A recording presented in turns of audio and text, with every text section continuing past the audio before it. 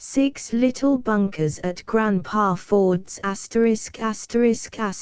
E-text prepared by Marilinda Fraser Cunliffe, J.P.W. Fraser, Emmy, and the Project Gutenberg online distributed proofreading team. http://www.pgdp.net/right 6 Little Bunkers at Grandpa Ford's by Laura Lee Hope, author of the Bunny Brown series, the Bobbsey Twins series, the Outdoor Girls series, etc. Illustrated, New York, Grosset and Dunlap Publishers. Made in the United States of America. We got him up, but we can't get him down, cried Laddie. We got him up, but we can't get him down, cried Laddie. 6 Little Bunkers at Grandpa Ford's. Frontispiece, page 45. Books by Laura Lee Hope. 12 Mo. Cloth. Illustrated. 50 cents per volume. The 6 Little Bunkers series. 6 Little Bunkers at Grandma Belle's, 6 Little Bunkers at Aunt Joe's, 6 Little Bunkers at Cousin Tom's, 6 Little Bunkers at Grandpa Ford's, 6 Little Bunkers at Uncle Fred's. The Bobbsey Twins series. The Bobbsey Twins. The Bobbsey Twins in the country. The Bobbsey Twins at the seashore. The Bobbsey Twins at school. The Bobbsey Twins at Snow Lodge. The Bobbsey Twins on a houseboat. The Bobbsey Twins at Meadowbrook. The Bobbsey Twins at home. The Bobbsey Twins in a great city. The Bobbsey Twins on Blueberry Island. The Bobbsey Twins on the deep blue sea. The Bunny Brown series. Bunny Brown and his sister Sue. Bunny Brown and his sister Sue on Grandpa's farm. Bunny Brown and his sister Sue playing circus. Bunny Brown and his sister Sue at Aunt Lou's city home. Bunny Brown and his sister Sue at Camp Rest A while. Bunny Brown and his sister Sue in the Big Woods. Bunny Brown and his sister Sue on an auto tour. Bunny Brown and his sister Sue and their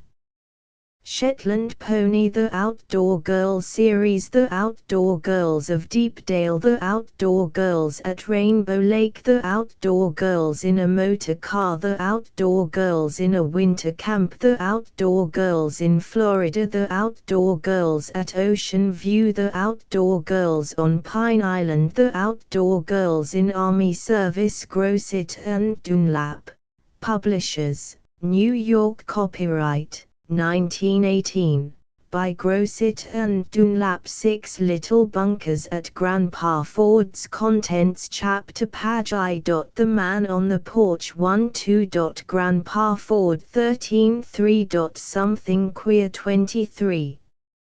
4. Russ makes a balloon 31v. The Big Bang Noise 44-6. Off to Great Hedge 54-7. Mun Bun takes something 63-8. A Big Storm 73-9. At Tarrington 85x. Great Hedge at last 95-11. The Night Noise 105-12. Up in the Attic 113-13. The Old Spinning Wheel 125-14. Coasting Fun 137-15. Jingling Bells 145-16. Thanksgiving Fun 153-17. Russ makes snowshoes 163-18. On Skates 172-19. The Ice Boat 182XX. Another Night Scare 192XX. Mr. White 200XXII. An Upset 20823. In the Cabin 219XIV. Christmas Joys 227XXV. The Ghost at Last 2376. Little Bunkers at Grandpa Ford's. Chapter I. The Man on the Porch. Oh, Daddy, come and take him off. He's a terrible big one, and he's winking one of his claws at me. Come and take him off. All right, Mun Bun. I'll be there in just a second. Hold him under water so he won't let go, and I'll get him for you." Daddy Bunker, who had been reading the paper on the porch of Cousin Tom's bungalow at Seaview, hurried down to the little pier that was built out into Clam River. On the end of the pier stood a little boy, who was called Mun Bun, but whose real name was Munro Ford Bunker. However, he was almost always called Mun Bun. "Come quick, Daddy, or he'll get away," cried Mun Bun, and he leaned a little way over the edge of the pier to look at something which was on the end of a line he held. The something was down under water. "Be careful, Mun Bun. Don't fall in," cried his father, who, having caught up a long-handled net, was now running down a little hill to the pier. "Be careful," he repeated. "I will," answered the little boy, shaking his golden hair out of his blue eyes, as he tried to get a better view of what he had caught. "Oh, but he's a big one, and he winks his claws at me." "Well, as long as the crab doesn't pinch you, you'll be all right," said Daddy Bunker. "There. I meant to tell you before that Mun Bun was catching crabs, and not fish, as you might have supposed at first. He had a long string, with a piece of meat on the end, and he had been dangling this in the water of Clam River, from Cousin Tom's boat pier. Then a big crab had come along and, catching hold of the chunk of meat in one claw, had tried to swim away with it to eat it in some hole on the bottom of the inlet. But the string, to which the meat was tied, did not let him. Mun Bun held on to the string, and as he slowly pulled it up he caught sight of the crab. As the little fellow had said, it was a big one, and one of the claws was winking at him. By that Mun Bun meant the crab was opening and closing his claw as one opens and closes an eye.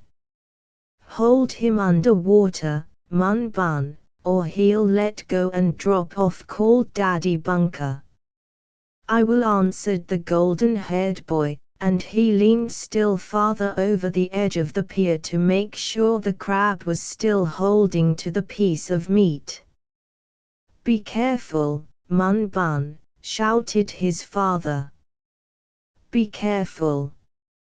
Oh, there you go." And there Mun Bun did go. Right off the pier he fell with a big splash into Clam River. Under the water he went, but he soon came up again, and, having held his breath, as his father had taught him to do whenever his head went under water, Mun Bun, after a gasp or two, was able to cry, "Oh, Daddy, Daddy, don't let him get me. Don't let the crab pinch me." Daddy Bunker did not answer for a moment. He was too busy to talk, for he dropped the long-handled crab net, ran down to the pier and, jumping off himself, grabbed Mun Bun. Luckily the water was not deep, hardly over Mun Bun's head, and his father soon lifted the little fellow up out of danger.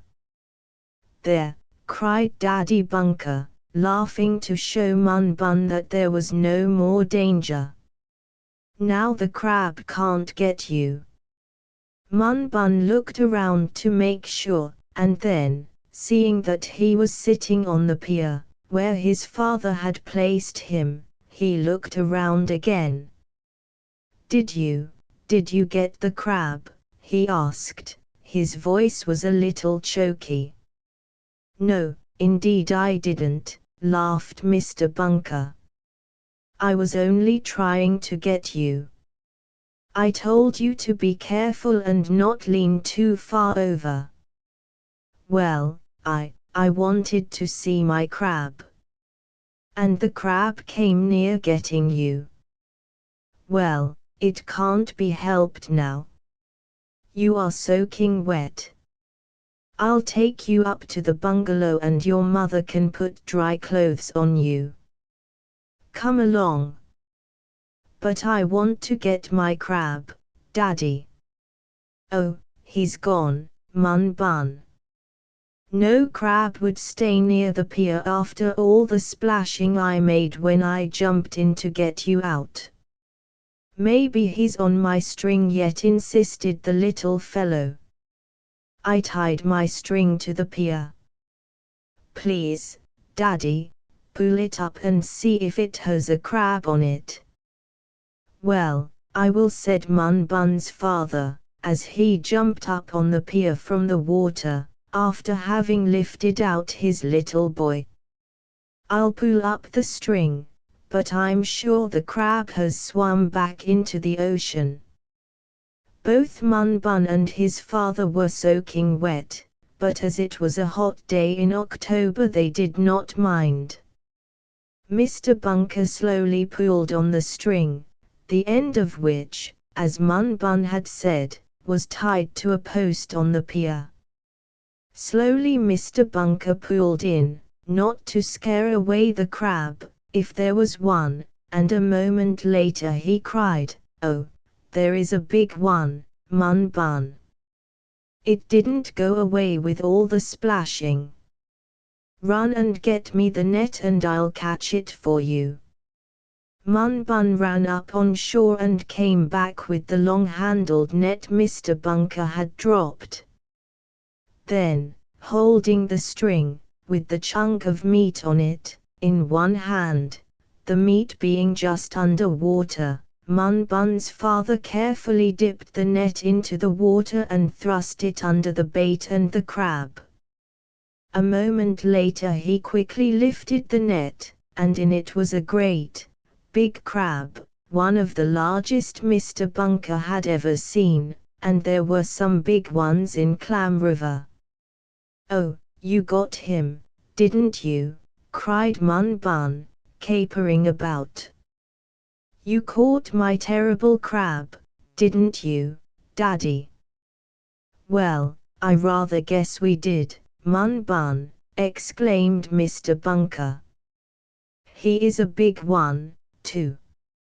Mr. Bunker turned the net over a peach basket, and the crab, slashing and snapping his claws, dropped into it. Then Mun Bun looked down at him. "I got you, I did," said the little boy. "My daddy and I got you, we did." "But it took a lot of work, Mun Bun," laughed Mr. Bunker. "If I had to jump in and pull you out every time you wanted to catch a crab I wouldn't like it. But he surely is a big one." Mun Bun and his father were looking at the crab in the peach basket, when a voice called, "Oh, what has happened to you? You are all wet." Mun Bun's mother came down to the pier. "What happened?" she repeated. "Look at the big crab I caught," cried the little fellow. "Daddy pulled him out for me." "Yes, and it looks as if Daddy had pulled out something more than a crab," said Mrs. Bunker. "Did you fall in, Mun Bun?" "No, I didn't exactly fall in. I just slipped." "Oh," said Mrs. Bunker. "I thought maybe you'd say the crab pulled you in." "Well, he pretty nearly did," said the little fellow. "He leaned too far over the water," explained Mr. Bunker to his wife. "But I soon got him out. He's all right." "Yes, but I'll have to change his clothes. However, it isn't the first time. I'm getting used to it." "Well, might Mrs. Bunker say that, for," Since coming to Cousin Tom's bungalow at Seaview, one or more of the children had gotten wet nearly every day, not always from falling off the pier, but from wading, from going too near the high waves at the beach, or from playing in the boats. "Oh, look at Mun Bun!"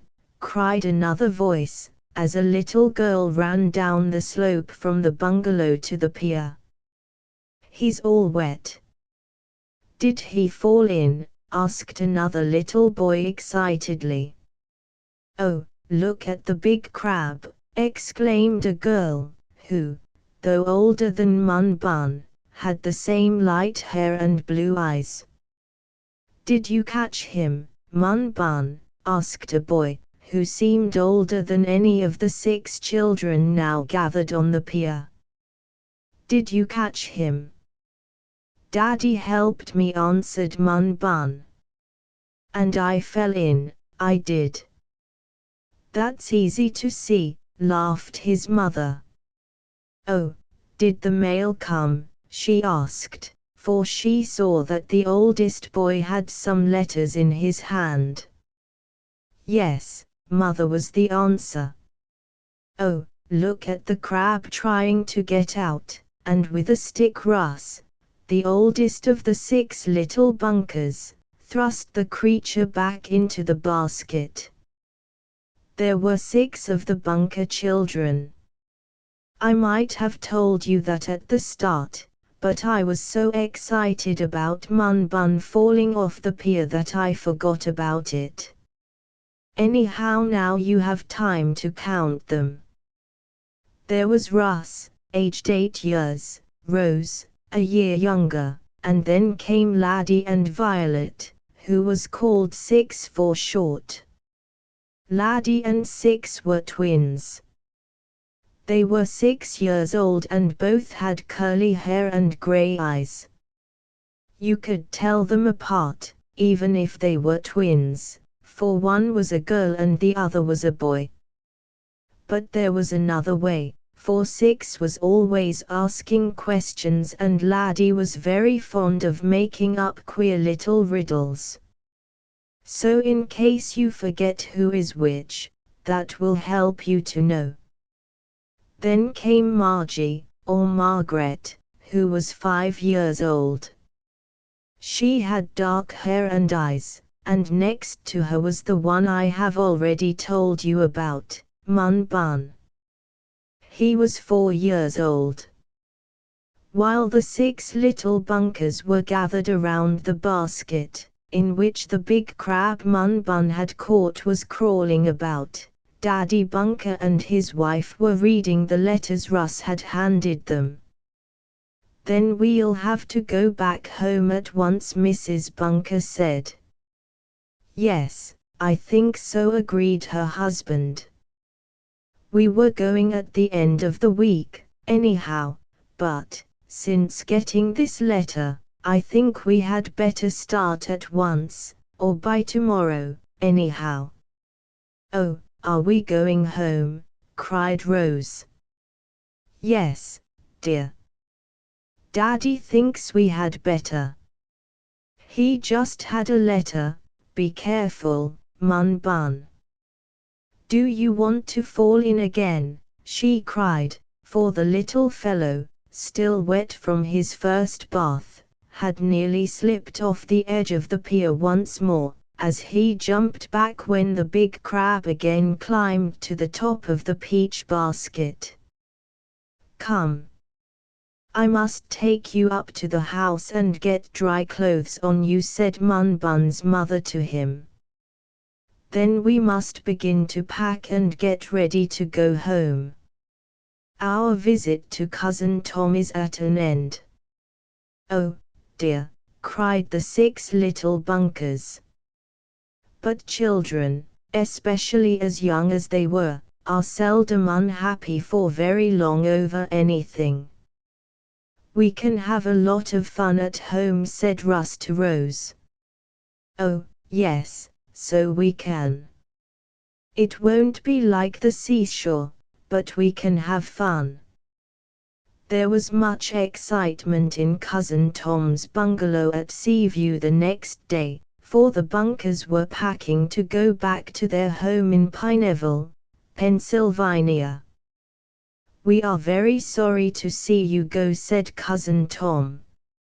"Indeed we are," agreed his pretty wife, Ruth. "You must come to see us next summer." "We will," promised Mr. Bunker. "But just now we must hurry back home. I hope we shall be in time." Russ and Rose, who heard this, wondered at the reason for it. But they did not have time to ask, for, just then, along came the automobile that was to take them from Cousin Tom's house to the railroad station.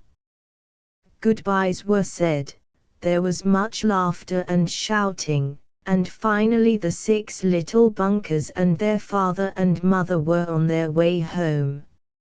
It was a long trip, but finally they reached Pineville and took a carriage from the depot to their house. "How funny everything looks," exclaimed Russ, for they had been away from home visiting around, for some time. "Yes, it does look funny," agreed Rose. "Oh, I see our house," she called, pointing down the street. "There's our house." "Yes," answered Russ. "And oh, look! Daddy! Mother! There's a man on our porch. There's a man asleep on our porch." The 6 little Bunkers, and Daddy and Mother Bunker looked. There was, indeed, an elderly man asleep in a rocking chair on the porch. Who could he be? Chapter 2. Grandpa Ford. Eagerly peering from the carriage in which they had ridden from the Pineville station, the 6 little Bunkers looked to see who the man was on their porch. He seemed to be asleep, for he sat very still in the rocking chair, which had been forgotten and left on the porch when the family had gone away. "Do you know him, Daddy?" asked Rose. "Maybe he is from your office," said Laddie. "Maybe he's the old tramp lumberman that had your papers in the old coat," Daddy suggested Russ. Mr. Bunker hurried down from the carriage, and walked up the steps. As he did so, the old man on the porch woke suddenly from his nap. He sat up, looked at the Bunker family, now crowding up on the steps, and a kind smile spread over his face. "Well, well," he exclaimed. "I got here ahead of you, I see." "Why, Father," cried Mr. Bunker. "Oh, it's Grandpa Ford," exclaimed Rose. "Grandpa Ford," fairly shouted Russ, dropping the valise he was carrying, and hurrying to be clasped in the old gentleman's arms. "Grandpa Ford," cried Laddie and Six together, just as twins often do. "Yes, I'm Grandpa Ford," said the old gentleman, smiling and kissing the children one after the other. "You didn't expect to see me, did you?" "Hardly so soon," said Mrs. Bunker. "But we are glad." "Have you been here long?" "No, not very. I came on a day sooner than I expected, and as I knew from your letters that you would be home today, I came here to wait for you." "I'll get the house open right away and make you a cup of tea," said Mrs. Bunker. "You must be tired." "Oh, no, not very. I had a nice little nap in the chair on your shady porch." "Well, how are you all?" "Fine," answered Mr. Bunker. "You look well, Father." "I am well. "Do you know any riddles?" asked Laddie. "Do I know any riddles, little man? Well, I don't know. I might think of one." "I know one," went on Laddie, not stopping to hear what his grandfather might say. "It's about which would you rather be, a door or a window?" "Which would I rather be, a door or a window?" asked Grandpa Ford with a laugh. "Well, I don't know that there is much difference, Laddie." "Oh, yes, there is," exclaimed the little fellow. "I'd rather be a door, 'cause a window always has a pane in it." "Ha! Ha! Well, that's pretty good," said Grandpa Ford with a smile. "I see you haven't forgotten your riddles, Laddie." "Now you ask me one," said the little boy. "I like to guess riddles." "Wait until Grandpa has had a cup of tea," said Mrs. Bunker, who had opened the front door that had been locked so long. "And then you can tell us, Father," she went on, "why you had to come away from Great Hedge. Is it something important?" "Well, it's something queer," said Grandpa Ford. "But I'll tell you about it after a while.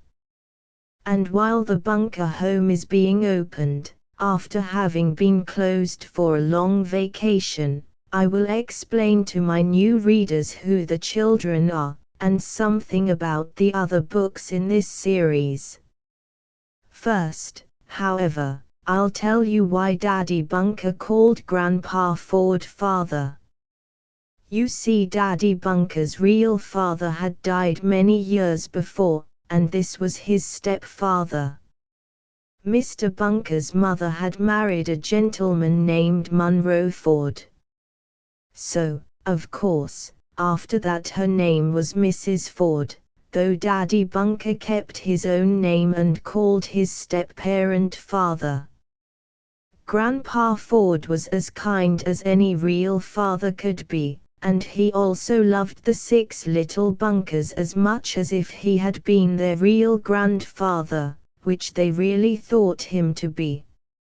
Now to go back to the beginning. There were 6 little Bunkers, as I have told you: Russ, Rose, Laddie, Six, Margie, and Mun Bun. I have told you their ages and how they looked. They lived in the town of Pineville on Rainbow River, and Daddy Bunker's real estate office was about a mile from his home. Besides the family of the 6 little Bunkers and their father and mother, there was Nora O'Grady, the cook, and there was also Jerry Sims, the man who cut the grass, cleaned the automobile, and sprinkled the lawn in summer and took ashes out of the furnace in winter. The first book of this series is called 6 Little Bunkers at Grandma Bell's. In that I told of the visit of the children to Lake Saugatuck, in Maine, where Mrs. Bunker's mother, Grandma Bell, lived. There the whole family had fine times, and they also solved a real mystery. After that the children were taken to visit another relative, and in the second book, 6 Little Bunkers at Aunt Joe's, you may find out all that happened when they reached Boston, how Rose found a pocketbook, and how, after many weeks, it was learned to whom it belonged.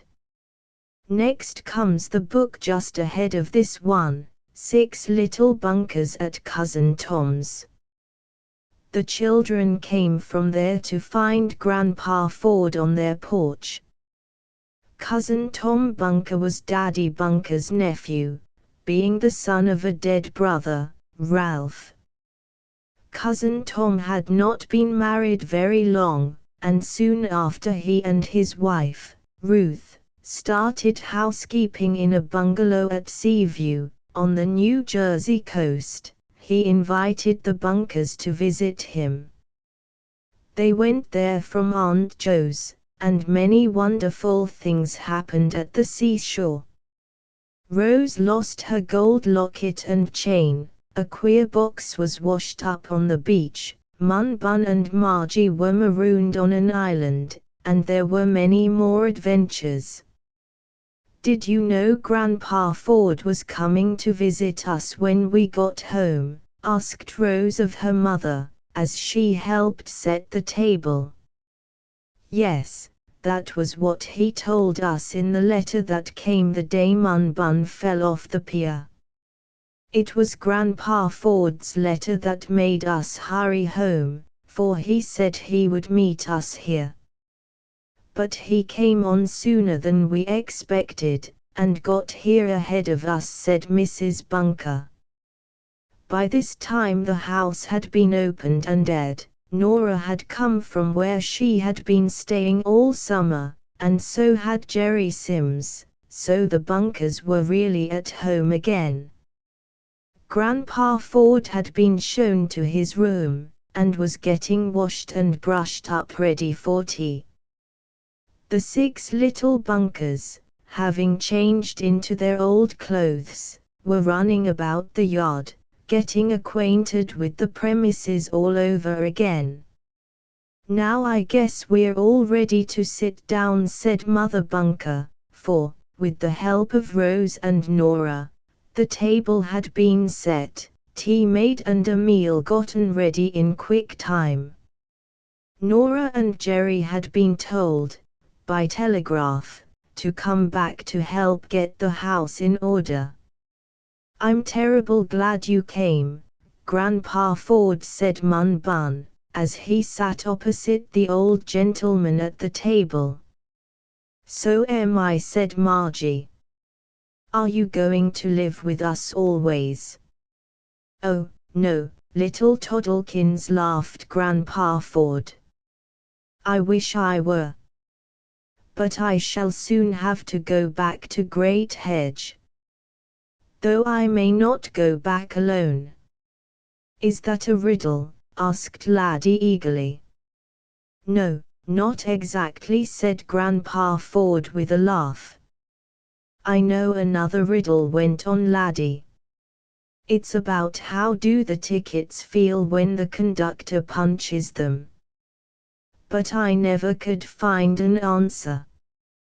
"I don't believe there is any," said Grandpa Ford. "Don't you know any riddles?" asked Laddie.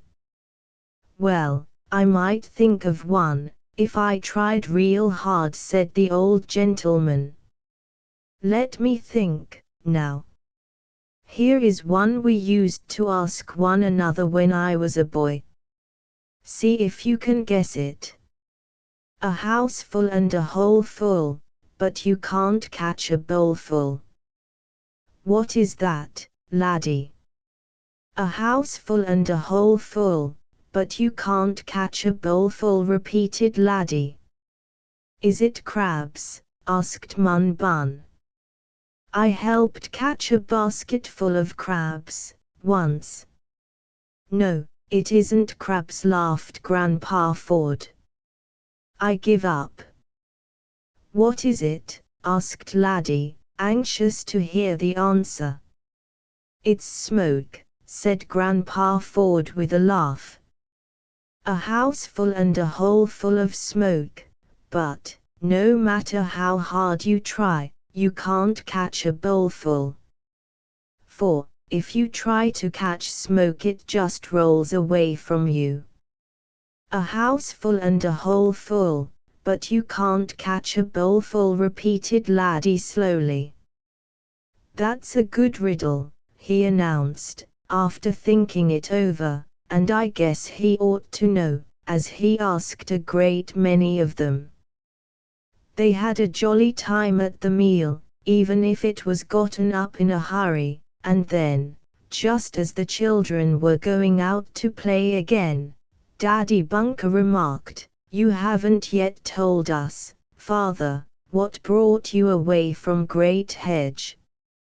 "No, I haven't, but I will, said Grandpa Ford. Great Hedge, I might say, was the name of a large estate Grandpa Ford had bought to live on not a great while before. It was just outside the city of Tarrington, in New York State, and was a fine, big country estate. Grandpa Ford looked around the room. He saw Russ and Rose over by the sideboard, each taking a cookie to eat out in the yard. The other little bunkers had already run out, for it was not yet dark. As soon as they go I'll tell you why I came away from Great Hedge, said Grandpa Ford in a low voice to Mr. and Mrs. Bunker. It's something of a mystery, and I don't want the children to become frightened, especially as they may go up there, he went on. I'll tell you when they go out. Chapter 3 Something Queer. Russ Bunker took a cookie from the dish on the sideboard, handed one to Rose, and then the two children went out on the porch. Rose was just going to run along to find Six, who had taken her Japanese doll to play with, when Russ caught his sister by her dress. Wait a minute, Rose. What for? She asked. Hush, went on Russ. Not so loud. Didn't you hear what Grandpa Ford said? I didn't listen, admitted Rose. I wanted to see if there were any molasses cookies, but they're all sugar. What was it? And Rose, too, talked very low. They were now out on the side porch, under the dining room windows, which were open, for, as I have said, it was warm October weather. He said there was something queer about Great Hedge, where he lives with Grandma, went on Russ. He didn't want us to hear, 'cause I heard him tell Daddy and Mother so. But we can hear out here if we listen. Let's keep still, and maybe we can tell what it is. But that won't be nice, protested Rose. Mother said we shouldn't peep through keyholes, or listen behind doors. There isn't any keyhole here, said Russ. And we're not behind a door, either. Well, but Rose could think of nothing else to say. Besides, just then, she heard her grandfather's voice. He was speaking to Mr. and Mrs. Bunker, and saying, "Yes, it certainly is very strange. It's quite a puzzle to me, a riddle, I suppose Laddie would call it. But I don't want the children to know anything about it." "There, you see," exclaimed Russ in a whisper. "It's only a riddle he is going to tell. We can listen to it, and have some fun. We won't tell what the answer is when he asks us. We'll make believe we don't know." "Well, if it's only a riddle, I guess it's all right to listen to it," agreed Rose. So the two eldest Bunker children crouched down on the side porch, under the dining room windows, and listened to the talk that was going on inside. Of course this was not right, but they did not know any better, especially after Grandpa Ford spoke about a riddle. And so it came about that Rose and Russ heard what it was not intended they should hear. "You know," went on Grandpa Ford, as Russ and Rose listened outside, "that I bought Great Hedge Estate from a Mr. James Ripley, who lives near here." "Yes, I know that," said Daddy Bunker. "Well, you like it, don't you, Father?" "Quite well. Your mother likes it, too." It is a large farm, as you know, and there is a big stretch of woods, as well as land where I can raise fruits and vegetables. There are meadows for grazing, and fields for corn, hay and oats. Great Hedge is a fine place, and your mother and I like it there very much. We were a bit lonesome, at first, as it is large, but we hope to get over that part in a little while. What brought me down here is to see Mr. Ripley, and find out something about the place he sold me. I must find out something about Great Hedge. Here is where the riddle comes in, said Russ in a whisper to his sister. We must listen hard now. What do you want to find out about Great Hedge, father? Asked Daddy Bunker. Do you think you paid too much for it? No, I got it very cheap. But there is something queer about it, and I want to find out if Mr. Ripley can tell me what it is. Something queer, repeated Mrs. Bunker. Yes, a sort of mystery, went on Grandpa Ford. It's a puzzle to me. A riddle I should call it if I were Laddie. By the way, I hope the children don't hear me tell this, or they might be frightened. No, they have all gone out to play, said Mrs. Bunker. They cannot hear you. So there is something wrong about Great Hedge, is there? Asked Daddy Bunker. By the way, he went on, I have never been there, but I suppose it is called that because it has a big hedge around it. That is it, said Grandpa Ford. All around the house, enclosing it like a fence, is a big, thick hedge. It is green and pretty in summer, but bare and brown in the winter. However, it keeps off the north wind, so I rather like it. In the summer it shades the house and makes it cool. Yes, the hedge gives the name to the place. But now I must tell you what is queer about it, the mystery or the puzzle. And I don't want you or the children to be alarmed. Why should we? Asked Mrs. Bunker. Well, most persons are frightened by ghosts, said Grandpa Ford with a laugh. Father, you don't mean to tell me you believe in ghosts? Cried Daddy Bunker. Of course not, answered his stepfather. There aren't any such things as ghosts, and, naturally, I don't believe in them. But I know that some people do, and children might be frightened if they heard the name. Do you hear what he says? Whispered Rose to her brother. Yes. But I'm not frightened. Are you? Nope. What's a ghost, anyhow, Russ? Oh, it's something white that comes in the dark and scares you. Well, it isn't dark now, went on the little girl, so we're all right. And at night, when it is dark, we go to bed, so I don't guess we'll see any ghost. No, I guess not. But listen. Grandpa Ford was speaking again. Of course I don't believe in ghosts, he said, and I only use that name, speaking about the queer things at Great Hedge, because I don't know what else to call them. Your mother, he went on to Daddy Bunker, calls it the same thing. We say the ghost did this or that. In fact, we laugh over it and make fun of it. But, all the same, it is very strange and queer, and I should like to have it stopped, or explained.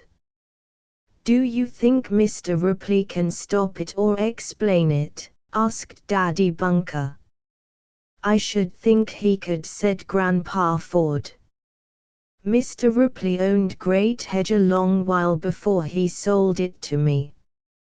He ought to know all about the queer, big old house, and why there are so many strange noises in it. Is the noise the ghost? Asked Mrs. Bunker. That's part of it. What's the other part? Daddy Bunker queried. Well, it mostly is queer noises, said his stepfather. I'll tell you how it happened from the very beginning, the first night your mother and I stayed at Great Hedge. It has been going on for some time, and at last I thought I would come on here, see you, have a talk with Mr. Ripley, and then see if we could not clear up the mystery. In fact, I hope you'll go back with me and help me solve the riddle. You and your wife and the 6 little bunkers. I want you all to come up to Grandpa Ford's. But now I'll finish telling you about the ghost. Please do, begged Mother Bunker with a laugh. I have always liked ghost stories. It is very jolly when one finds out what caused the queer noises and sights. Let's hear about the ghost. All right, went on Grandpa Ford. I'll tell you about our first night at Great Hedge. It was just about 12 o'clock, midnight, when, all of a sudden, at that instant a crash sounded out on the porch. Mercy, cried Mother Bunker. What can that be? She and Daddy Bunker rushed from the room, Grandpa Ford following more slowly. Chapter 4: Russ makes a balloon. What is it? What's the matter? Cried Mother Bunker as she opened a door leading onto the porch, where she had heard the crashing noise. Those were the first things the mother of the 6 little bunkers always asked whenever anything unusual happened. What is the matter? She cried. Then she saw. Lying on the porch, under the hammock, was Russ. He was huddled in a heap, and he was doing his best not to cry.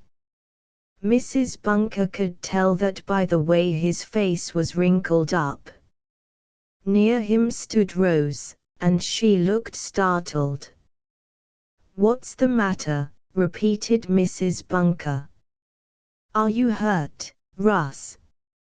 No, that is, not very much. I fell out of the hammock. Yes, I see you did. What made you? Did you swing too high? I've told you not to do that. What does it all mean? Asked Daddy Bunker, while Grandpa Ford looked on. Were you trying to do some circus tricks in the hammock, Russ? No, I was just climbing up, like a sailor when he goes up a rope, you know, and I call that a circus trick, interrupted Mr. Bunker. I wouldn't try those, if I were you, Russ. You aren't hurt much this time, I guess, but you might be another time. Don't try any tricks until you get older. Well, it wasn't exactly a trick, explained Russ. And then he saw Rose looking at him in a queer way and he stopped. As long as you're all right, it's a blessing, said his mother. I thought the house was falling down, remarked Grandpa Ford with a laugh. Oh, you'll get used to all sorts of noises like that, Father, if you're very long around the 6 little bunkers, said his stepson. As soon as we hear a louder noise than common, we rush out. but we have been very lucky so far. None of the children has been badly hurt. I hope they'll be as lucky as that when they come to my place at Great Hedge, said Grandpa Ford. Oh, are we going to stay with you, Grandpa Ford? Cried Russ, forgetting all about his pains and bruises, now that there was a prospect of a new place to go to. Oh, what fun! Exclaimed Rose. I'm going to tell Laddie and Six. No, don't, please, Rose, said her mother. It isn't settled yet. We haven't really decided to go. Oh, but you must come if I have to come down with my big hay wagon and cart you up, said Grandpa Ford. But we'll talk about that later. I'm glad neither of you two children was hurt. Now here is 5 cents each. Run down and buy a lollipop. I imagine they must be 5 cents apiece now, with the way everything has gone up. No, they are only a penny apiece, but sometimes you used to get 2 for a cent, explained Russ, as he took one coin and Rose the other. Thank you, he went on. We'll get something, and give Mun Bun and Margie a bit. And Violet and Laddie, too, added Rose. Russ looked at the 5-cent piece in his hand as if wondering if it would stretch that far. Send the other children to me, and I'll give them each 5 cents, said Grandpa Ford with a laugh. Then we can all go to the store, said Rose, clapping her hands. They have lovely 5-cent grab bags down at Henderson's store. Well, don't eat too much trash, said Mrs. Bunker. Then, turning to Grandpa Ford, she said, now we can go back in the house and you can finish what you were telling us when Russ fell out of the hammock. I didn't exactly fall out of it, the little boy explained. I wasn't in it.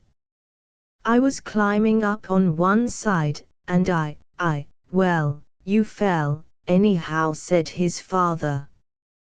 Please don't do it again. Now we'll go in, Father. Russ and Rose were left standing on the porch, each holding a 5-cent piece. Russ looked at Rose, and Rose looked at Russ. We didn't hear what the ghost was at Great Hedge, said the little girl. No, agreed Russ. He was saying that, all of a sudden, just like in a story, you know, when you fell all of a sudden, interrupted Rose. I couldn't help it, declared Russ. If you'd had the mat, I wouldn't have made any noise.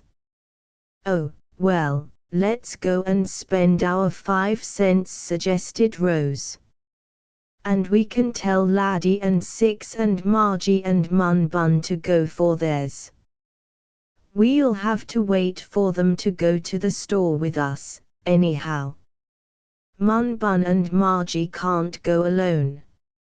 All right, you go and tell em, returned Russ.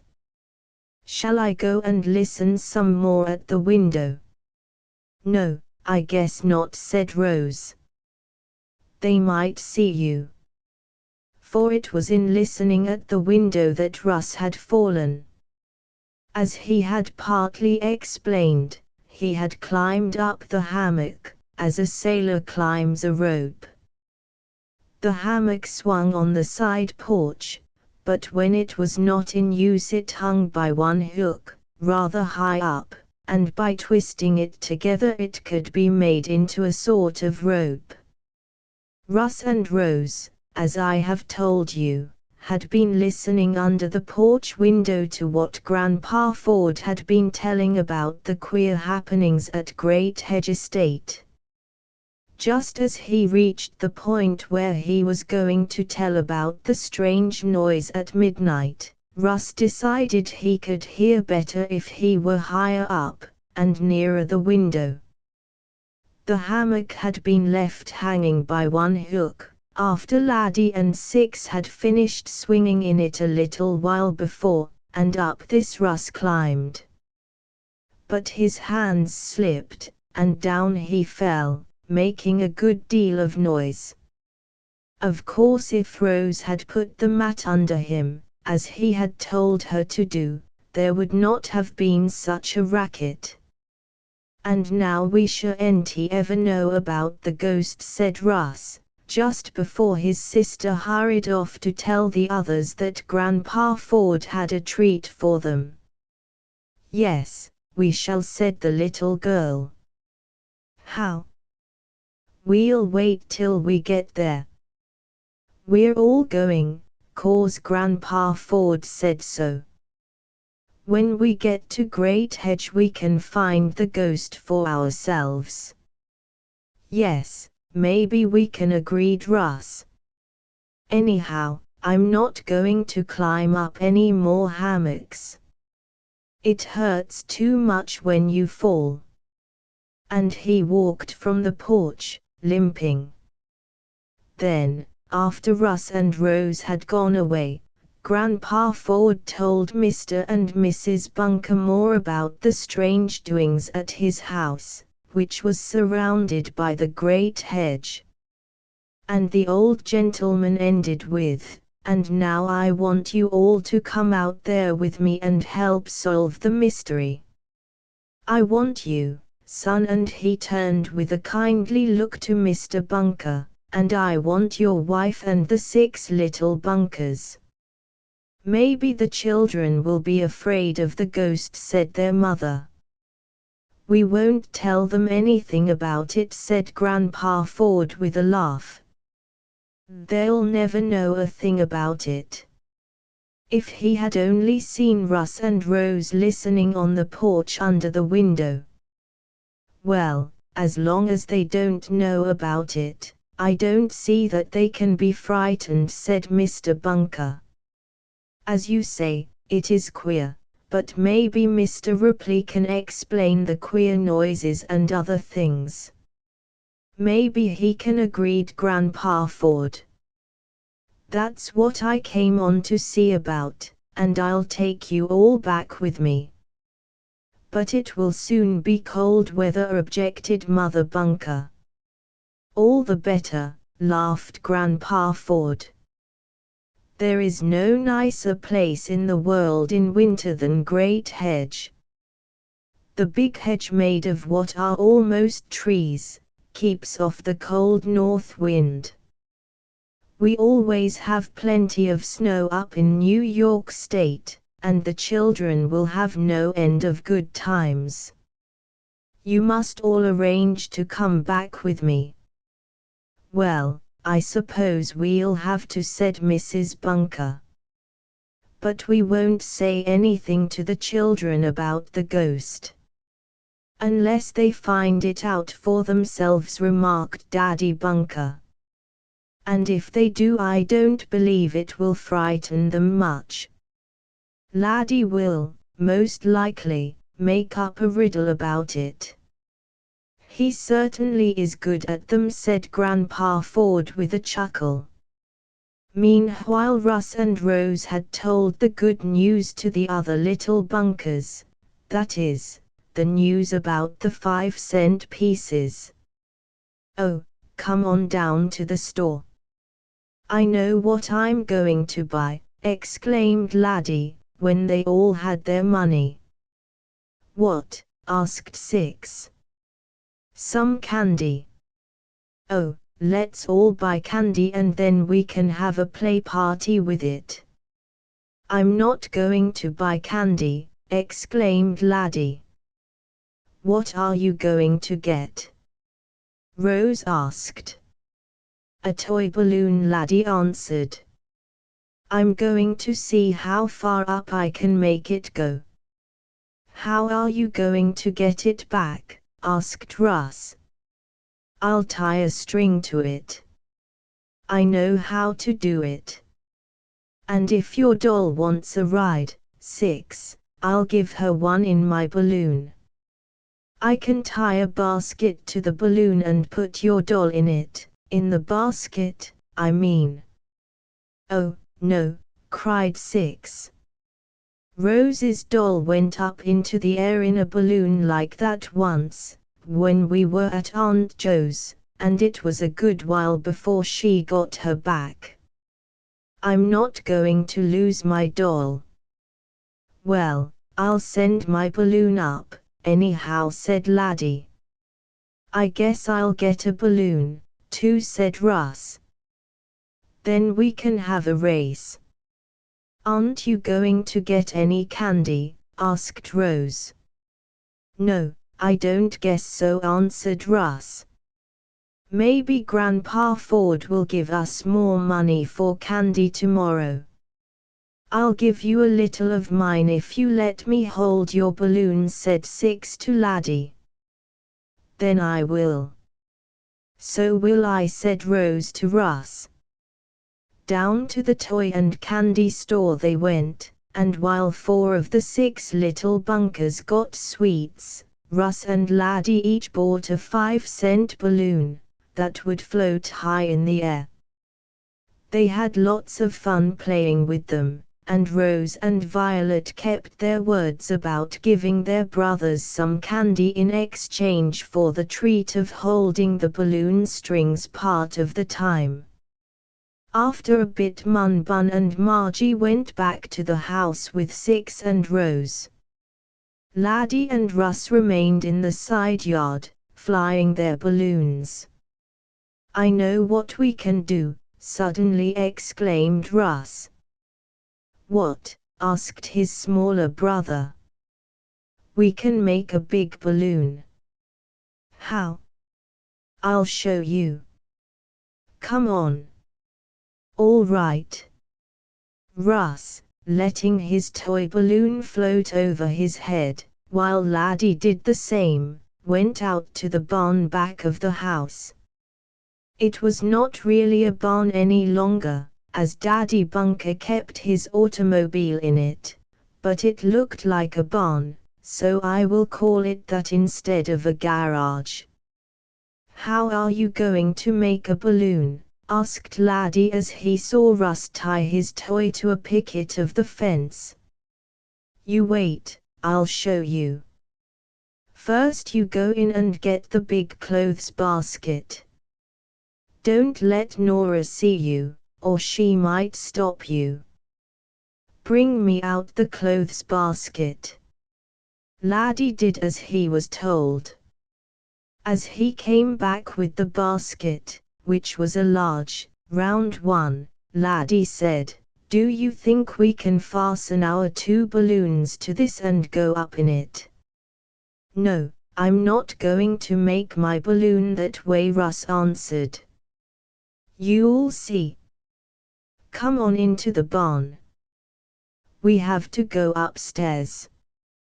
Overhead in the barn was a place where hay had once been kept for the horse. There was a little door in the peak of the 2nd story, to which the hay could be hoisted up from the wagon on the ground below. The hay was hoisted by a rope running around a wheel, or pulley, and this rope and pulley were still in place, though they had not been used in some time. Into the rather dark loft of the barn went Russ and Laddie. They had climbed up the ladder, as they had done oftentimes before. It's dark, Laddie exclaimed. I'll make it light, announced Russ. He opened the little door in the front of the barn, and then he and Laddie could look down to the ground below. Russ loosened the pulley rope and let one end fall to the ground. That's how we'll make our balloon, he said. We'll fasten the rope to the clothes basket, and pull it up like a balloon. Won't that be fun? Lots of fun, agreed Laddie. It was about half an hour after this that, as Mother Bunker was beginning to think about supper, she heard, from the direction of the barn, a shrill yell for help. "Oh, I can't get him down! I can't get him down," was the cry. "Dear me! Something else has happened," cried Mother Bunker. "Come on, Nora. We must see what it is." Chapter V. The Big Bang Noise. It did not take Mrs. Bunker long to see what the matter was this time. As she came in sight of the barn, she beheld the clothes basket dangling about halfway to the roof, swinging this way and that from one end of a rope. On the other end of the rope Russ and Laddie were pulling, while in the clothes basket, his little face peering over the side, was Mun Bun. "What are you doing?" "Let him down," cried Mother Bunker, for Mun Bun was crying. "We can't get him down," shouted Russ. "The balloon won't come down." "Balloon? I don't see any balloon," cried Mrs. Bunker. She thought, perhaps, as sometimes did happen, a balloonist from a neighboring fairground might have gone up, giving an exhibition, as was often the case in the fall. But all the balloons she saw were the toys Russ and Laddie had tied to the fence. "Where is the balloon, and what do you mean by pulling Mun Bun up in the basket that way?" she asked. "Mun Bun's in the balloon," cried Russ. "We got him up, but we can't get him down," added Laddie. "The rope's stuck." And that is just what had happened. I think you can guess the kind of game Russ and Laddie had been playing when the accident happened. They had tied the clothes basket to the rope running over the wheel. The pulley had been used when Mr. Bunker kept a horse, for pulling the hay up from the ground to the second story of the barn. Then, with the basket tied to the rope, Laddie and Russ had taken turns pulling one another up. The rope went around several pulleys, or wheels, instead of one, and this made it easy for even a small boy, by pulling on the loose end, to lift up quite a weight. So it was not hard for Russ to pull Laddie in the basket up to the little door of the hay loft. Laddie could not have pulled Russ up, if Russ, himself, had not taken hold of the rope and pulled also. But they had lots of good times, and they pretended they were going up and down in a balloon. Then along came Mun Bun. "I want to play, too," he cried. "We'll pull him up," said Russ. "He's light and little, and we can pull him up fast." So Mun Bun got into the clothes basket, and Russ and Laddie, hauling on the rope, pulled him up and let him come down quite swiftly. "Oh, it's fun," laughed Mun Bun. "I like the balloon." And it was fun, until the accident happened. Then, in some way, the rope became caught in one of the wheels, and when Mun Bun was halfway between the ground and the second story of the barn, there he stuck. "We'd better holler for Mother," said Laddie, as Mun Bun, looking over the edge of the basket, began to cry. "Maybe we can get him down ourselves," said Russ. "Pull some more." He and Laddie pulled as hard as they could. But still Mun Bun was stuck in the balloon.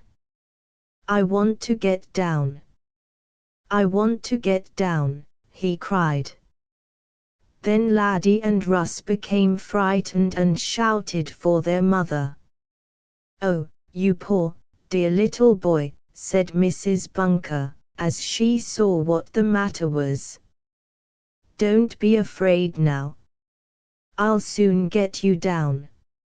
She looked at the rope, saw where it was twisted so it would not run easily over the pulley wheels. Then she untwisted it, and the basket could come down, with Mun Bun in it. "I don't like that old balloon," he said, tears in his eyes. "Well, Laddie and Russ mustn't put you in again," said his mother. "Don't cry any more. You're all right." And, as soon as he saw that he was safe on the ground, and that the clothes basket balloon wasn't going to take him up again, the little chap dried his tears. "What made you think of that game to play?" asked Mrs. Bunker of Russ and Laddie, when she had seen to it that they took the clothes basket off the rope. "Oh, we thought of it when we saw our toy balloons go up in the air," said Russ. "We had a race with them, and Laddie's went higher than mine. Then he said, wouldn't it be fun to have a real balloon?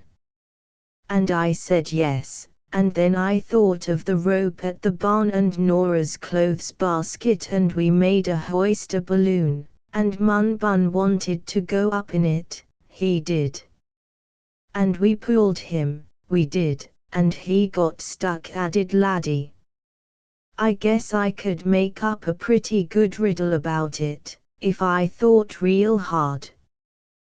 "Well, please think hard and don't get your little brother into a fix like that again," said Mrs. Bunker. Of course Russ and Laddie promised that they wouldn't play that game anymore, but this was not saying they wouldn't do something else just as risky. They were not bad boys, but they liked to have fun, and they did not always stop to think what might happen when they had it. "What'll we do next?" asked Laddie, as they carried the clothes basket back to Nora's laundry. "Well, we could," began Russ. Just then the supper bell rang. "We'll eat," cried Laddie. "That'll be lots of fun." And after supper the 6 little bunkers were too tired and sleepy to do anything except go to bed. "But we'll have lots of fun at Grandpa Ford's," murmured Rose as she went up to her room. "Yes," agreed Russ.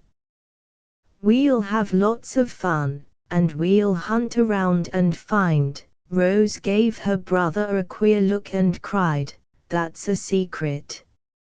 "Oh, yes, so it is." "That's a secret," agreed Russ. "What's a secret?" asked Six, not too sleepy to put a question, if it was the last thing she did that day. "Oh, we can't tell," laughed Russ. "Wait until we all get to Great Hedge, and then we'll all hunt for it." "Hunt for the secret?" asked Six. "Yes," answered Rose. "Mother, Russ and Rose have a secret and they won't tell me," exclaimed the little questioning girl. "Please make 'em." "Not tonight, my dear," said Mrs. Bunker. "Besides, if it is their secret it wouldn't be fair for you to know." "But I want to, Mother." "We're not going to tell," exclaimed Russ. "Come now. Go to bed, all of you," cried Daddy Bunker. "You'll have plenty of fun, and secrets, too, if you go to Great Hedge." "Oh, then we must be going," cried Rose, and Six was so excited about this that she forgot to ask any more about the secret. Mrs. Bunker thought it was only some little joke between her 2 older children. If she had known what they had heard out on the porch that afternoon, she might have talked to them before they went to sleep. But Russ and Rose hid in their hearts what they had heard about the ghost of Great Hedge. It was fully decided on the next day that the 6 little Bunkers and Daddy and Mother would go, shortly, with Grandpa Ford to his big estate in the country, just outside of Tarrington, in New York State. Russ and Rose listened carefully to see if they could hear any more about the ghost, but neither Mr. Ford nor Mr. Bunker mentioned it. And Mother Bunker was so busy, with Nora, getting the things ready for another trip, that she did not speak of it, either. "My," exclaimed Nora, as she helped sort out the clean clothes, "these 6 little Bunkers are getting to be great travelers. First they go to Grandma Bell's, then to Aunt Jo's, and then to Cousin Tom's, and now to Grandpa Ford's. I wonder where they'll go next." "There's no telling," said Mrs. Bunker. "But we must take plenty of warm clothes along for them this time, as it will soon be cold weather and winter." "I love to be in the country in the winter," said Rose, who was helping her mother. "You can have such fun snowballing." "And making snowmen and snow forts," added Russ, who came in to get a piece of string for something he was making. He went out whistling, and soon he and Laddie were heard pounding away on the back porch. Russ was not happy unless he was whistling, or unless he was making something, just as Laddie was very fond of asking riddles. "I guess maybe I got a riddle, now," said the little chap who was Violet's twin. "Is it about Mun Bun and the balloon basket?" asked Russ. "No, it's about why is a cat like a kite." "It isn't," said Russ. "A cat isn't anything like a kite." "Yes, it is, too," declared Laddie. "They both have tails." "Oh, well. But some kites don't have any tails," said Russ. "I know a boy, and he knows how to make kites that go up without any tails." "So that riddle's no good." "Yes, it is," insisted Laddie. "Why is it?" "'Cause some cats haven't got tails either." "Oh, there are not any cats without tails." "Yes, there are. You go and ask Mother. She showed me a picture of one the other day. I think it's called a Banks cat, 'cause maybe it lives in a bank, and it doesn't have any tail so it can't get caught in the door. You go and ask Mother if a kite isn't like a cat 'cause they both have tails, and some kites have no tails and so haven't some cats." "I will," exclaimed Russ. "I'll go and ask Mother if there's ever a cat without a tail." Away the two boys started, but they had not reached the house before, out in the street in front, they heard a loud bang, a most awfully loud bang. At the same time they heard their Grandpa Ford crying, "Whoa! Whoa there! Don't run away!" "Oh, what's that?" asked Laddie. "We'll go and see," exclaimed Russ, and the two boys set off on a run.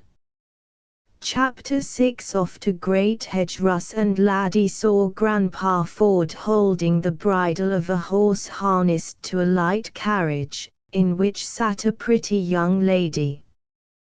The horse was trying to rise up on its hind legs, and Grandpa Ford was doing his best to make the animal stand still. Not far away was a large automobile, and smoke was coming from the back of this, while a man, who seemed to have just gotten out of the car, was hurrying toward the prancing horse. "I guess he's all right now, miss," said Grandpa Ford. "When that automobile backfired, and made such a bang, it scared your horse." "I never knew him to be afraid of an auto before," said the young lady. "But then I never heard one, before, make such a loud bang." "Nor I," returned Grandpa Ford. "It was enough to scare any horse." "And I am very sorry it happened," said the man who had gotten out of the car.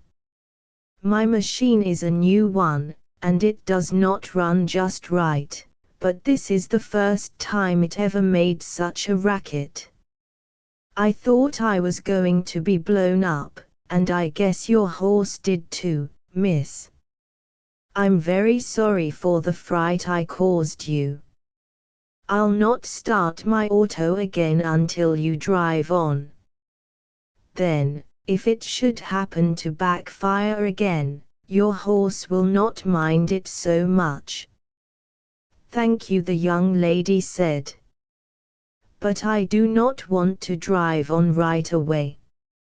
I came to see you," she announced to Grandpa Ford.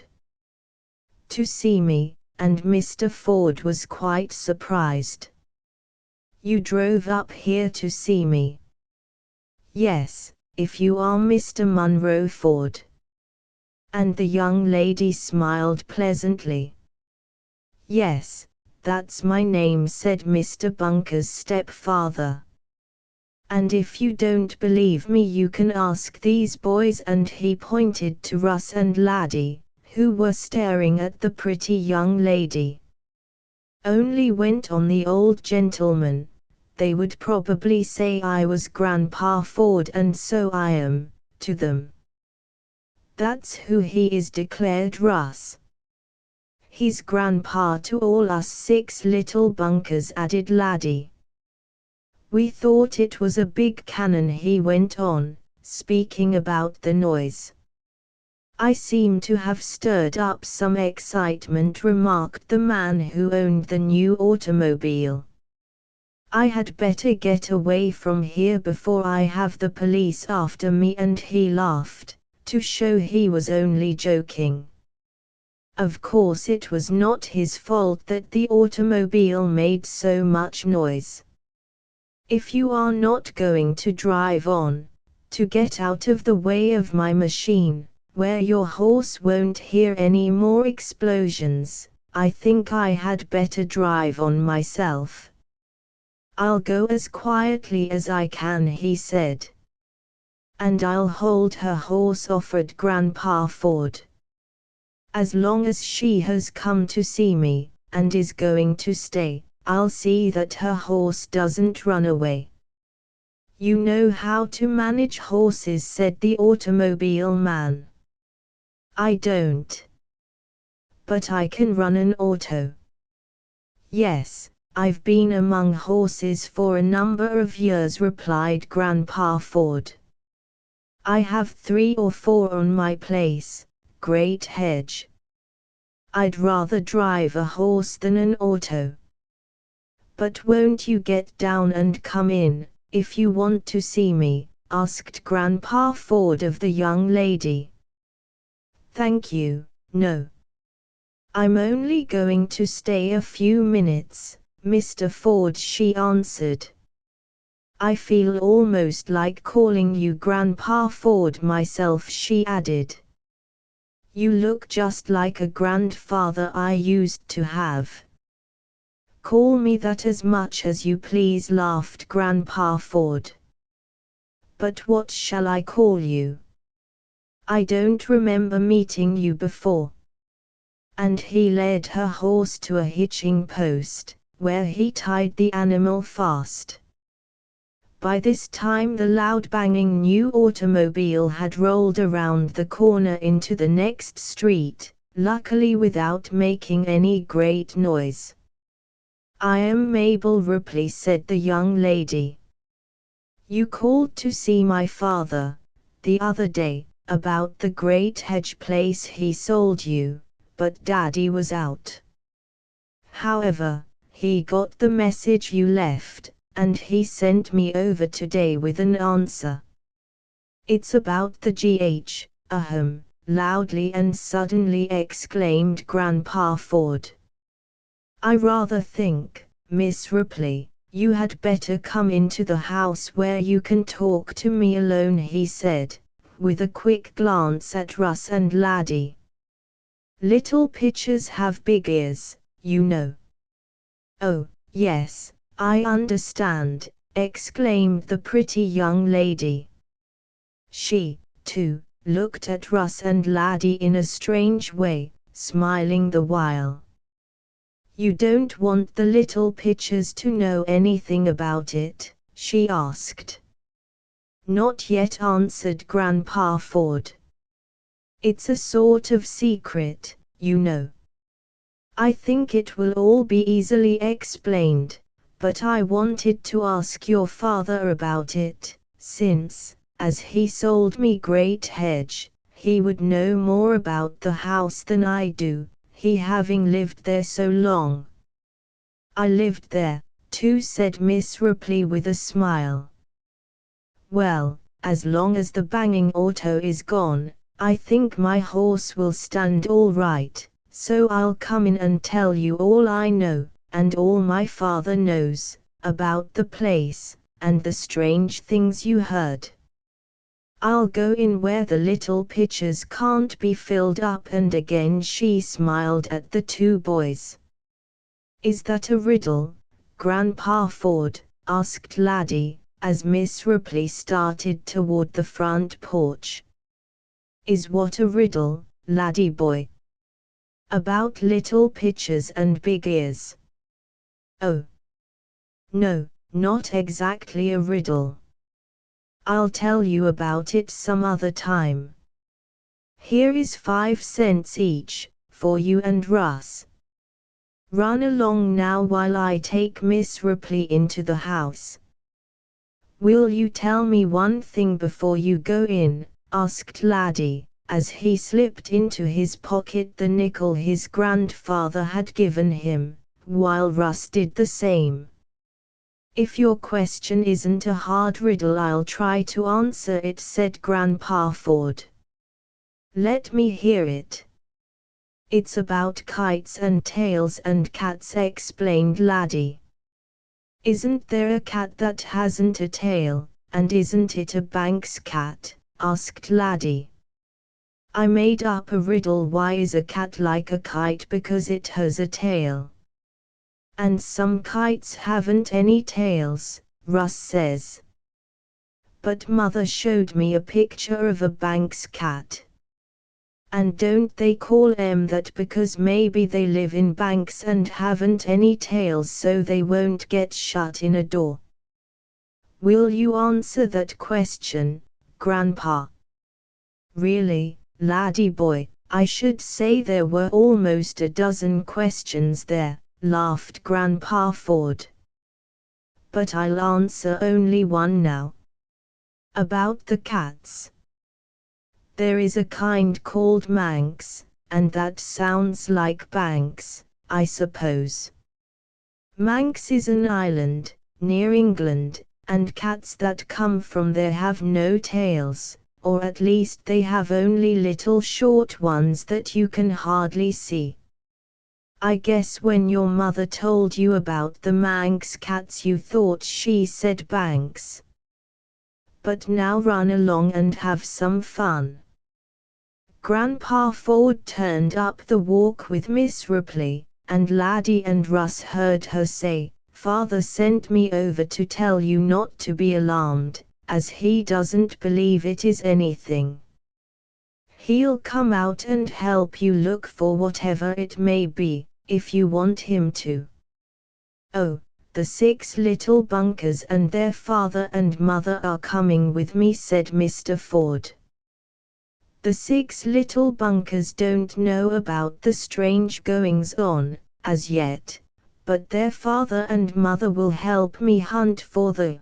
That was all Russ and Laddie heard, for their grandfather turned a corner in the path then, and his voice was not so loud. "I wonder if they're talking about a riddle," said Laddie. "I don't guess so," returned Russ.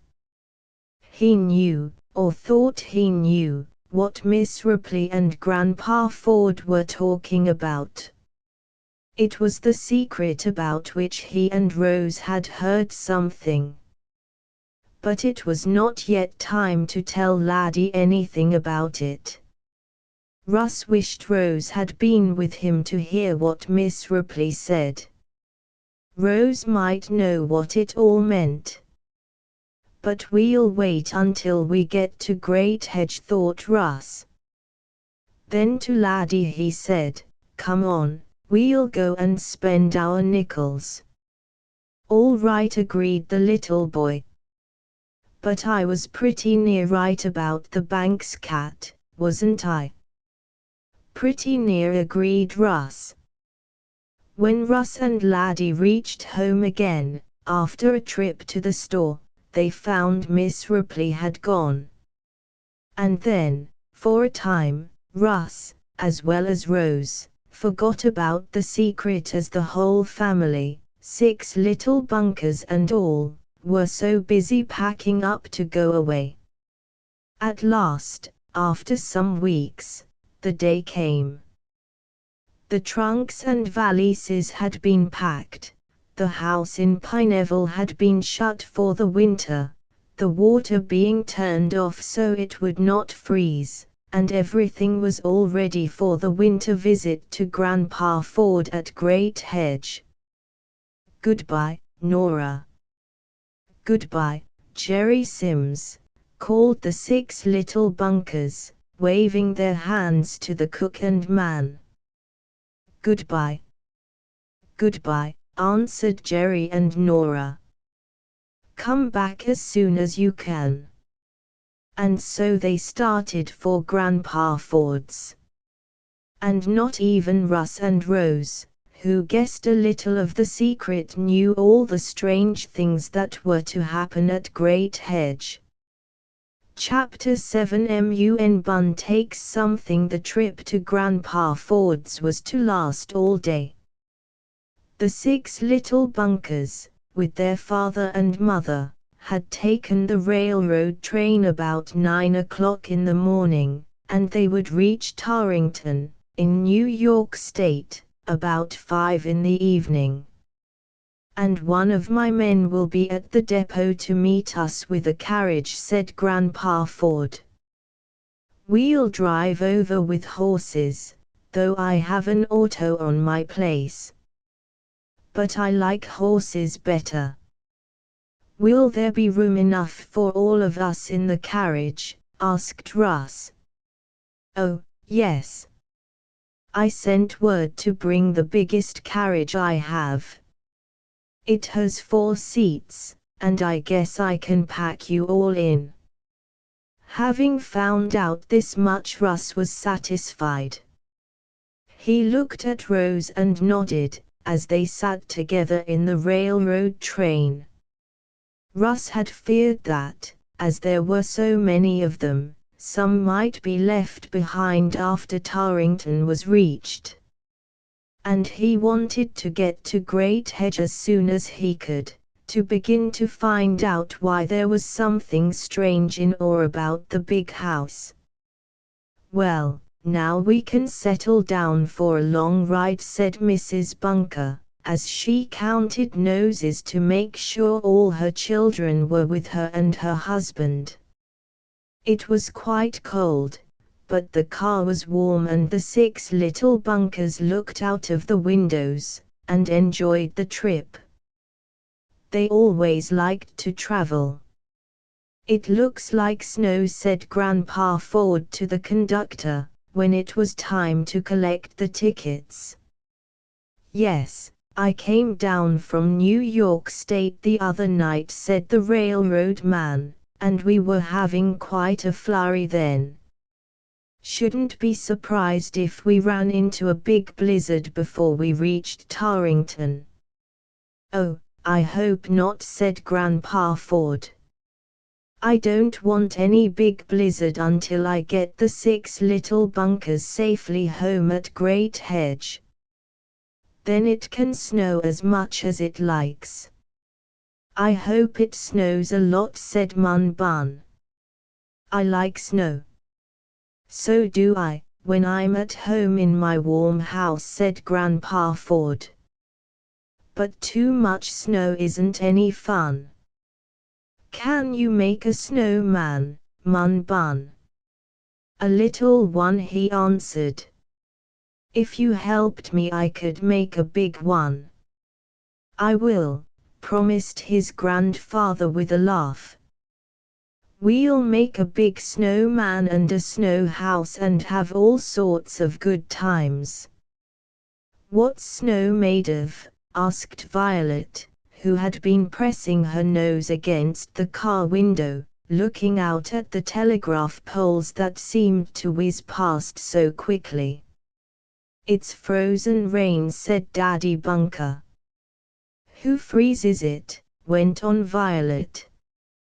Does the ice cream man freeze the rain to make snow? No, it freezes up in the air, in the clouds, her father explained. Well, what makes it come down? Went on Violet. Rain comes down 'cause it's heavy. Once a raindrop splashed in my eye and it felt terrible heavy. But snow isn't heavy at all. It's light like a feather. What makes snow and feathers fall when they aren't heavy, Daddy? Oh, now, my little girl is asking too many questions, said Daddy Bunker with a laugh. Sometime, when you are a little older, I'll tell you why it is that things fall, whether they are heavy or light. Things even lighter than snowflakes fall as easily as a chunk of lead, but, as you say, a snowflake is like a feather. It falls from side to side, like a leaf, and not as fast as a drop of rain. But I do believe we shall have snow soon, he went on. The storm clouds are beginning to gather, and he looked up at the sky. I don't mind traveling in the snow, but I don't like it in the rain, said Mother Bunker. And we must expect snow, as it will soon be winter. The 6 little bunkers amused themselves in different ways in the car, as the train puffed on, over hills and through valleys, to Grandpa Ford's home at Great Hedge.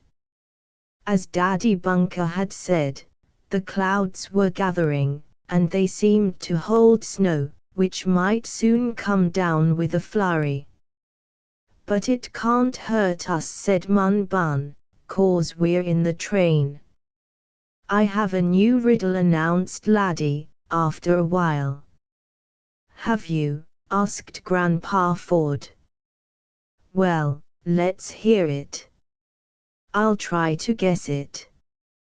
Why is a train like a boy? Asked the little fellow. That's a funny riddle, exclaimed Russ. A train isn't like a boy at all. It's too big and it isn't alive. Well, it goes, said Laddie, and anything that goes is almost alive, anyhow. Is that why you made a riddle about a train and boy? Asked Grandpa Ford. A train is like a boy because it goes. Is that it, Laddie? Nope. It's 'cause a train can whistle and so can a boy, said the little chap with a laugh. Isn't that a good riddle? A train doesn't whistle, declared Russ. It's only the engine that whistles. Isn't that so, Grandpa?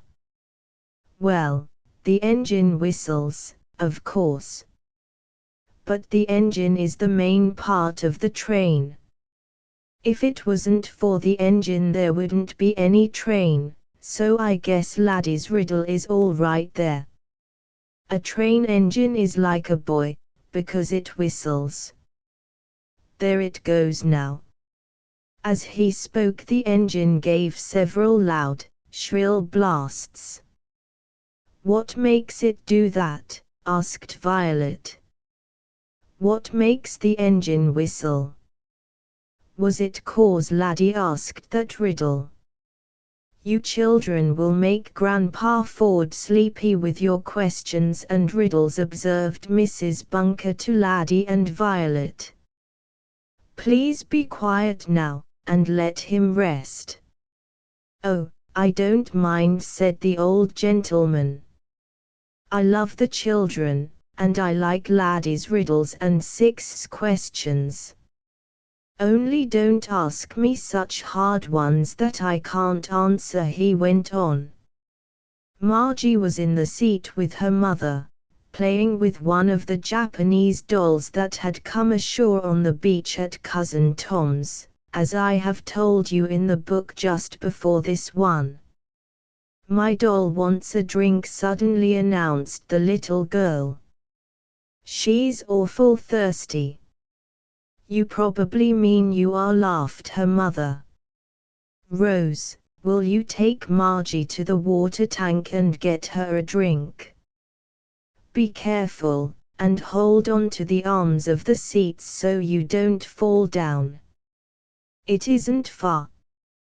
I wants a drink, too, announced Mun Bun. I'm going to drink it myself, too, he announced, and not give it to any doll. Well, Rose can take both of you, said Mrs. Bunker. Rose was a real mother's helper and often looked after the two smaller children in such things as getting them drinks of water. The tank was at the end of the car, not far from where the Bunkers were sitting. Mr. Bunker bought a picture book for Laddie, from the train boy who came through the car every half hour or so, and the little riddle chap curled up in his seat to look at this. Russ, with some bits of string, some little sticks he had in his pocket and some paper, was making something, though just what it was not even he seemed to know. Violet got in the seat with Laddie to look at his picture book.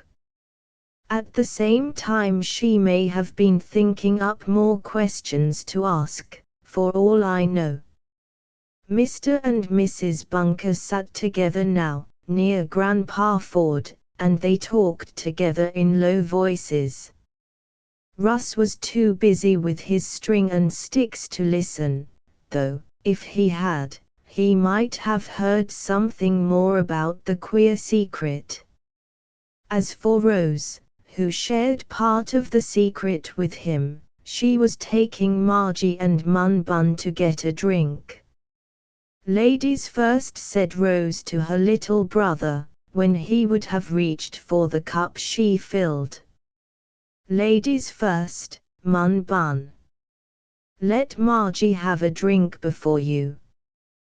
Does her doll have to drink, too? Asked Mun Bun. Is she a lady? She just makes believe drink, said Margie. I'll give you the cup as soon as I take some, Money Bunny. Sometimes Margie called her little brother that for fun. Margie was very thirsty, and wanted 2 cups of water. But then the cup was not a very large one. Next Mun Bun had to have some, and he tried to drink 3 cupfuls. But the last one was a little too much for him, and he spilled part of it on himself. But I don't care, he said. It's only like when it rains, or when the water splashes on you when you go in bathing. Only this water isn't salt, like that down in the ocean at Cousin Tom's, he added. It's a good thing it isn't salt, or you couldn't drink it," said Rose, as she wiped the water drops off Mun Bun with her handkerchief. "Now come on back to your seats," she went on. "I guess I'd better take you alone first, Margie. Then I'll come back for you, Mun Bun. The train is so jiggly I can't lead you both." The cars were indeed swaying, for the train was going faster now, and around curves, which always makes it hard to walk along inside a railway coach. "Stay here, by the water tank," Mun Bun said Rose. "I'll take Margie to her seat, and then come back for you." "All right," agreed the little boy. "I'll wait for you." Now at this end of the car the train boy had left his basket, in which were a number of toys, that he walked up and down the aisles with, selling. He had left the basket there, in a vacant seat, while he went back into the baggage car to get a magazine for which a lady had asked him. Mun Bun saw the basket of toys. There were picture books, little dolls, prettily colored boxes, jumping jacks, things that fathers and mothers might like to buy to amuse their children with on a long railway journey. "Oh!" exclaimed Mun Bun, as he turned and saw the train boy's basket of toys. "Oh, my! I'm going to have something." Then Mun Bun, reaching in his hand, which was, of course, not right to do, took something from the basket, slipped it around behind him, as he saw Rose coming, and toddled up the aisle to meet her. Chapter 8 A Big Storm. "Why didn't you wait for me, Mun Bun?" asked Rose, as she caught her little brother just as he was about to topple over in the aisle, from the swaying of the train. "I told you to wait for me. You might be hurt coming up by yourself." "I was in a hurry," explained Mun Bun. He gave one hand to Rose, but the other he held behind his back. In it was the thing he had taken from the train boy's basket. Once more the 6 little bunkers were in their seats, looking out of the windows. The train was puffing along, bringing them nearer and nearer to Grandpa Ford's, though it would still be some hours before they reached Tarrington. "There!" Russ suddenly exclaimed. "I have it all done," and he whistled a merry tune, as he turned in his seat and held up something for the others to see. "What is it?" asked his father. "It's a buzzer," answered the boy. "Look, it goes around this way." He put the loops of 2 strings over his thumbs, and pulled his hands apart. Then 2 pieces of cardboard, strung on the strings, began to whirl about very fast. "Why, that's like a pinwheel," exclaimed Grandpa Ford. "I call it a buzzer," laughed Russ. "I was going to make a windmill, but I didn't have enough things here in the train. I'll make you a windmill when we get to Great Hedge, Grandpa." After a while a colored man, dressed in a spotless white suit, came through the car, calling, "First call for dinner in the dining car." "First call for dinner? What does he mean, first call?" asked Violet, who, as usual, was the one who asked the first question. "He means that dinner is now ready in the dining car," said Mr. Bunker. "You see, the car is rather small, and everyone can't eat at once. So they take turns, so to speak." I wish we could eat first, sighed Six. I'm terrible hungry. So am I, said Margie. Me, too, added Mun Bun. He had gone back to his seat, after taking something from the train boy's basket, and he had cuddled up by himself. What he had he showed to no one, and now, when he heard that dinner was ready, he stuffed something down between the edge of the seat and the side of the car next the window. This is my seat, Mun Bun announced, and please don't anyone take it when we come back. I got something hid here.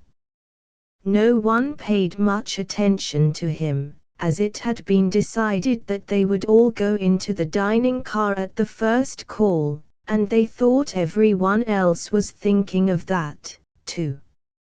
So the Bunkers and Grandpa Ford walked out of the coach in which they had been riding, to the second car ahead, where dinner was being served at little tables.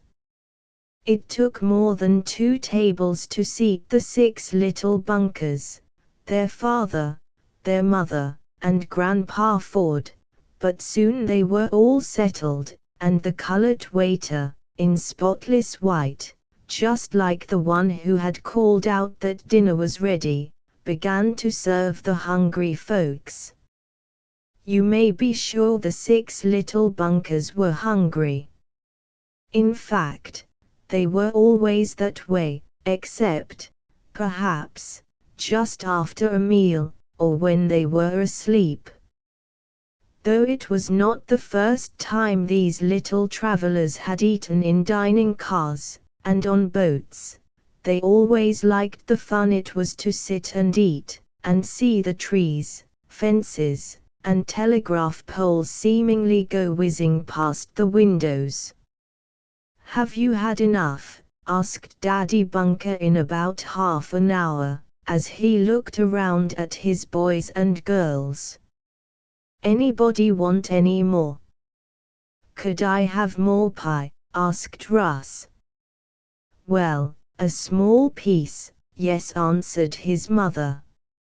I want a piece, too, declared Laddie. I didn't have hardly any. Mun Bun reached over and took half of mine. I'll have the waiter divide a piece between Russ and Laddie, said Mr. Bunker. And when this had been done, even the 2 hungry boys announced that they were satisfied. Then back to the other car the Bunkers and Grandpa Ford went. Now at home, almost always after dinner, the 2 youngest of the 6 little Bunkers went to sleep. Mother Bunker called it taking a nap, and almost always Mun Bun and Margie, and sometimes Laddie and Violet had one. In a little while Mrs. Bunker noticed that the heads of Margie and Mun Bun were nodding as they sat in their seats. I'm going to have those children lie down, she said. Mun Bun, come over and sit with me. I'll cuddle you to sleep. Margie, you can go with Daddy. I want to stay here, said Mun Bun. I've got something in my seat, and I don't want anybody to take it. I want to stay too, exclaimed Margie. I want to see what Mun Bun has. Mr. Bunker turned the seat in front of the 2 smaller children over so a sort of bed could be made for them with a pile of coats and valises.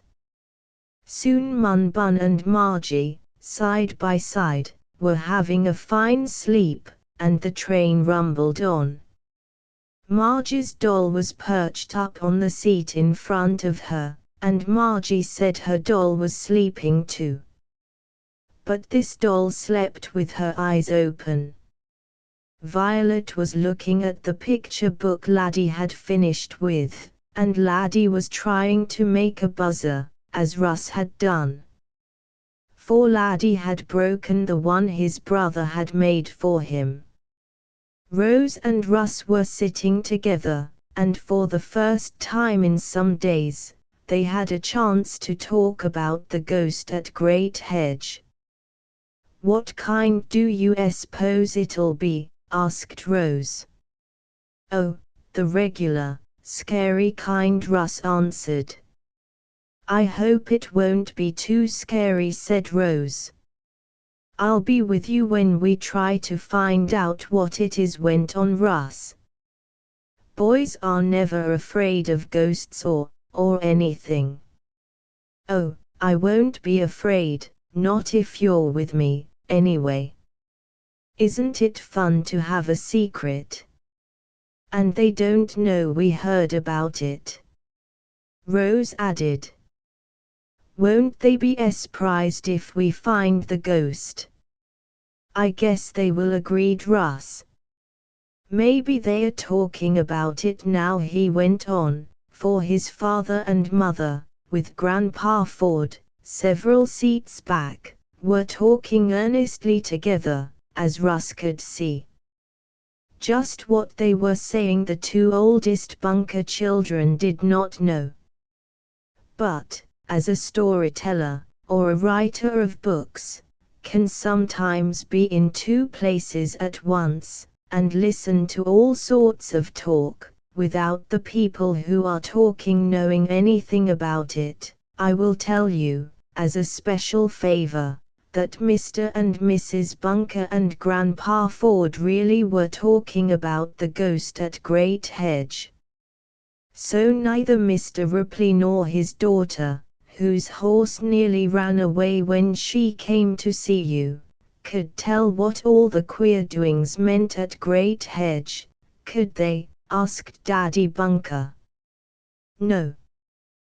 They said they never heard any queer noises when they lived at the place before they sold it to me," answered Grandpa Ford. "But your mother and I have heard many strange noises, and we can't account for them." "Of course," went on Grandpa Ford, "I don't believe in ghosts. But I know we hear the strange noises, and we don't know what they mean. Your mother is annoyed by them. She has an idea, too, that perhaps there is a secret way for someone to get into our house, and that perhaps some persons go in at night, after we are in bed, and make noises." "But why would anyone do that?" asked Mrs. Bunker. "Well, it may be some folks who would like to scare me away so they could buy Great Hedge for themselves," said Grandpa Ford. "The place is valuable, and Mr. Ripley sold it to me very reasonably, because his wife and little boy died there and he did not like to stay in the place that reminded him of them so much. So he sold." "So he never heard the queer noises," said Mr. Bunker musingly. "He says not. And neither did his daughter, Mabel. But Grandmother Ford and I hear them often enough, and so I thought I'd come down, and get all you Bunkers, to have you help me either find out what it is, or drive the ghost away." And Grandpa Ford smiled. "Tell us, over again, what sort of noises they are," said Mother Bunker. "I have been so busy the last few days, getting ready to travel, that I hardly remember what you said. Were the noises like yells or groans? Or were they just hangings?" "Well," began Grandpa Ford, "on some nights the noises are like," and just then there came a sudden pop, as of a pistol, and a loud cry from Margie. She sat up in her seat and fairly shouted, "Now you stop, Mun Bun! Stop shooting my doll!" "Mother, make Mun Bun stop!" cried the little girl. "He's got a gun, and he shot my doll, and he knocked her off the seat, and maybe she's killed." Mun Bun with a gun. What do you mean? Cried Daddy Bunker, jumping up from his seat. What are you doing, Munro? He asked, a bit sternly. The two youngest children had awakened while Grandpa Ford was telling about the ghost at Great Hedge. Of course they did not hear about it, nor did Rose and Russ. I have a pop gun, and it shoots a cork, explained Mun Bun, as he held up what he had aimed at Marge's doll. It didn't hurt, 'cause it only shoots a cork, he said. But you shooted my doll, and knocked her over, and maybe she's broken, sobbed Margie. By this time Mrs. Bunker had reached the seat where the little girl and her brother had been sleeping. The mother picked the Japanese doll up from where it had fallen to the floor of the car, and said, "Don't cry any more, Margie. Your doll isn't hurt a bit. But Mun Bun mustn't shoot at her any more, with corks or anything else." Munro Ford Bunker. Where did you get the pop gun? His mother asked, as she saw that he really did have a small one. Out of the basket, he answered.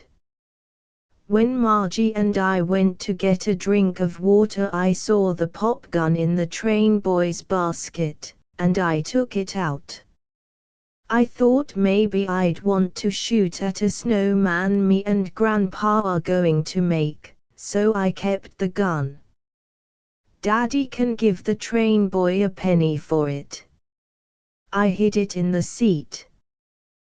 Then I saw Marge's doll on the seat in front, and she was asleep, Margie was, and I shot at the doll, but I didn't mean to make her fall.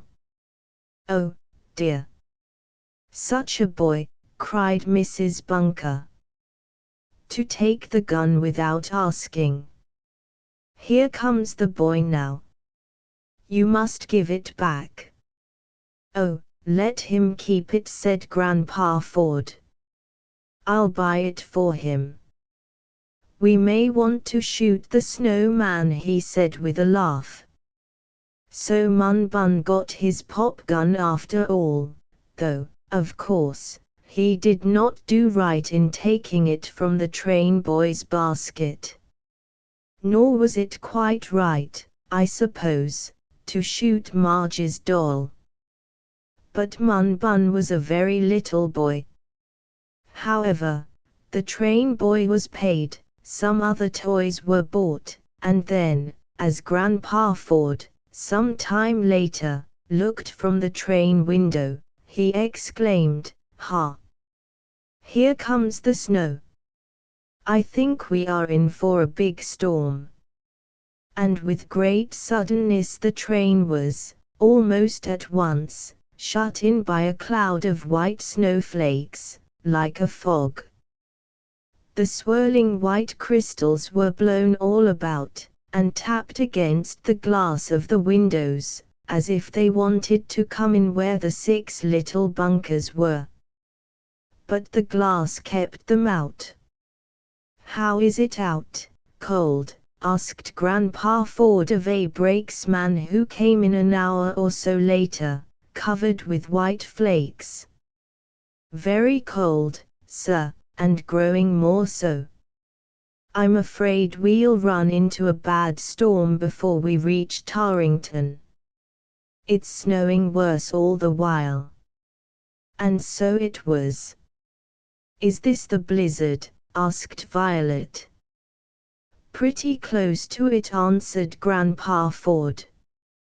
Just then the train gave a sudden jerk, rattling everyone in his seat, and came to a stop. Chapter 9 At Tarrington. Are we there? Cried Laddie, as he slid out of his seat and turned to Grandpa Ford. Are we at Great Hedge? Well, if we are, the train must have run into it, and got stuck fast," answered the old gentleman with a smile. "What made it bump so?" asked Violet. "I think we must have hit a snow bank, or else some of the rails and switches are stopped up with snow," answered Daddy Bunker. It was getting quite dark, because of the snow clouds outside, and the electric lights of the train had been switched on.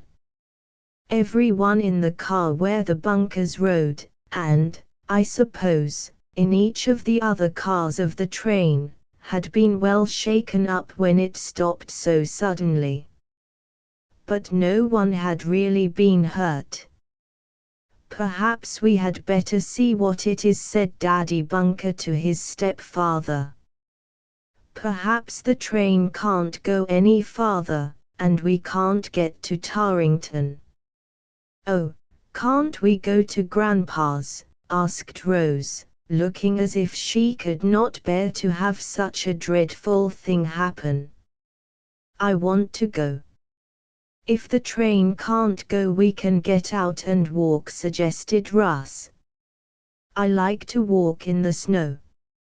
If I had some lawn tennis rackets, I could make snowshoes for all of us, and we could walk on them." "But you haven't any tennis rackets," observed Laddie. "And you can't get any on the train, lessen maybe the boy that had Mun Bun's pop gun has some."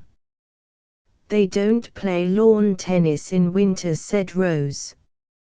"Hush, children, dear," begged Mrs. Bunker, for they were raising their voices as they talked.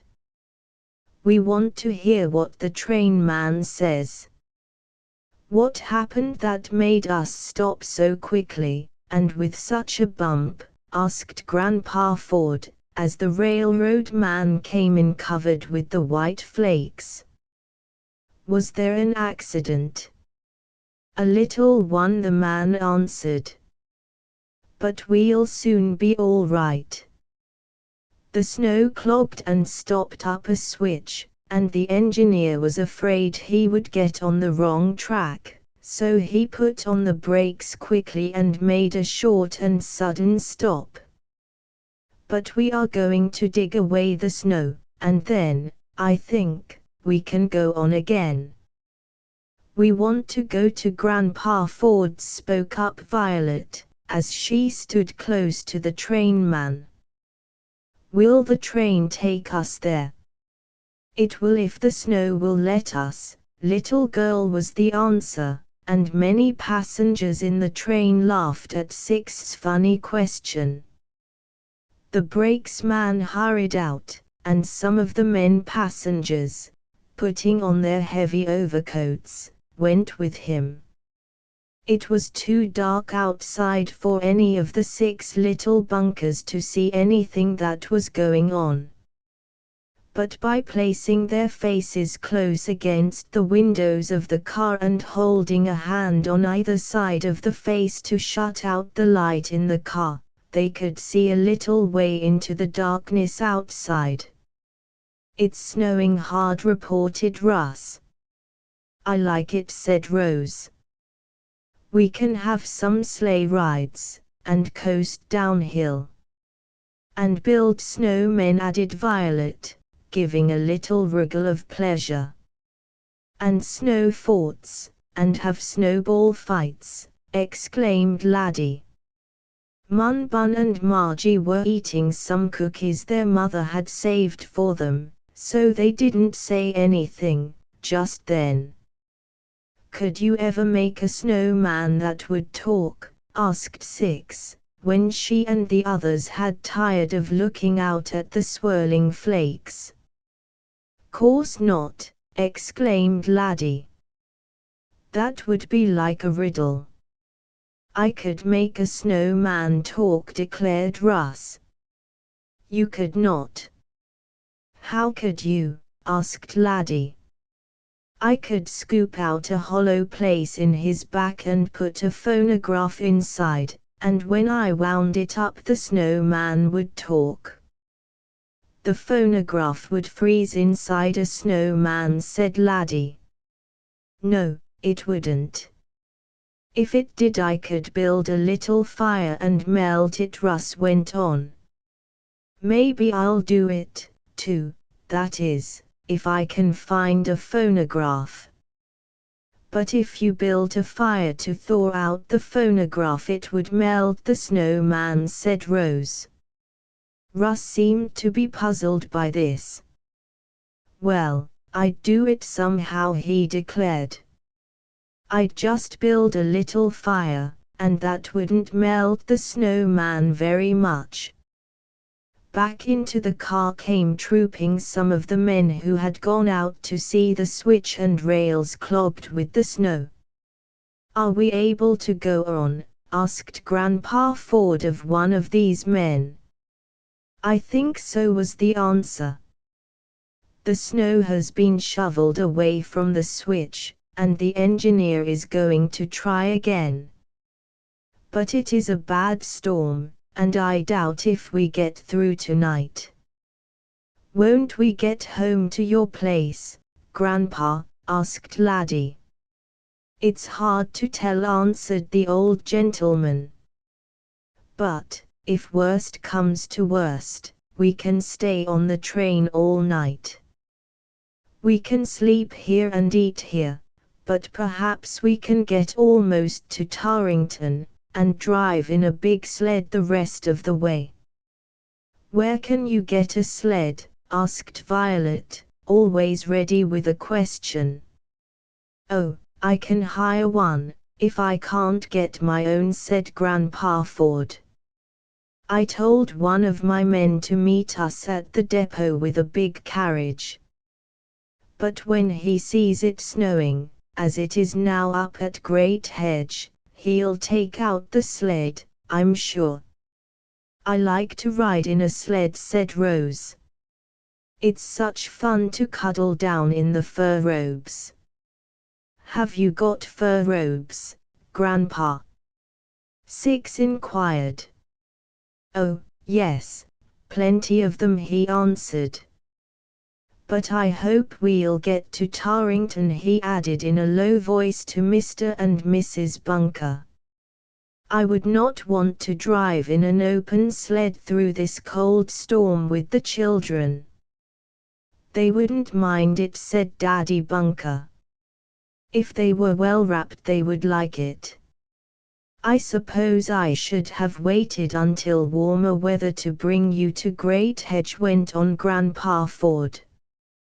But I wanted to have the children with me, and so did their grandmother. She hasn't seen them all together for some time. So I just thought I'd bring you in the winter, and not wait for summer.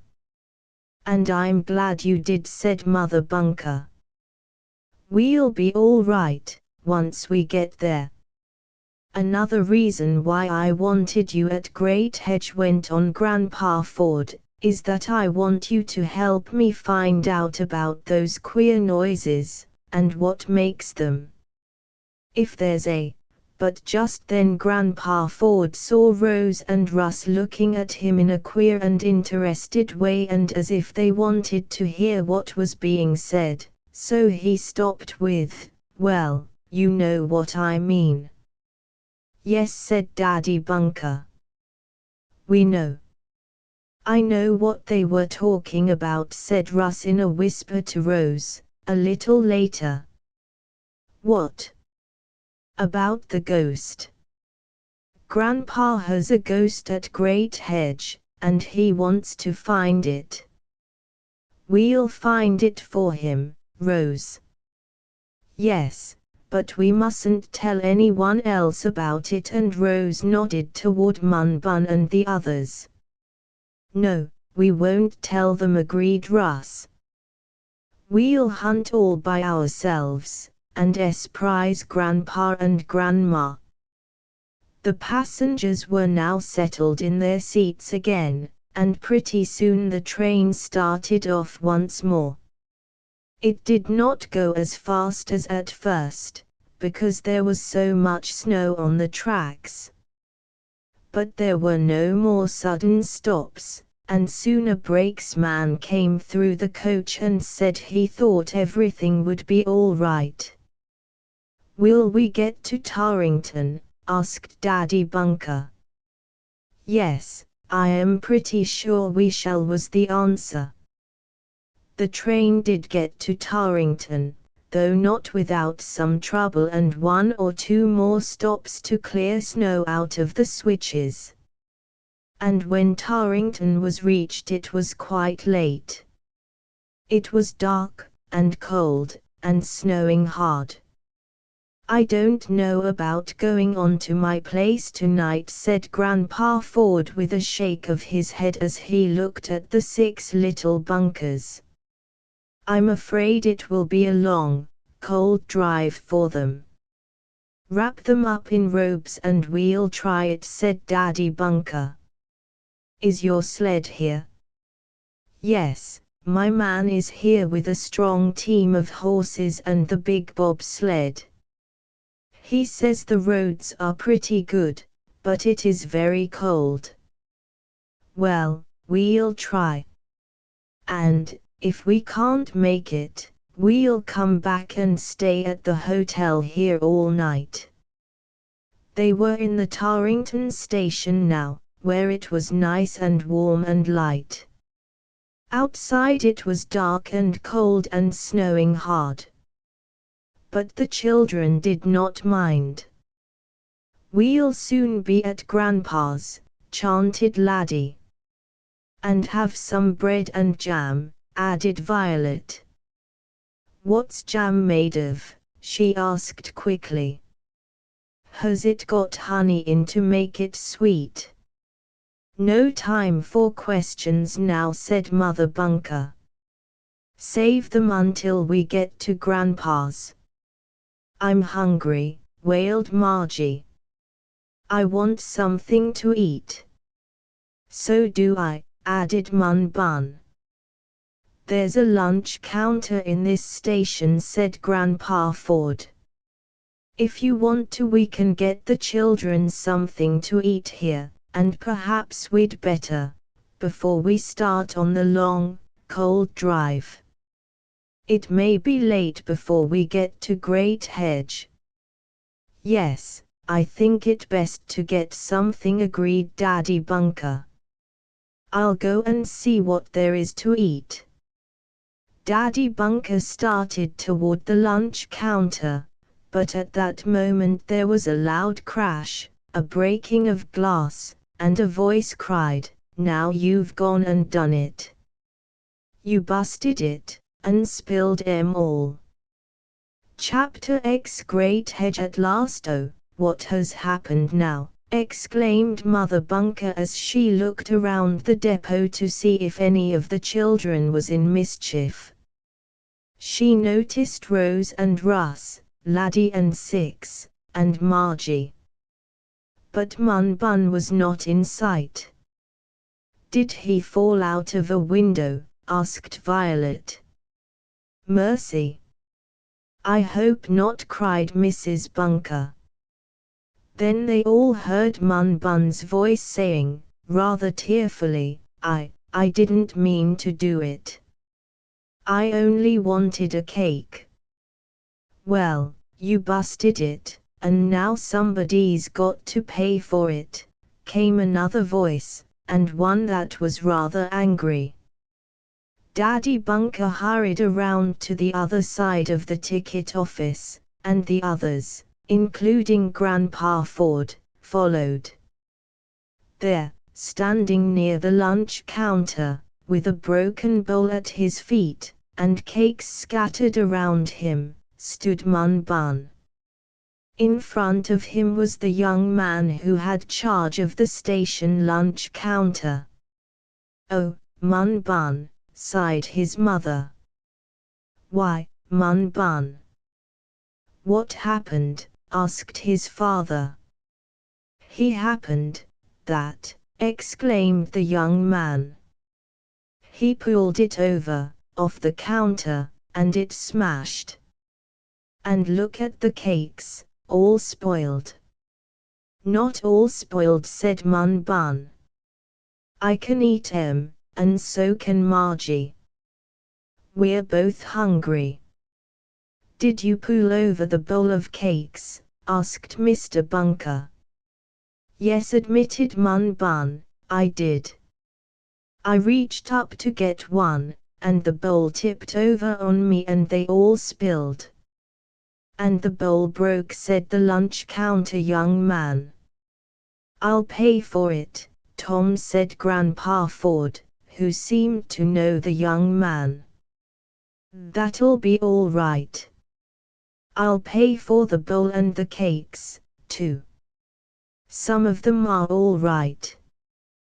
They fell on this newspaper. And this was true.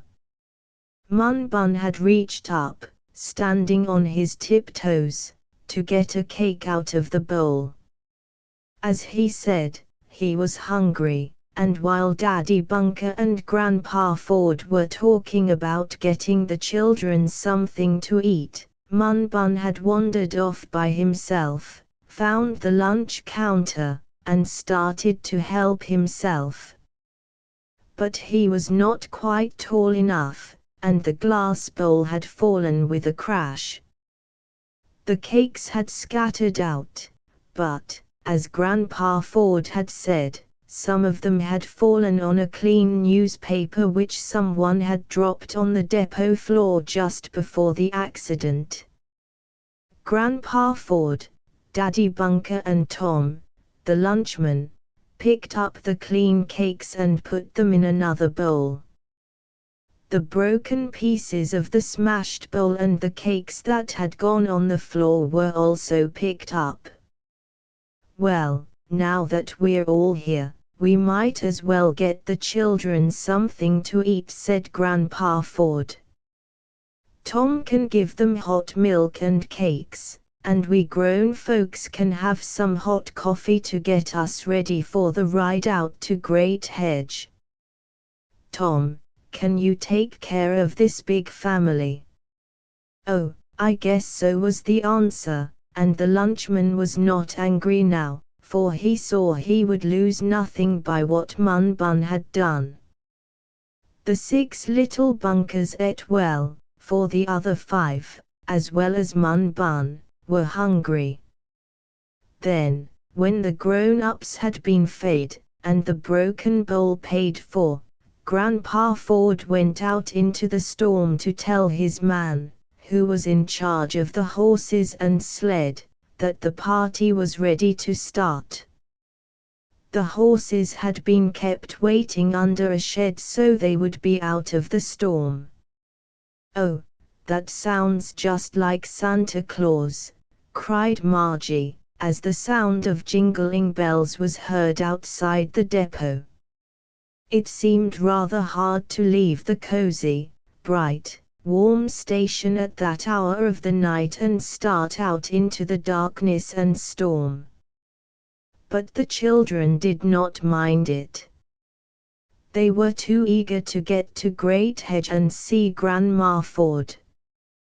That is, most of them were. Perhaps Mun Bun and Margie were a bit too sleepy to care much what happened. But we can cuddle them down in the straw in the bottom of the sled, cover them with blankets and let them go to sleep, said Grandpa Ford, as he noted the blinking eyes of the 2 youngest Bunkers. They'll go to sleep and be at Great Hedge before they know it. How can you find it in the dark? Asked 6. Oh, the horses know the way, answered the old gentleman. Come on. I'm going to make up a riddle about a horse, began Laddie. I have it almost made up. It's about what kind of a tree would you like to drive? You can't drive a tree, exclaimed Russ. All you can do is to climb it, or cut it down. So there. Yes, you can, insisted Laddie. You can drive my riddle kind of tree. You cannot. "Can you, Mother?" appealed Russ. "You can climb a tree and cut it down, and that's all you can do to it, isn't it?" "You can sit in the shade of it," said Rose. "Oh, yes, well, but that doesn't count," said Russ. "Anyhow, it's a riddle," went on Laddie. "What kind of a tree would you like to drive?" "We haven't any time for riddles now," said Mother Bunker. "Come along, children, Grandpa is waiting." And, with Laddie's riddle still unanswered, they went out into the darkness and the storm. At first it rather took away the breath of the children, that is, of the four oldest. Mun Bun was carried by his mother, while Daddy Bunker took Margie in his arms. Thus they were cuddled up so the cold wind and snow could not blow on them. Grandpa Ford wanted to carry Violet from the depot out to the waiting sled, but she said she was big enough to walk. The sled stood near the depot platform, and the lights from the station shone on it, so it was easy to tuck the children in. Down in the warm straw, and under the warm blankets, the 6 little bunkers were placed, until no cold wind nor snow could get at them. Down in the warm straw and under the blankets the 6 little bunkers were placed. Down in the warm straw and under the blankets the 6 little bunkers were placed. 6 little bunkers at Grandpa Ford's. Page 100. "Well, I guess we're all ready, Dick," said Grandpa Ford to his hired man, who was to drive. "Think we can make it?" "Oh, yes, Mr. Ford," was the answer. "The horses are anxious to get home, and the roads aren't as bad as they'll be in the morning." "Well, when we get to Great Hedge we can stay there a long time," said Grandpa Ford. "Go ahead, Dick." "Go long, horses," called Dick, at the same time cracking his whip. Of course he did not hit the horses with it. He just snapped it in the air over their backs. Away they sprang, with a jingle of bells, their feet making no noise in the soft snow. Away they went, and on down the road which was white with the crystal flakes that sparkled in the light of a lantern that was hung underneath the big sled. "How long a drive is it?" asked Mrs. Bunker. "Oh, about half an hour," answered Grandpa Ford. "We'll be there before you know it. It's downhill, and the horses are anxious to get to their warm stable." And this seemed to be true, for the animals, with the jingling bells around them, raced bravely along. Mun Bun and Margie fell asleep almost at once. It was so warm and cozy in Grandpa's sled. But the other children peered out now and then from beneath the robes. However, they were soon glad to pull their heads in again, for it was very cold. The drive, too, was longer than Grandpa Ford thought it would be, as one of the roads was so blocked with a drift that the sled could not get through, and they had to drive around it. "But we'll get through," said Grandpa Ford. On and on they went. It was a long, cold ride, but it came to an end at last. Russ, peering up over a blanket, saw, down the road, a large, black patch, and from it a light seemed to glow. "Is that another railroad station?" he asked. "No, that's Great Hedge," answered Grandpa Ford. "The black part you see is the hedge around the house, and the light comes from a lantern I have outside. Here we are at Great Hedge at last. The sled turned into a driveway and stopped beneath a sort of covered porch. "Whoa," called Dick to the horses. A door opened, letting out a glow of warm, cheerful light. "Are the 6 little bunkers there?" asked a voice. "Yes, every one, and the 2 big bunkers, too," answered Grandpa Ford. "Come on, children. Here's Grandma Ford all ready with that bread and jam for you." "Oh, I'm so glad," sighed Rose. "I was getting hungry again." "So was I," admitted Russ. "Now I'm going to finish my riddle," declared Laddie, as he untangled himself from the robes. "And we can begin to hunt for the ghost," whispered Rose to Russ. "Yes," he whispered back. Mun Bun and Margie were awakened and carried in the house. Oh, how nice and warm it was after the storm. "Have you really got bread and jam?" asked Six. "Yes, indeed, my dear, I have," laughed Grandma Ford, hugging and kissing her, and then hugging and kissing, in turn, the other 5 little bunkers. "Wait till you hear my riddle," began Laddie. "What kind of a tree would you like?" And just then a loud noise sounded through the house. It was as if a giant had uttered a deep groan. "Oughm." Grandpa and Grandma Ford looked at each other. So did Daddy and Mother Bunker. And Rose leaned over and whispered to Russ, "That's the ghost." Chapter 11. The night noise outside of Great Hedge. The wind howled and the snow whirled about in white flakes. Inside it was warm, light and cozy. But the queer noise which had sounded, and which had seemed so to startle the grown folk, came from inside, and not outside. At least that is what Rose and Russ thought. "It's the ghost," said Rose again. "Nonsense," laughed Daddy Bunker. "What do you children know about ghosts? There aren't such things. There never has been a ghost and never will be one." "That was the wind."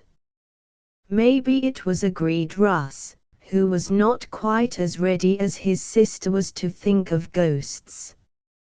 "Of course it was," exclaimed Grandma Ford. "The wind often howls that way in winter. And now come over where it's warmer, and I'll get you all some bread and jam. You must be hungry, aren't you?" "I am," said Mun Bun. "I went to get some cakes in the depot, and yes, and he pulled over the whole bowlful and it broke," said Margie, interrupting Mun Bun's story. "And the man was awful mad. But we ate the cakes, anyhow," added Mun Bun. "They fell on a paper and most of them were clean." "Have you got cakes, Grandma?" "Bless your heart. Lots of 'em. But I don't believe cake will be good for you at night, especially after you've had some, as you did at the depot. But bread and jam and a glass of milk won't hurt you, and you shall have that. Do any of the rest of you want anything to eat?" "I do," cried Six. "Where do you keep your things to eat, Grandma? Have you got a big pantry?" "I guess Six is afraid you won't have enough," laughed Mrs. Bunker. "Oh, I laid in a big stock of food when I heard the 6 little bunkers were coming," said Grandpa Ford. Neither Russ nor Rose said anything then about the ghost. But they saw that their father and Grandpa Ford were talking together in one corner of the room. "Maybe they're talking about that," whispered Rose. "Yes," agreed Russ, also in a whisper. "But let's get something to eat, and then we can hunt by ourselves." "You're not afraid, are you, Rose?" "No." "Are you?" I guess not." "No, I'm not afraid," and Russ spoke more firmly now. "It's so nice and light here, I'm not a bit afraid," he went on. Grandma Ford led the 6 little bunkers out to the dining room, where the table was already set waiting for them. There seemed to be plenty of bread and jam on it, and other things, too. "Can't I tell my riddle now?" asked Laddie when they were all seated at the table and had eaten something. "Don't you want to hear it, Grandma?" "Yes, of course I do, my dear." "What is it?" "What kind of a tree would you rather drive?" asked Laddie. "That's the riddle. Russ says you can't drive a tree, that you can only climb it or chop it down, or burn it up." "And I said you could sit in the shade of it," added Rose.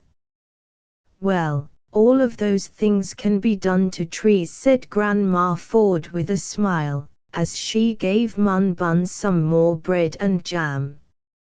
"I think I should like best sitting in the shade of a tree." "But what is your riddle, Laddie?" "Oh, you have to guess it," exclaimed the little fellow. "I ask you the question and you have to answer it. That's what a riddle is for. Now, I ask you, what kind of a tree would you rather drive?"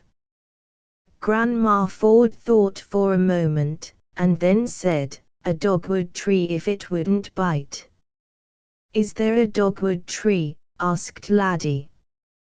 "Yes," answered Grandma Ford.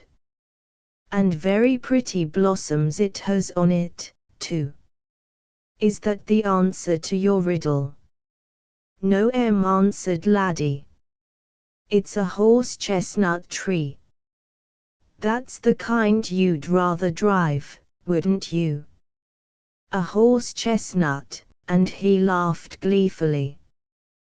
"Well, I guess that would be the most proper sort of tree to drive," said Grandpa Ford, who came in just then with Daddy Bunker.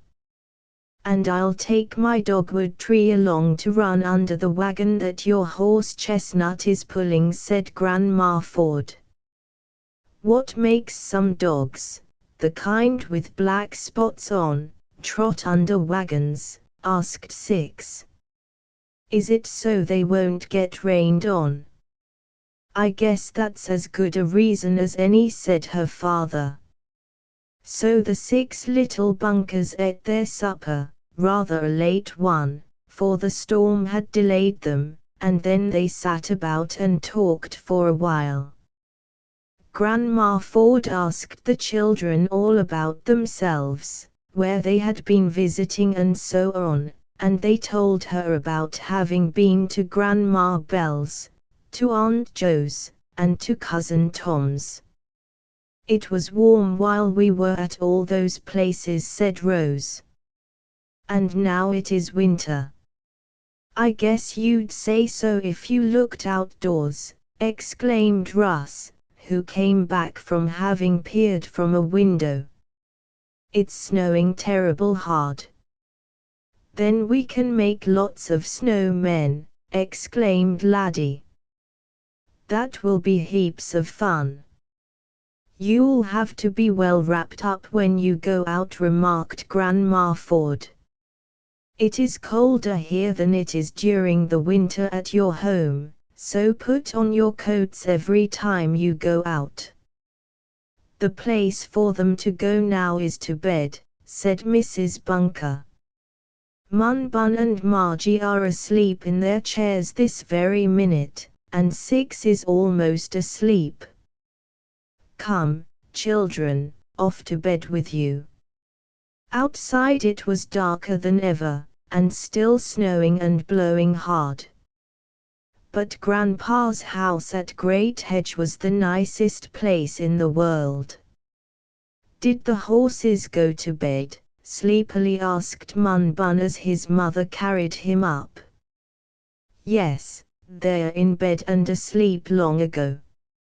And that's where you will soon be yourself.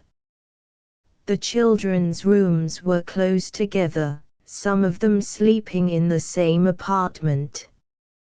And Mr. and Mrs. Bunker had a room down at the end of the hall, so that they could go to any of the 6 little Bunkers who might call in the night. Often one of the 4 smaller ones wanted a drink. Russ and Laddie had a room together, and so did Rose and Six, and before the 2 older Bunker children went to bed, Rose whispered to her brother, "Shall we get up and hunt for the ghost when the others are asleep?" "I don't guess we'd better do it tonight," he answered. "I'm too sleepy.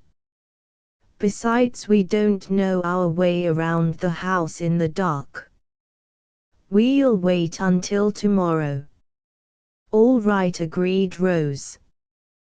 This suited her. She, too, was ready for bed. Daddy Bunker and Grandpa Ford did not, of course, go to bed as early as did the children.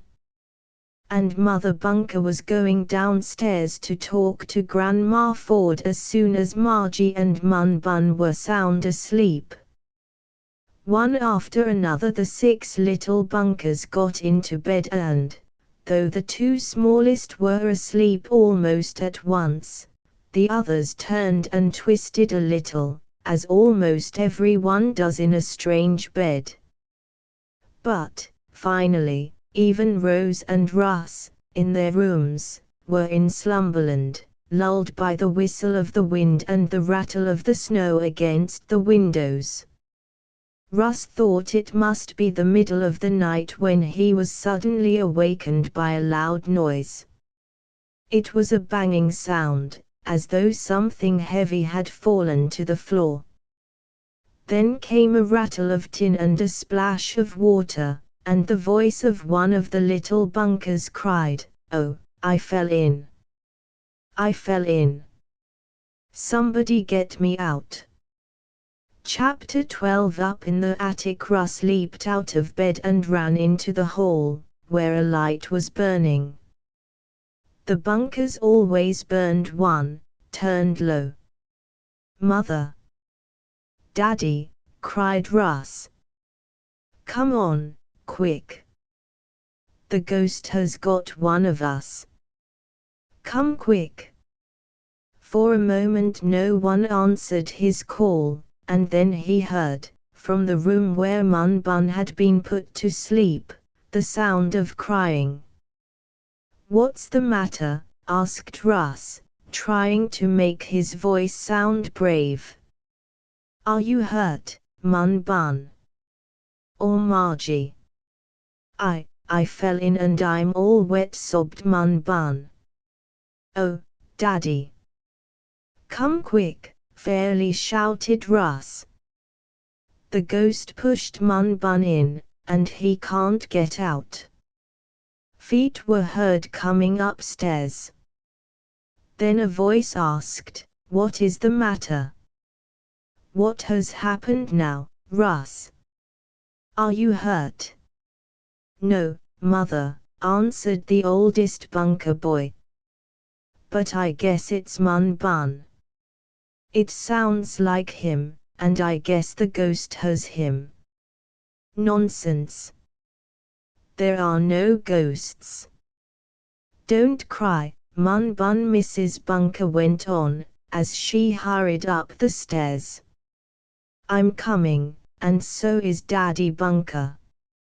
You'll be all right." "But I'm all wet," sobbed Mun Bun. I guess I fell in the ocean, and I can't get out. You're dreaming that you're back at Cousin Tom's, laughed Mrs. Bunker, as she turned up the light and went into the room where Mun Bun and Margie slept.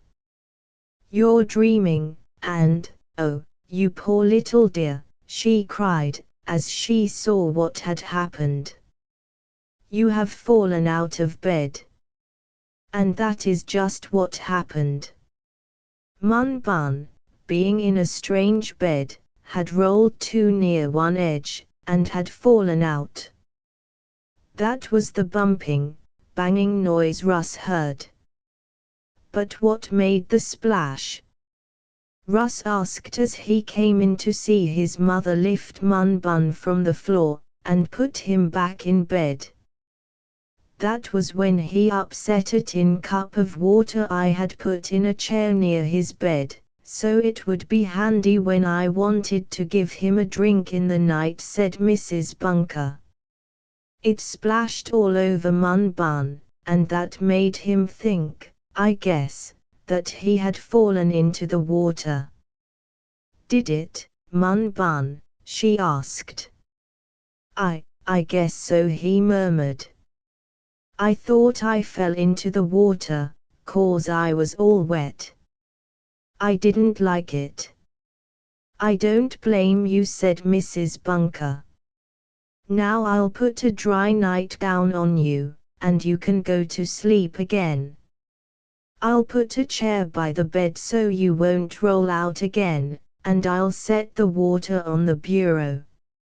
Now, don't make any more noise, Russ, or Mun Bun, and wake up Margie, went on Mrs. Bunker. She is sleeping too nicely to be awakened.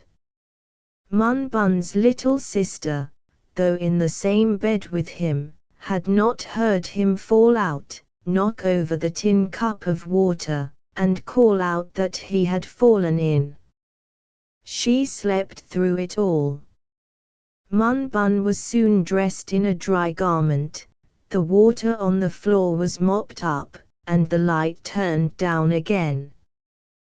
Then the 6 little bunkers at Great Hedge quieted down and slept all the way through until morning. But that same night, when Mother Bunker went downstairs, after having put Mun Bun back to bed, she said to her husband and Grandpa and Grandma Ford, "What do you suppose has got into Russ to be talking about a ghost?" "Is that what he said?" asked Grandpa Ford. "Yes. When he was awakened by Mun's falling out of bed, the first thing he called to me was that the ghost had got Mun.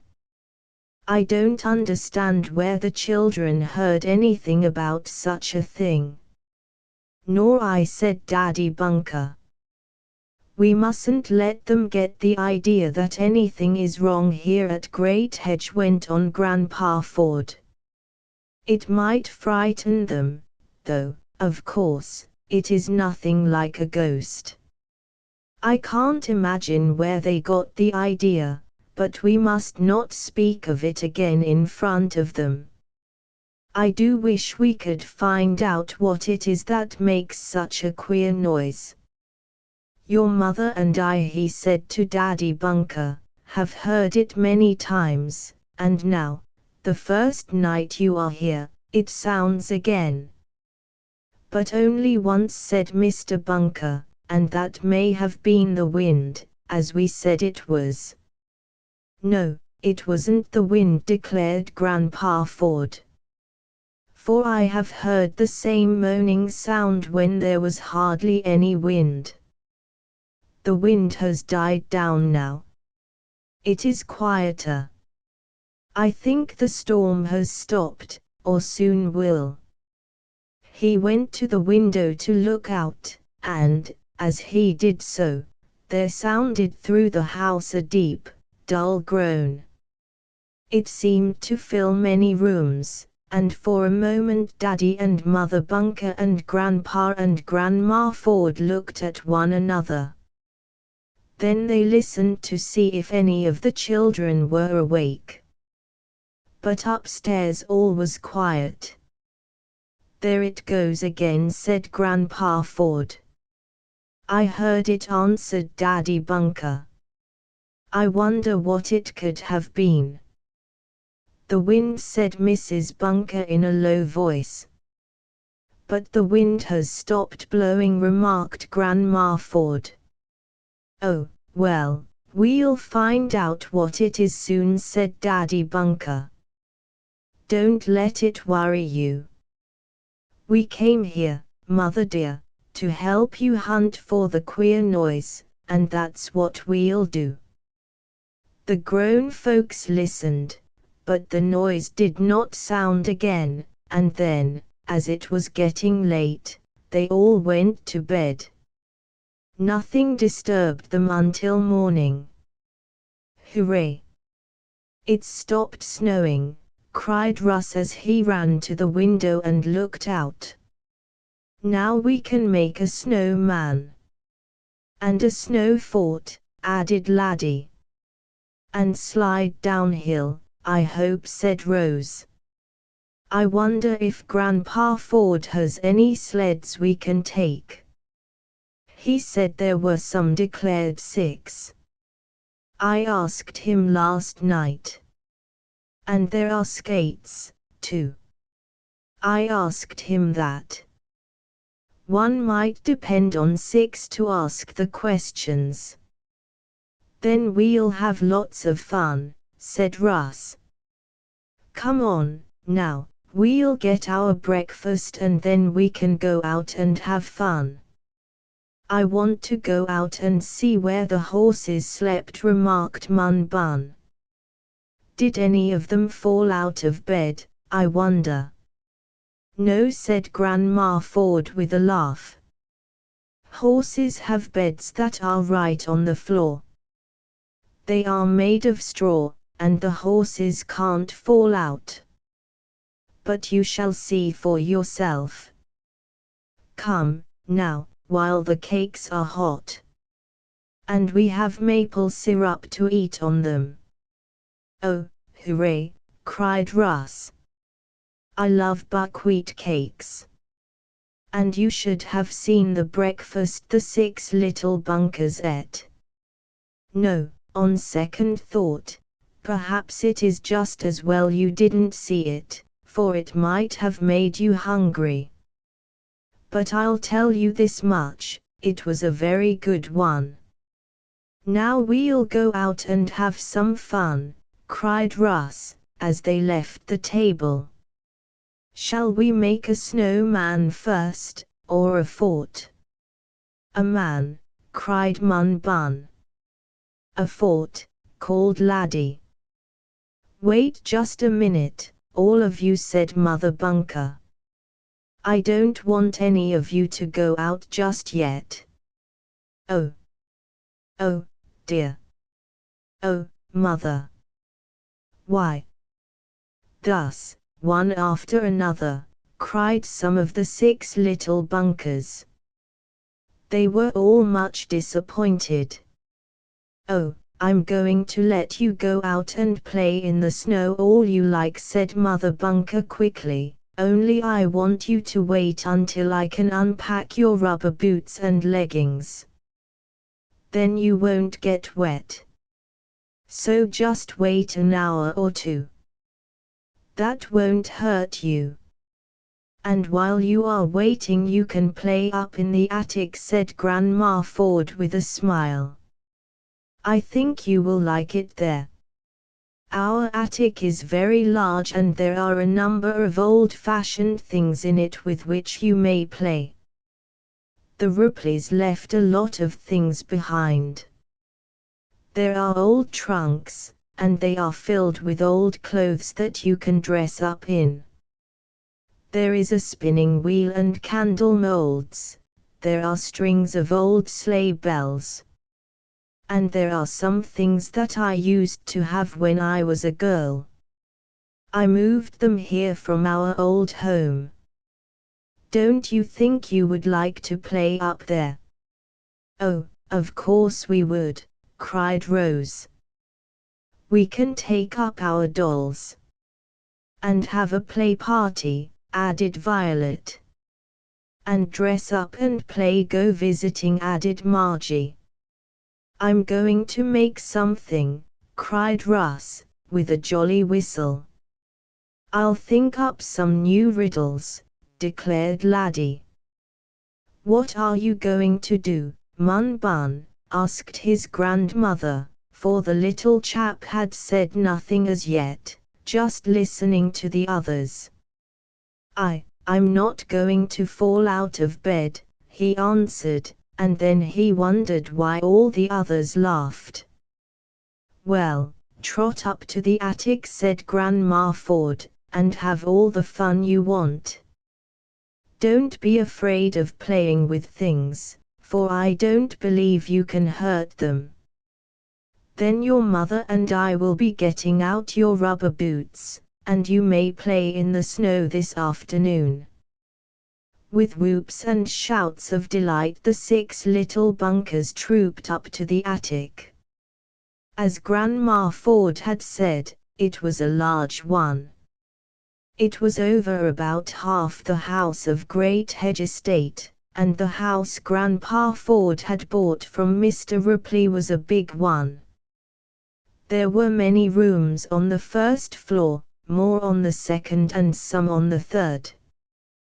Then came the attic, highest of all, and in this attic were stored the things thought to be of no use any more. As Great Hedge was in the country, though not many miles outside the city of Tarrington, there were country things in the attic, such as a spinning wheel, 2 of them, in fact, candlesticks, candle molds and so on. You all know that a candlestick is something in which to stick a candle so one may carry it around. In the olden days, before we had electric lights, gas or even kerosene lamps, the people used to read and work by means of candles. A candle is a stick of tallow, wax or something like that, with a string, or wick, in the middle, just as rock candy has a string in the middle. Only you light the string in a candle, and you throw away the string in a stick of rock candy. Candle molds are tin tubes, just the shape of candles, and into these tubes was poured the melted wax or tallow to make the light givers.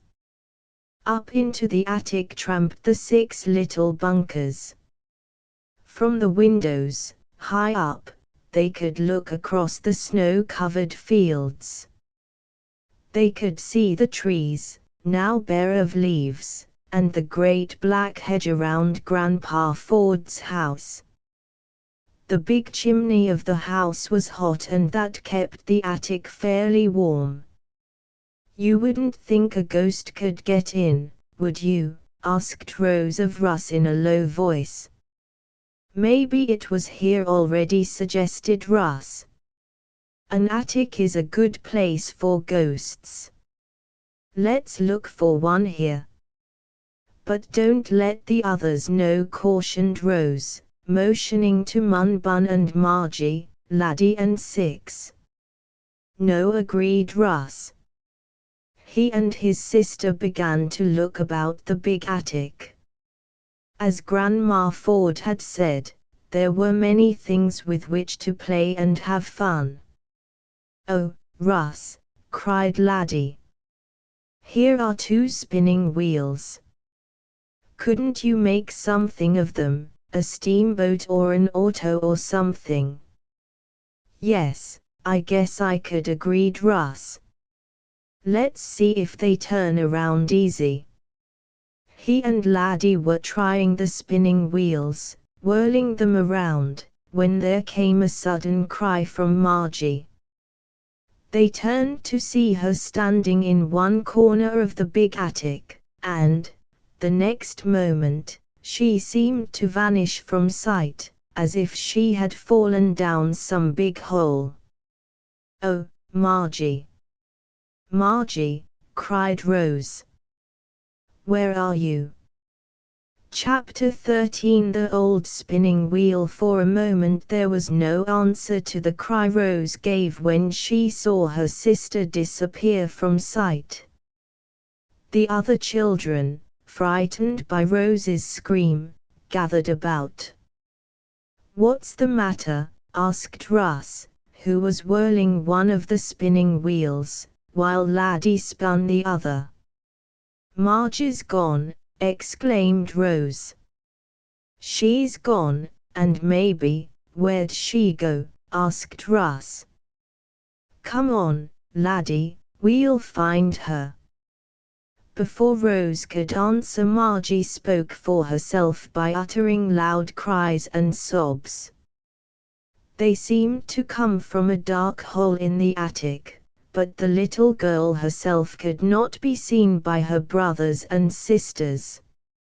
Oh, get me out! Get me out! Screamed Margie. I don't like it here. It's dark. The 5 little bunkers were puzzled. It was worse than some of Laddie's riddles. They could hear Margie, but they could not see her. She had gone into a dark corner, and that seemed to be the last of her. Oh, what shall we do? Asked Rose. We better go for Daddy or Mother or Grandpa, said Russ. I'll go, offered Laddie. But there was no need, for just then up the attic stairs came Mrs. Bunker and Grandma Ford. They knew right away that something was the matter. What is it? Asked Mrs. Bunker. Margie's gone, and we can't find her, but we can hear her, explained Rose. She need not have said the last, for Margie was still screaming, I want to get out. Take me out. It's terrible dark here. Oh, the poor child's in the nut cubby hole, cried Grandma Ford. Of course it's dark there. Wait a minute, my dear, and I'll get you out, she said. Grandma Ford quickly crossed the attic. Then she stooped over in the dark corner, reached down, and lifted something up, and there was Margie. The little girl was carried into the light, crying and sobbing, but, as soon as she found out there was nothing the matter with her, and that she was with her mother and grandmother and brothers and sisters, she stopped crying. What happened to you, Margie? Asked Russ. I don't know, she answered. I just slipped like once when I rolled downhill. She fell into the nut cubby hole, explained Grandma Ford. There are many nut trees on Great Hedge Estate, and the Ripley family used to gather the nuts and store them here in the attic to dry. But the rats and mice used to take a great many of the nuts, so they built a sort of big box down in a hole in the floor. The hole was there anyhow, being part of the attic. But it was lined with tin, so the mice could not gnaw through, and the nuts were stored in it. I meant to tell you children to look out for it, as it is like a hole in the floor, though it is not very deep, and one end slopes down, like a hill, so you slide into it instead of falling. But I forgot about it, and I forgot that the cover has been off the nut cubby hole for some time. So Margie, walking in the dark corner, slid into this hole. That's what I did, said the little girl. I slid just like going downhill. That's why she disappeared so suddenly, went on Grandma Ford. The tin, being smooth, didn't hurt her a bit, as she slid. And it is very dark in there. But after this I'll keep the cover on, so no more of my little bunkers will get into trouble." By the gleam of a candle which she lighted, Grandma Ford showed the children the nut cubby hole into which Margie had fallen.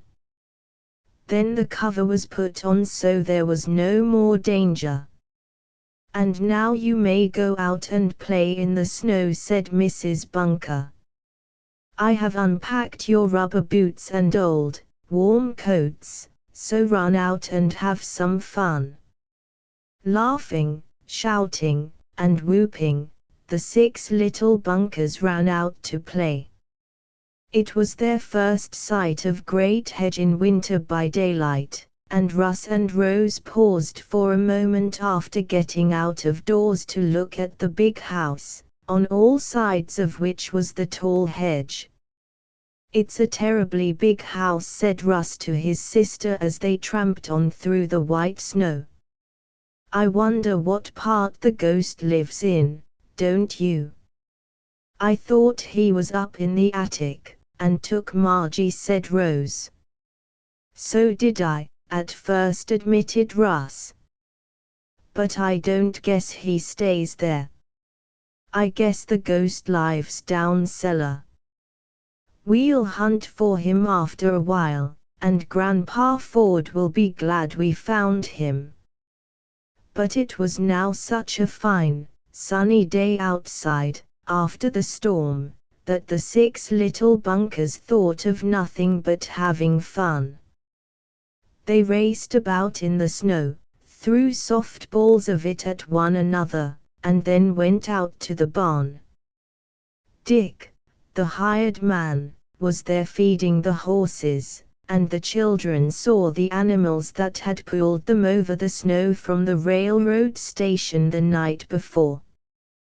There were several small sleds in the barn, some that Grandma Ford had bought when it was decided that the 6 little bunkers would visit Great Hedge Estate, and they were just the proper toys for the 6 little children. Soon they were coasting down a small hill which Dick showed them and also helped trample down smooth for them. For snow on a hill has to be packed hard and made smooth before one can coast well. "Let's have a race," cried Russ, as he and Laddie had their turn riding down the slope. "All right, I can beat you," Laddie shouted. And he would have done so, too, only he guided wrong, and his sled went into a bank of snow, upsetting and tumbling him off. "But I like it," he shouted as he got up and shook the snow from him. "When are you going to make the snowman?" asked Six. "I want to see a snowman." "And are you going to put a phonograph inside him, Russ, and make him talk?" "I am if I can find a phonograph little enough," said Russ. But Russ did not wait for that. With Laddie to help him, he rolled 2 or 3 balls of snow. It was soft, for the sun was now warm, and the snow packed well. The snowballs were put together, and thus the snowman was started. The 6 little bunkers then made arms and legs for him, stuck pieces of coal in for buttons on his coat and for his eyes and nose and mouth, and then Dick gave them an old hat to put on the snowman's head. "Now he won't catch cold," said Dick, when the hat had been stuck on. "Could he catch cold?" asked Six. "I don't see how he could, 'cause he's cold already. He makes my hands cold," and she showed her little red fingers. "Well, if you hear him sneeze, come in and tell me," said Dick with a smile. "If a snowman sneezes, that's a sure sign he's catching cold. So listen if you hear this one go a kerchoo." That means we'll have to get the doctor. I guess that's only a joke, like some of Laddie's riddles, remarked Russ, when Dick had gone back to the barn. I'm going to make up a riddle about a snowman, but I haven't got it thought out yet, said Laddie. Come on, Russ, let's make a snow fort. The snowman being finished, the two older Bunker boys let the smaller children play with it, and throw snowballs at it, trying to knock off the old hat, and Laddie and Russ started work on the fort. They had great fun at this, and made quite a big fort, getting inside it and throwing snowballs at a make-believe enemy on the outside.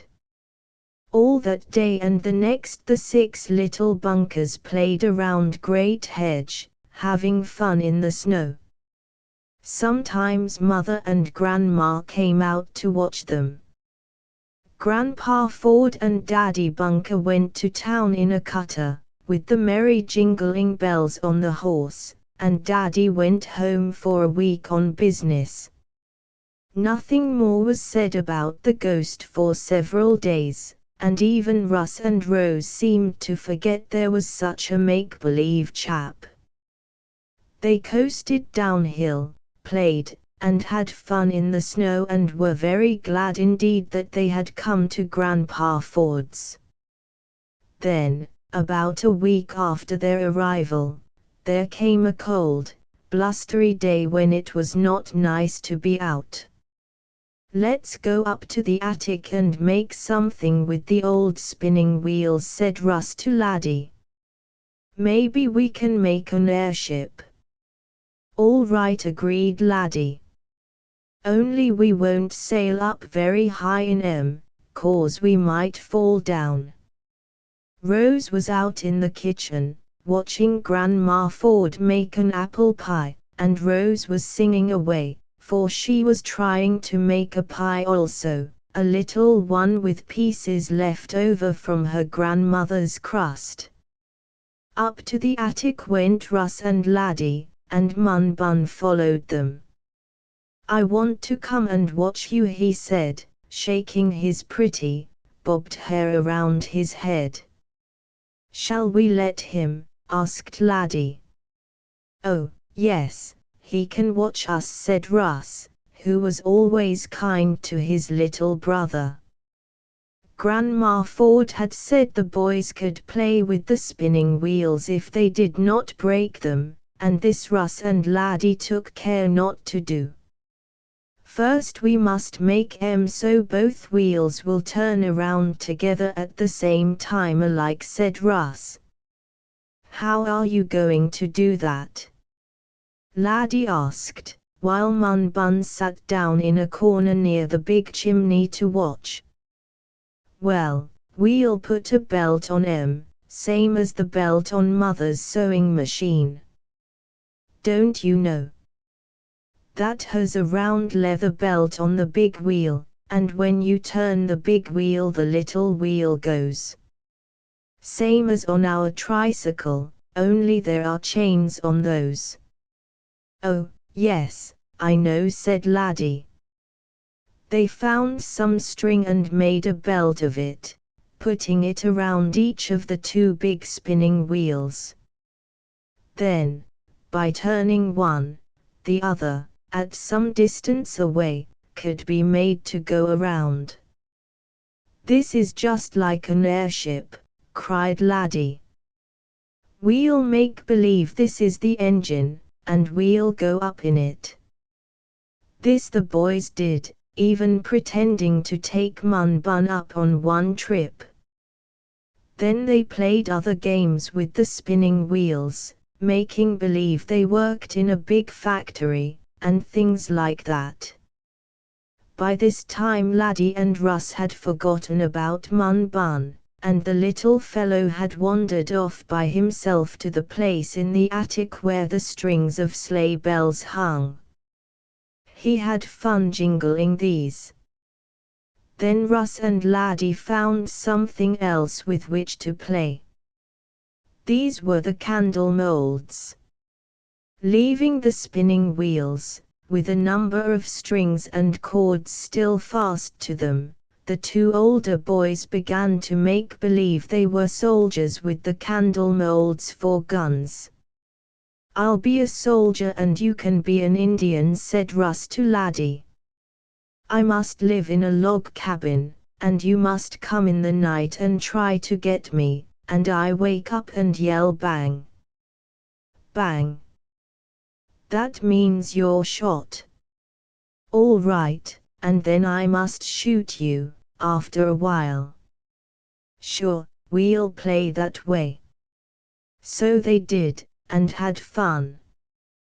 They aimed at one another with the candlestick molds and shouted so many bangs, that the attic echoed with the noise.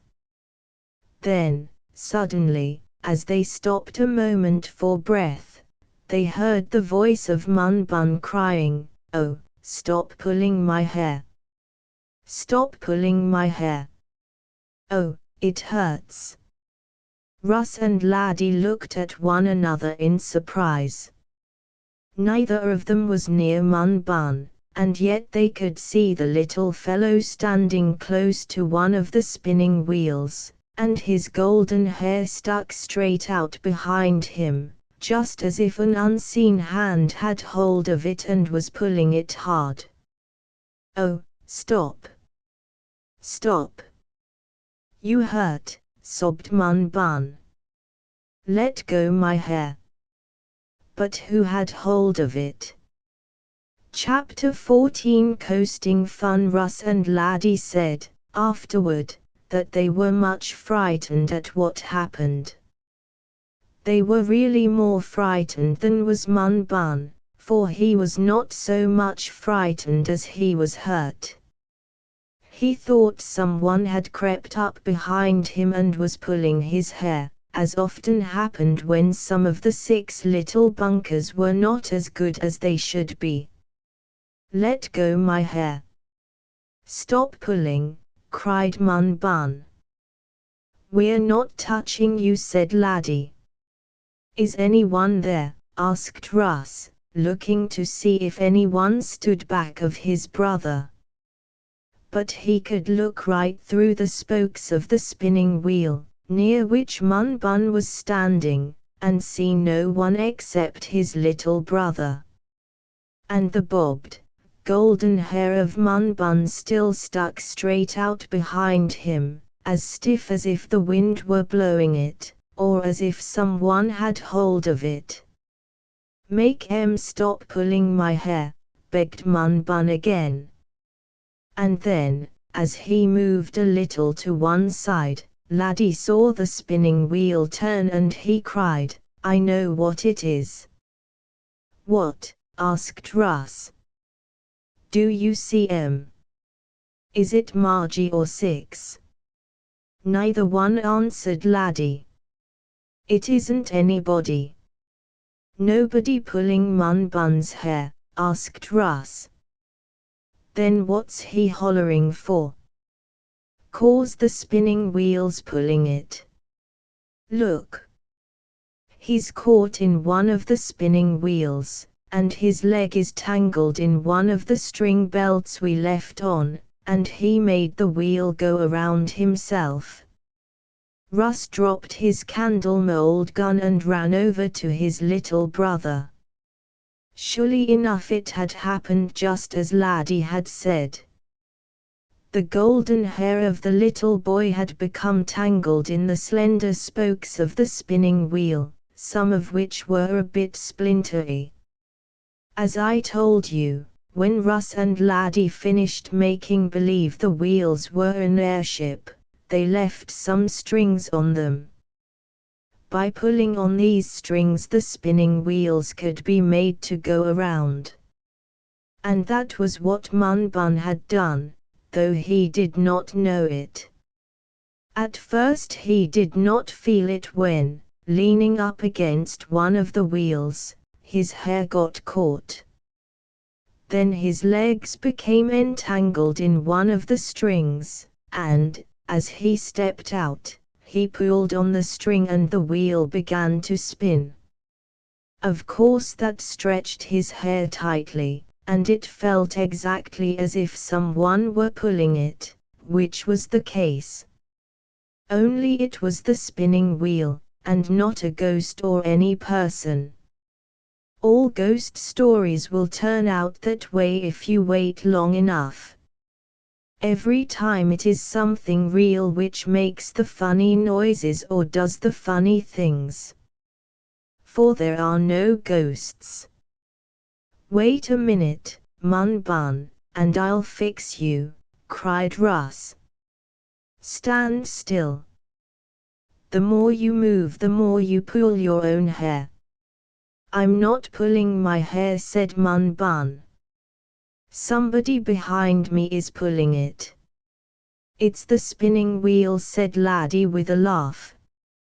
Then, when they had untangled Mun Bun's hair, they showed him how it all had happened. He had really pulled his own hair. Of course, he was not hurt very much, for only a little of his hair had stuck to the wheel. I can make a riddle up about this, said Laddie when Mun Bun was free once more. How? Asked Russ. Oh, I don't know just yet, but it'll be something about how can you pull your own hair and not pull it. And the answer will be a spinning wheel. Can I make the spinning wheels go round? Asked Mun Bun, who wanted to have some fun after his trouble. Yes, you can play with them, agreed Russ. That is, with one of them.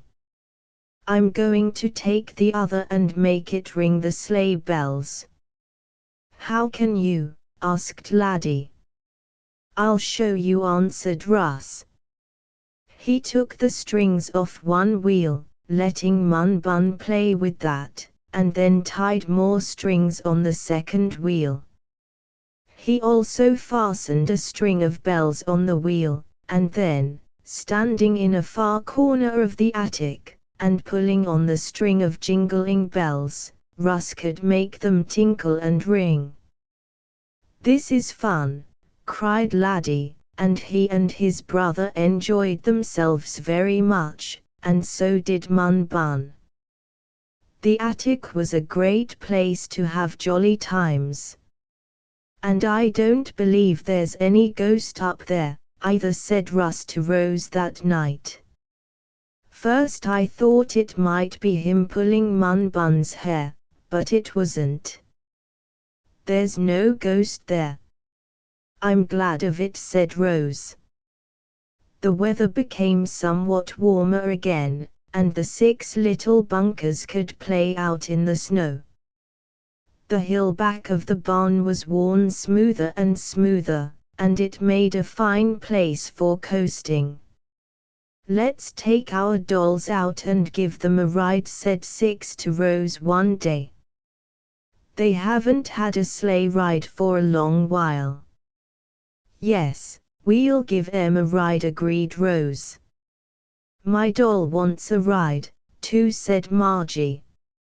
Russ, Laddie and Mun Bun were making another snowman, which was to be a regular giant, so the girls had the coasting hill to themselves. They took 2 sleds, for Six wanted to go by herself.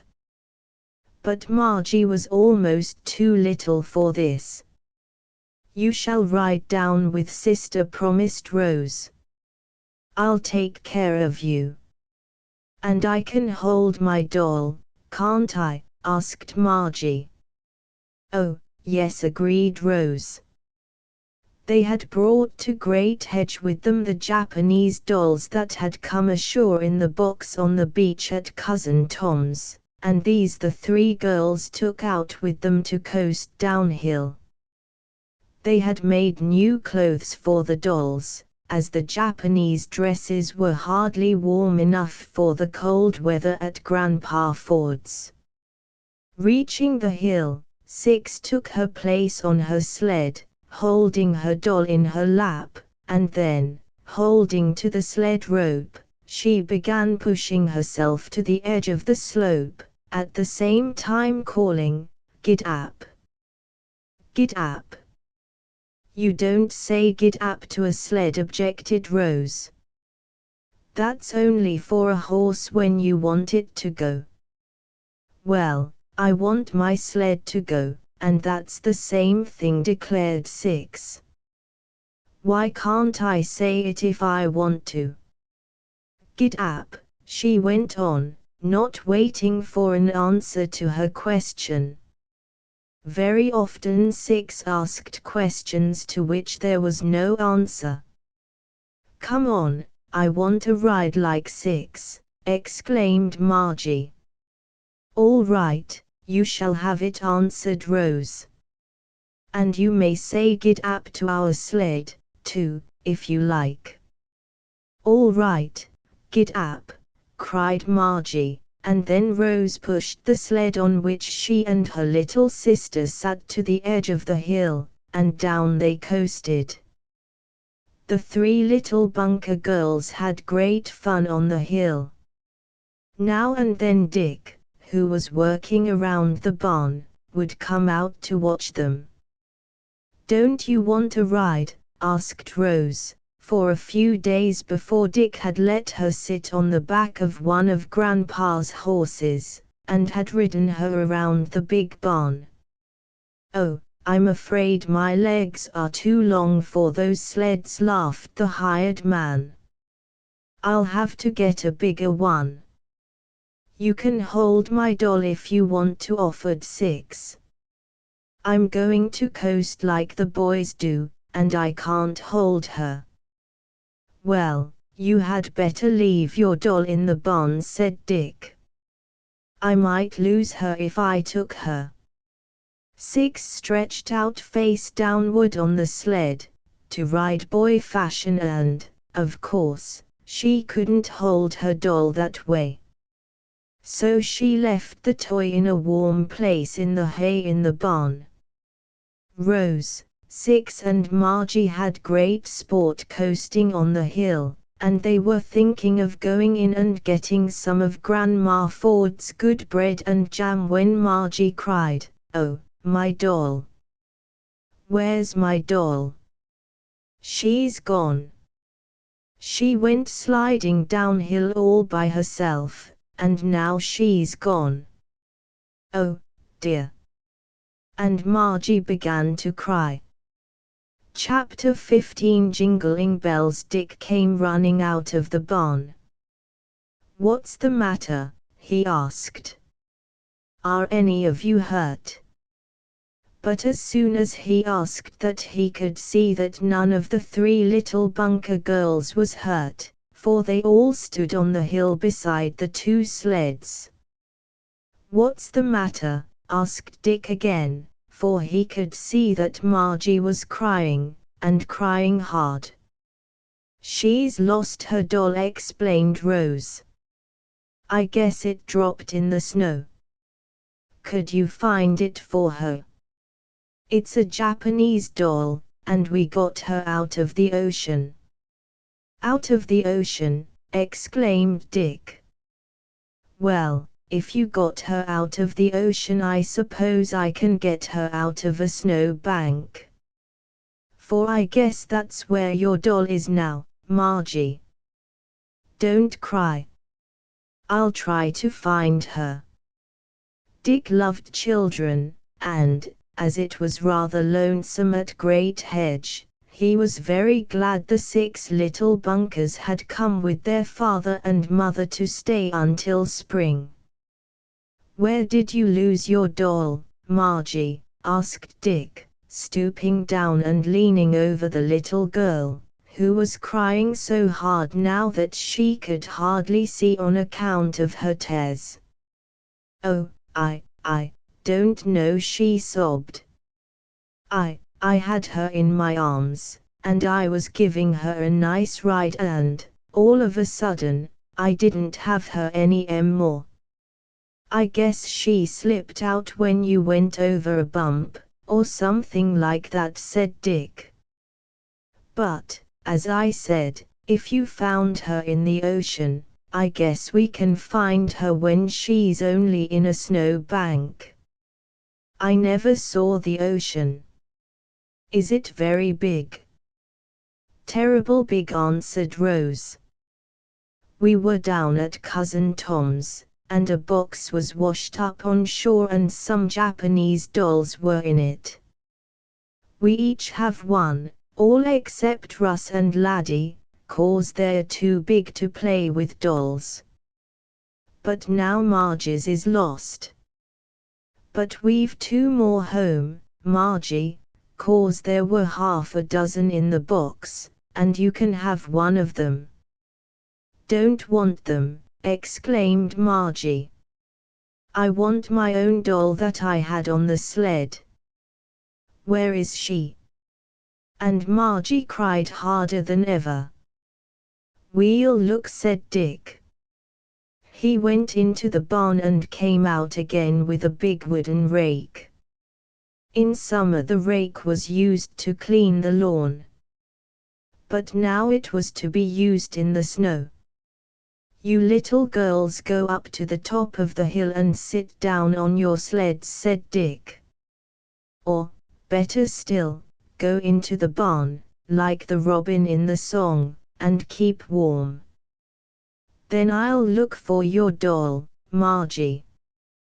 Then, with the long, wooden rake the man began combing, as Six called it, the snow along the hill. There was no need to look in the middle, where the sled slid down, for there the snow was packed hard, and anything, even smaller than a good-sized Japanese doll, could be seen easily. But Dick raked on each side in the soft snow. Pretty soon he cried, "Hooray!" Did you find it? Asked Six. Yes, this time I have it, replied Dick, and he held up to view Margie's lost doll. She had fallen into the soft snow, and was not hurt a bit. Oh, I'm so glad, cried Margie. After the snow had been brushed off the Japanese doll, Margie hugged her close in her arms. I'm never, never, never going to lose you again, cried the little girl. And we're much obliged to you for finding her, said Rose to Dick. Oh, yes, I forgot.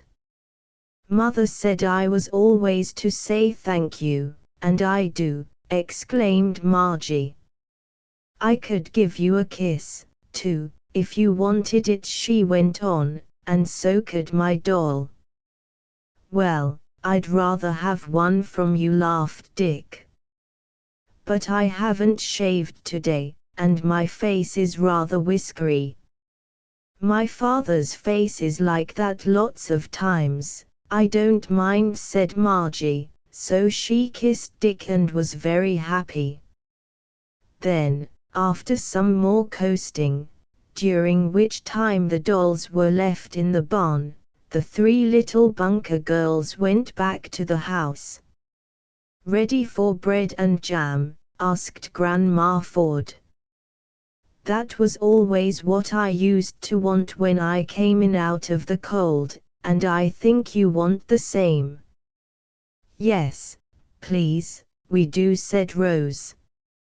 Oh, yes, please, added Six. I lost my doll, said Margie, but Dick raked her up and I did give him a kiss. That was nice, laughed Grandma Ford. As she was spreading the bread and jam for Rose, Margie and Six, in came Russ, Laddie and Mun Bun, leaving, of course, the snowman outside. And you can easily guess what the boys wanted. Bread and jam. That's just it, and you may go to the head of the class. I wish I had some bread and jam to give you for guessing right, but I haven't. The next day when Daddy Bunker, who had come back from business, and Grandpa Ford went out to the barn to look at one of the horses that had a cold. Russ and Laddie followed. On the way they passed a small house, or pen, such as chickens are kept in, and from it came a loud, gobble-obble-obble. "What's that?" asked Mun Bun. "Is it a hand organ monkey?" "Oh, no," laughed Grandpa Ford. "That's our prize turkey, and do you know what he says?" "Did he say anything?" asked Russ. "Oh, indeed he did," said Grandpa Ford with a laugh. "You see, I understand turkey talk, and this bird just said, 'Thanksgiving is coming, and then I'll be gobbled-obbled-obbled.' That's what he said, and it's going to come true. That's going to be part of our Thanksgiving Day dinner." "I like turkey," said Russ. "Is Thanksgiving coming soon?" "Next week," his father told him. "You want to get up good appetites between now and then." "I'm hungry now," said Laddie, though how he could be, having only had breakfast a little while before, I don't know. But lots of children are that way. There was plenty to see and do around Great Hedge Estate, and after the 6 little bunkers had peeped in at the big Thanksgiving turkey, they played around the barn a bit and then romped in the snow. In the afternoon Grandpa Ford hitched a team of horses to a big sled, the same one that had brought them from the station, and took them all for a long ride, the bells merrily jingling all the way. They stopped in the city of Tarrington on the way home, and bought some things Grandma Ford wanted for the Thanksgiving dinner. Coming home in the afternoon, the children went up to the attic to play again, taking some apples with them to have a play party.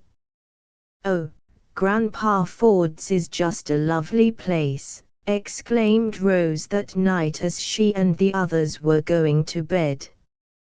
"And we didn't hear any more funny ghost noises," said Russ in a low voice. "I guess the ghost has gone, Rose." "I guess so, too. I didn't hear Daddy or Mother or Grandpa or Grandma say any more about it." That night Mun Bun awakened, and called to his mother to give him a drink of water. As it happened, Rose and Russ were also awake, and Margie, hearing her brother ask for water, wanted some, too. So there were several of the Bunkers awake at once. Just as Mrs. Bunker was giving Mun Bun his drink, there suddenly sounded through the dim and silent house the loud ringing of a string of sleigh bells. "What's that?" called Grandma Ford from across the hall. "Is someone stopping out in front?" "I'll look," said Grandpa Ford. It was bright moonlight, and he could see plainly. "No one there," he said. The bells jingled again, more loudly. "They're up in the attic," cried Russ. "Someone is ringing the bells in the attic." Chapter 16 Thanksgiving Fun. By this time it seemed as if everyone in Grandpa Ford's house at Great Hedge was awake.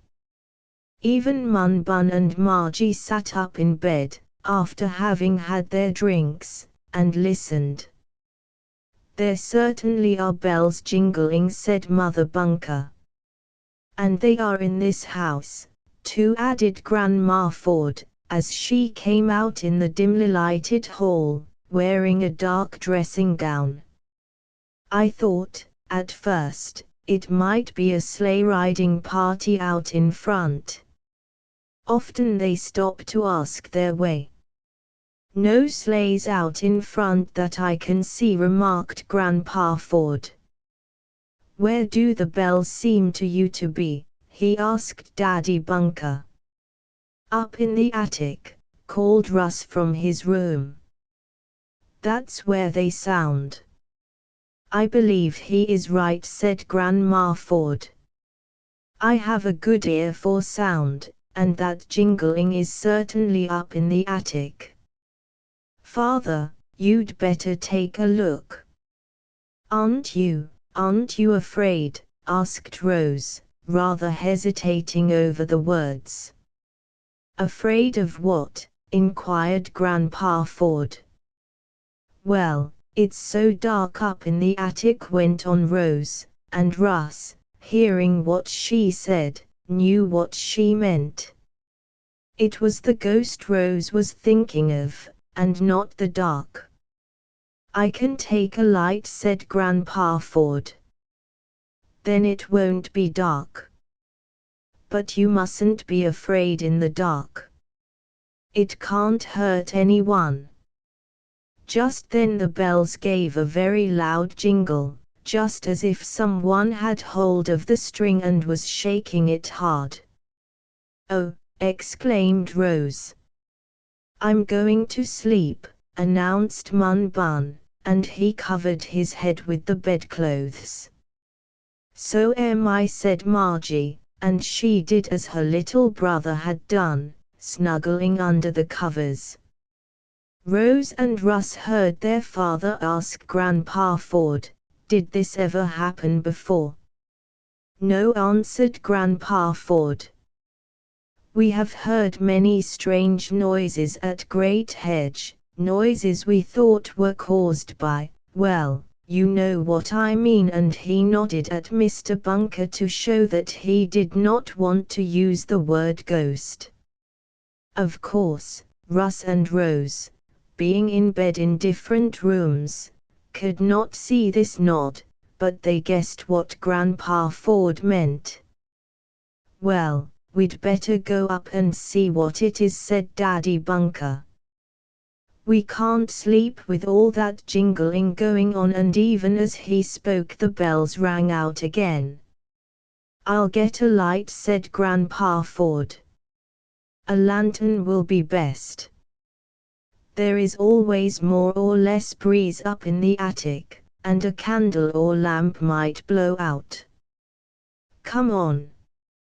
Daddy Bunker and Grandpa Ford went up into the attic, while the 6 little bunkers, 2 of them with their heads under the covers, waited to hear what would happen. So did Mother Bunker and Grandma Ford. The 2 men were heard tramping around in the attic, and then, suddenly, just as the bells gave another jingle, there was a loud laugh. "There! It's all right," said Mother Bunker. "They've found the whatever it was," she said quickly. "And it must be funny, for hear them laugh." Down came Daddy Bunker and Grandpa Ford. Grandpa Ford carried the lantern, and Daddy Bunker had something in his hand. "Here's what caused all the trouble," he said, and he held out something round and red. "An apple!" cried Russ, who had come out in the hall to see. "Just an apple," went on Daddy Bunker. "This apple made all the noise, or, rather, was the cause of the bells jingling." "How could an apple make bells jingle?" asked Laddie. "Is that a riddle, Daddy?" "Well, almost, you might say. This is how it happened. When Grandpa Ford and I got up to the attic, we saw the string of sleigh bells hanging from a nail, where you children must have left them when you last played with them. But we couldn't see anyone near them who might have rung them, and there was no one in the attic, as far as we knew. Then, even as we stood there, waiting and looking about, I saw the string of bells move, and then they jingled, and, looking down on the floor, I saw a big rat trying to carry this apple away in his mouth. Oh, Daddy, cried Rose, how could a rat carrying an apple away in his mouth make the bells ring? Easily enough, her father answered. The apple was tied on a string, as I suppose some of you children left it when you got through playing this afternoon. And the other end of the cord was tied to the string of bells. That was also more of your play, I suppose. The rat came out of his hole in the attic, smelled the apple on the floor, and tried to drag it into his cupboard. But the string held it fast, and as the rat pulled and tugged he made the sleigh bells jingle, for every time he pulled the apple he pulled the string, and every time he pulled the string he pulled the bells. And is that all there was? Asked Grandma Ford. All there was, answered Grandpa Ford. Just a rat trying to have a nice apple supper made the bells ring. Well, I'm glad I know what it was, said Mother Bunker. If I hear a noise in the night I like to know what it is and where it comes from. Now I can go back to sleep. So can I, said Rose. And the other little bunkers said the same thing.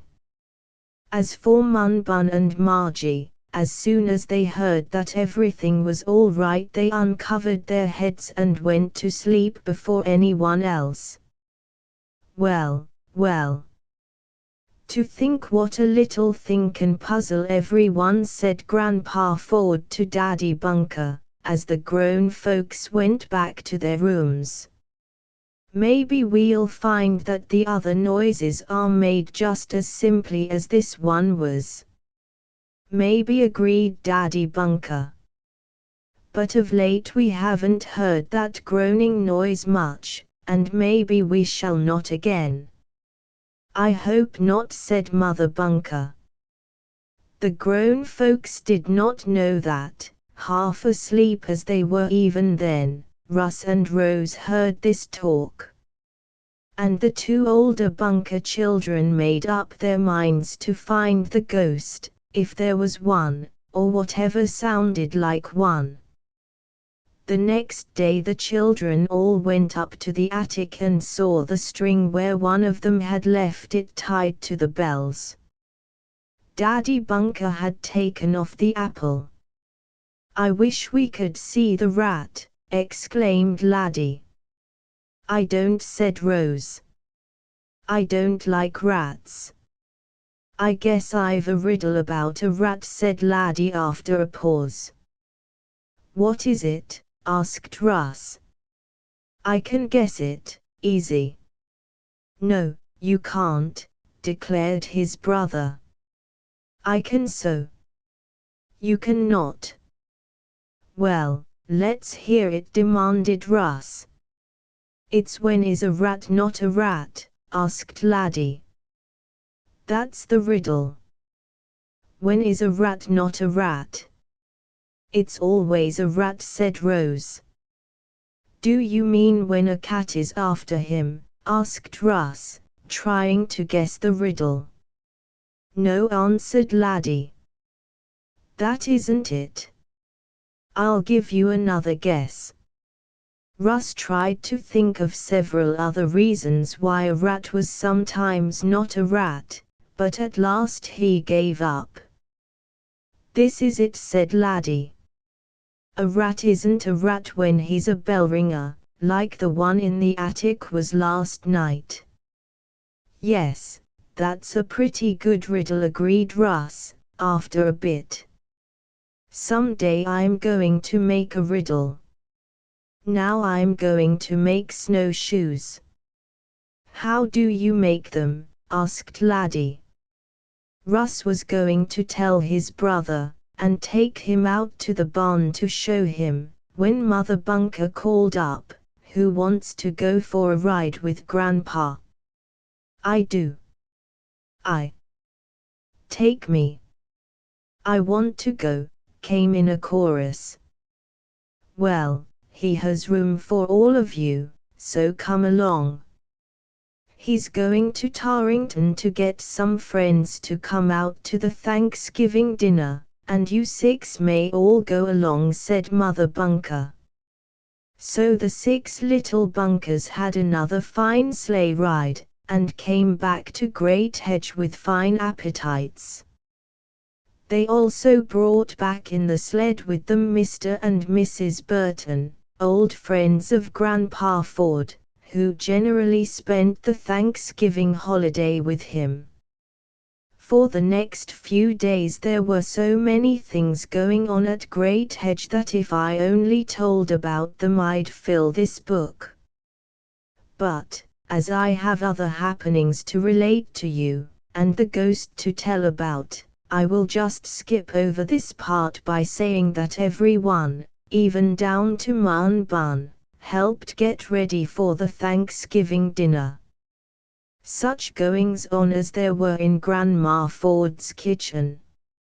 Such delicious smells of cake and pie and pudding. Such baking, roasting, boiling, frying and stewing.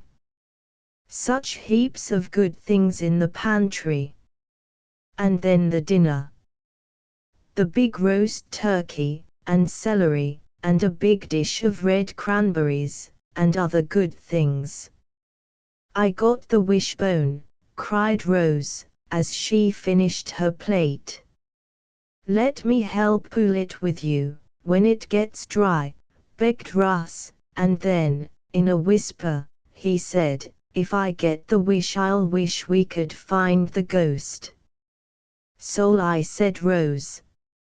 After dinner the children played games in the house, as it blew up cold and blustery and was not nice to go out in the snow.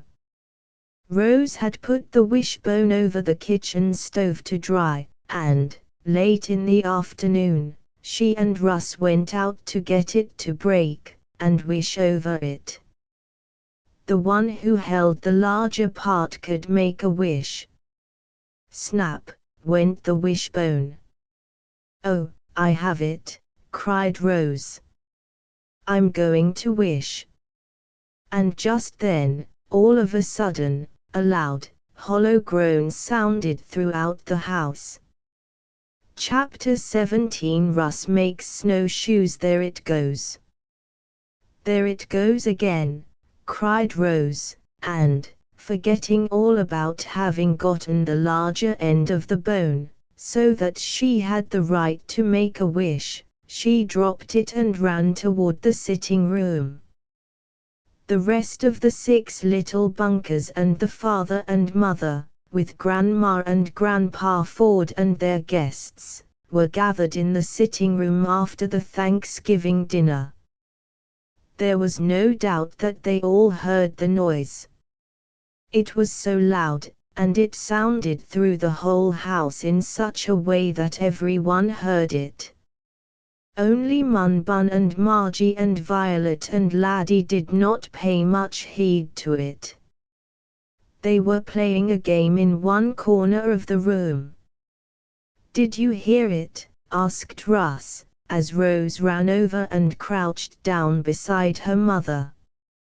I heard a noise, yes, answered Mrs. Bunker quietly. We all heard it, and there it goes again, exclaimed Grandpa Ford. Oughm, came the awful sound. It's the wind, said Grandma Ford. The wind isn't blowing, said Daddy Bunker. It must be something else. There is no wind. There was a little, but not enough to blow the snow about. It had been blustery, so cold and blowy, in fact, that the 6 little bunkers could not go out to play.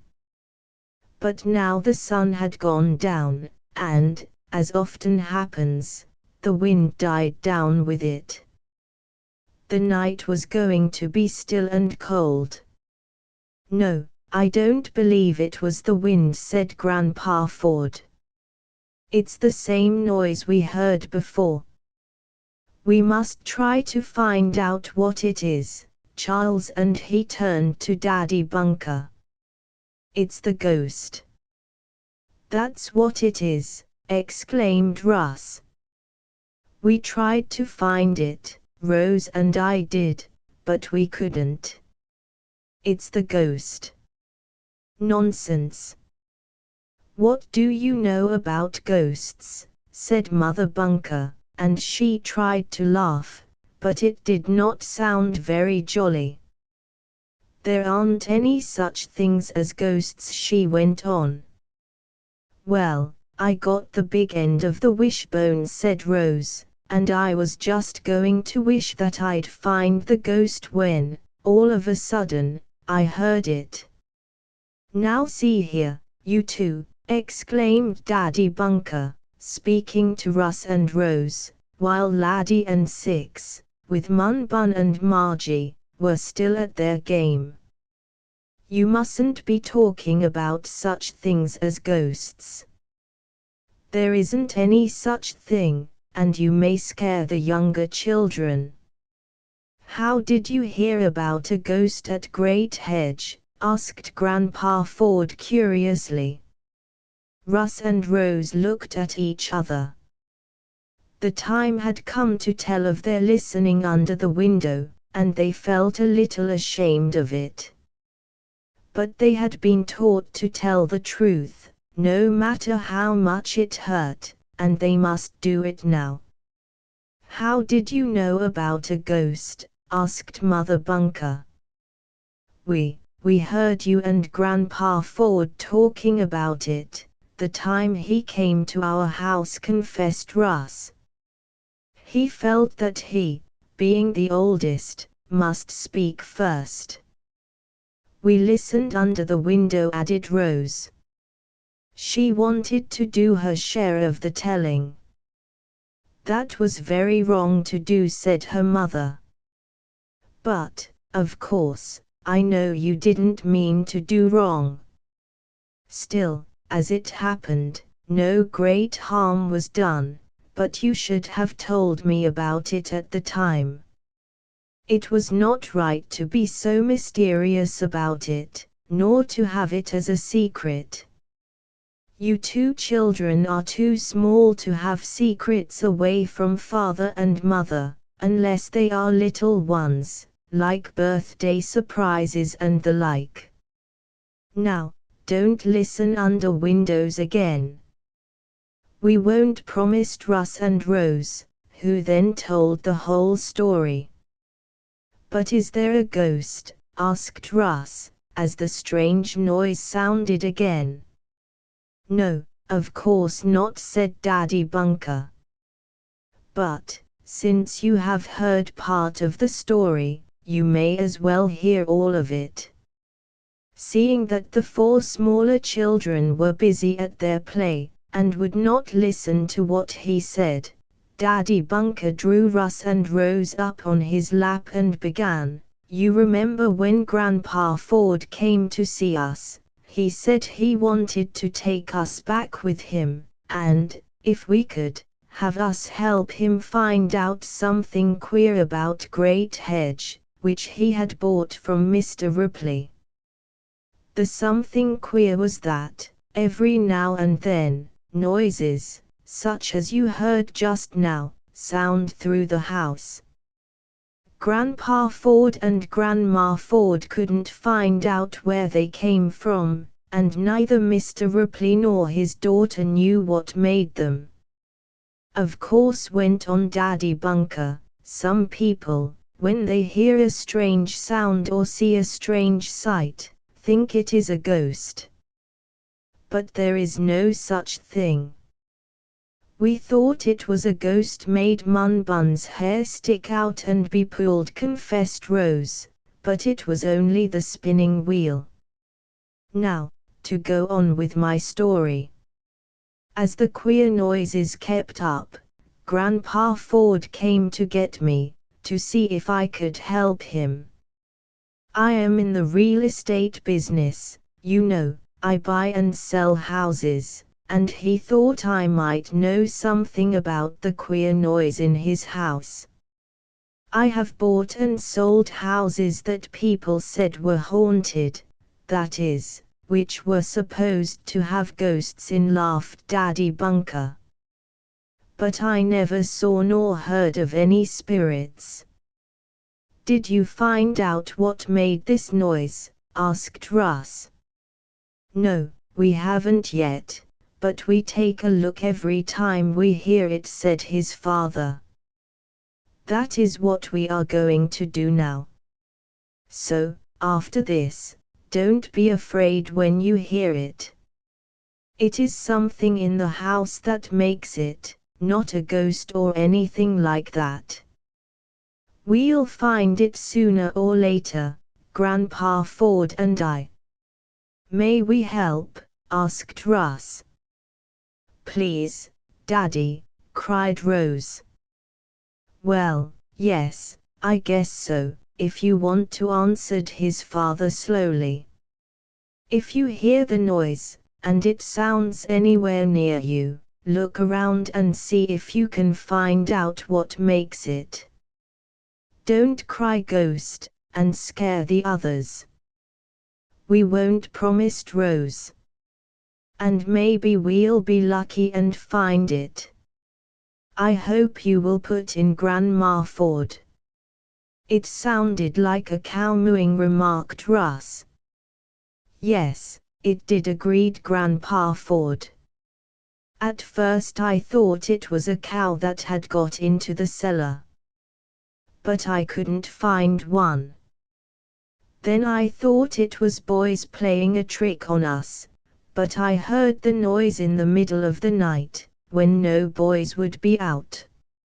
I don't know what makes it, but I'd like to find the ghost, as I call it, though I'm not going to after this. That isn't a good name. We'll just call it Mr. Noise. And we'll help you find Mr. Noise, laughed Russ. Laddie came from where he was playing with a new riddle, and, while they were laughing over it, the groaning noise sounded again. Listen, all of you, and see if you can tell where it is, said Grandpa Ford. Russ and Rose listened. So did Laddie and Violet, but Mun Bun and Margie kept on playing with their dolls. It's a tree rubbing against the house outside, said Russ. I thought so at first, said Grandpa Ford, but there are now no trees that rub. I cut off the branches of those that did. Each one thought it was in a different room, but a search showed nothing out of the way. They were all very much puzzled. It's worse than one of Laddie's queer riddles, said Daddy Bunker, when he and Grandpa Ford came back from having searched in several of the rooms. They listened for a while longer, but the noise was not heard again, and then it was time to go to bed. The wind sprang up again and the clouds seemed to promise more snow. And, surely enough, in the morning, the white flakes were falling thick and fast. They'll cover up our snowman, said Laddie to Russ. Never mind. I know how we can have more fun, said the older boy. How? I'll make some snowshoes for us, and we can walk without sinking down in the snow. How can you do that? Oh, I'll show you.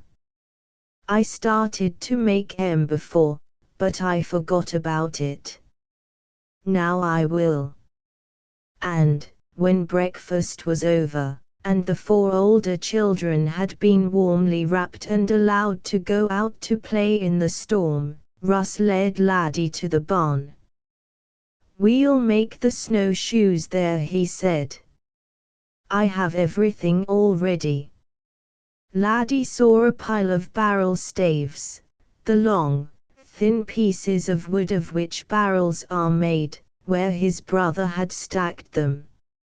Russ also had some pieces of rope, a hammer and some nails, and some long poles. "What are they for?" asked Laddie, pointing to the poles. "That's to take hold of and help yourself along. It's awful hard to walk on snowshoes, real ones, I mean. And, maybe, it'll be harder to walk on the barrel kind I'm going to make." Then Russ began making the snowshoes. Chapter 18 On skates. You have probably all seen pictures of regular snowshoes, even if you have not seen real snowshoes, so you know how much like big lawn tennis rackets they look. Snowshoes are broad and flat, and fasten on outside of one's regular shoes, so a person can walk on the soft snow, or on the hard crust, without sinking down in.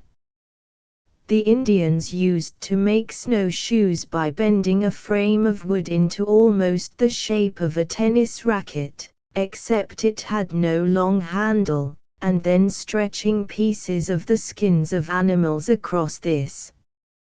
"But I'm not going to make that kind," said Russ. "What kind are you going to make?" asked Laddie as he watched his brother. "Oh, mine's going to be easier than that."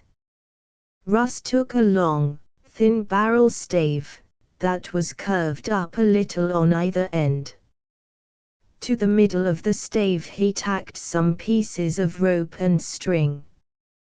"That's to tie the shoe to your foot," he explained to Laddie. In a little while, with his brother's help, Russ had made 4 of the barrel stave snowshoes, a pair for himself and a pair for Laddie. "Now all we have to do," said Russ, "is to tie 'em on and walk out on the snow. We won't sink down in, as we do with our regular feet, and we can go as fast as anything." "Won't we fall?" asked Laddie. "We'll hold on to the poles."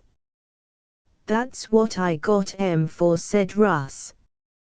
In a short time he and his brother had fastened the barrel staves to their shoes, winding and tying the cords and ropes, and even some old straps around and around. Their feet looked very queer, almost like those of some clown in the circus. But Laddie and Russ did not mind that. They wanted to walk on the homemade snowshoes. "Come on," called Russ, as he shuffled across the barn floor toward the door, from which led a big stretch of deep, white snow. "Come on, Laddie." I can't seem to walk," the little fellow said. "I keep stepping on my feet all the while." This was very true. As he took one step he would put the other snowshoe down on the one he had moved last, and then he could not raise the underneath foot. "Spread your legs apart and sort of slide along," said Russ.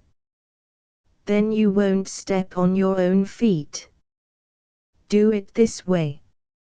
Russ separated one foot from the other as far as he could, and then he shuffled along, not raising his feet.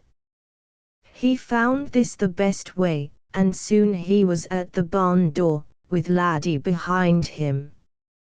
"Come on now, we'll start and walk on the snow, and we'll surprise Daddy and Mother," cried Russ. He did manage to glide over the snow, the broad, long barrel staves keeping him from sinking in the soft drifts. Laddie did not do quite so well, but he managed to get along. The boys held long poles, which helped to keep them from falling over, and, at first, so uneven was the walking that they might have fallen if it had not been for the long staffs.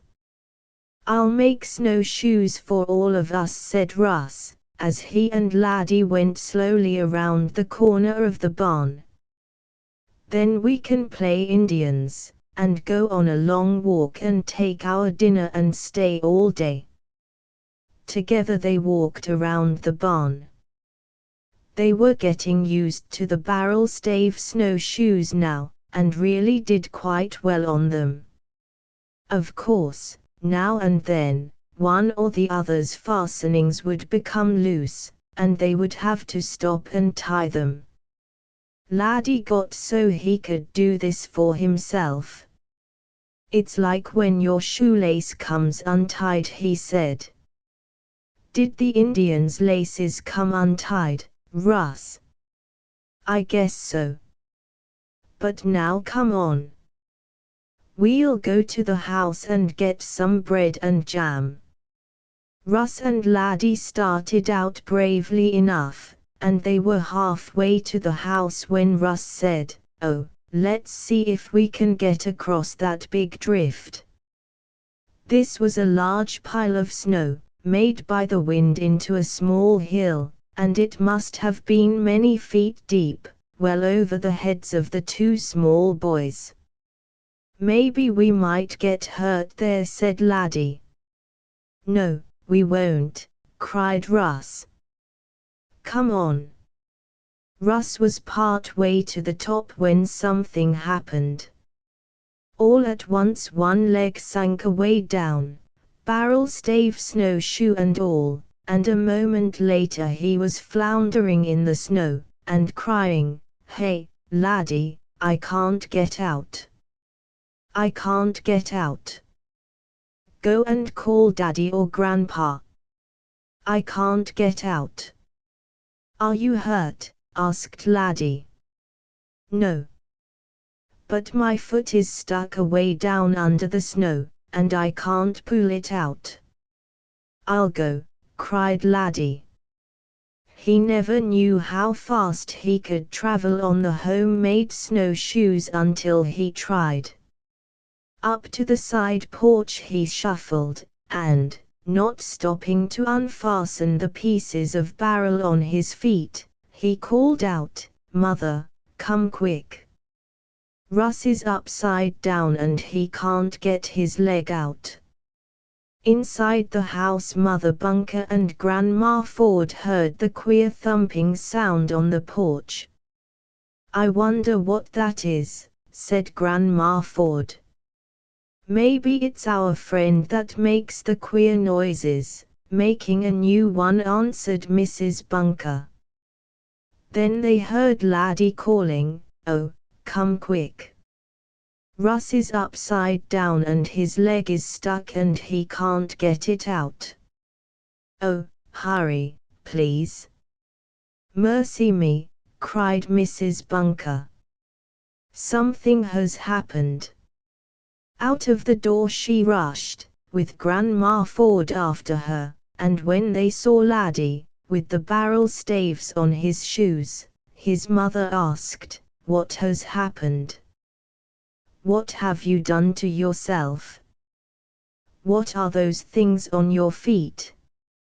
"Snowshoes that Russ made," was the answer. "He's got some on his own feet, but he fell into a snowbank and he can't get out and he's hollerin' like anything." "Oh, that's too bad," cried Grandma Ford. "But if he fell into a snowbank it's so soft he won't be hurt. But I'll get Grandpa to dig him out." But Daddy Bunker and Grandpa Ford had gone to town in the sled. But Dick, the hired man, was at home, and he came to help Mother Bunker and Grandma Ford. "I'll get you out, Russ. Don't cry," shouted Dick, as he ran up with his long rubber boots on. These were so high that he could wade into almost any snowdrift. "Don't cry, Russ." "I'm not crying," answered Laddie's brother. "I'm only hollerin' so somebody'll come and get me." My foot's stuck." And that is just what had happened to him. He had stepped into a soft part of the drift with one foot, and had nearly turned a somersault. Then the long barrel stave, tied fast to his shoe, became caught crossways under the hole in the snow, and Russ couldn't pull his foot out. He could not stand up, and so had to lie down, and one leg was out of sight down in the hole. "I'll soon have you out," cried Dick. He was as good as his word. Reaching down in, he loosened the barrel stave snowshoe from Russ's foot, and soon pulled the little boy up straight. Then he carried him to the porch. "I wouldn't go in deep places with those queer things on my feet any more," said Grandma Ford. "No, we won't," promised Russ. So, when the snowshoe was again tied on his foot, he and Laddie shuffled about where the snow was not too deep. They had lots of fun, and the other little bunkers came out to watch them. Mun Bun wanted a pair of the barrel stave snowshoes for himself, but his mother said he was too little, but Russ made some for Rose and Six. 2 days later, when the 6 little bunkers got out of bed, they found that the weather had turned warmer, and that it was raining. "Oh, now the nice snow will be all gone," cried Rose. "And we can't make any more snowmen and forts," added Russ. "But you can have fun when it freezes," said his father. "How?" asked Laddie. "You can go skating," was the answer. "There is a pond not far from Grandpa Ford's house, and when it freezes, as it will when the rain stops, you and the others can go skating." "I can skate a little," announced Russ. "So can I," said Laddie. "Did we bring any skates?" "Yes, we packed some from home," replied his mother. "I want to skate," exclaimed Mun Bun. "You can have fun sliding, you and Margie," said Rose. "And I'll pull you over the ice on a sled." This satisfied the smaller children, and then, as the weather was so bad that they could not go out and play, the 6 little bunkers stayed in the house and waited for the rain to be over and the ice to freeze. They played around the house and up in the attic, and, now and then, Russ and Rose found themselves listening for the queer noise. They didn't call it the ghost any longer. It was just the queer noise.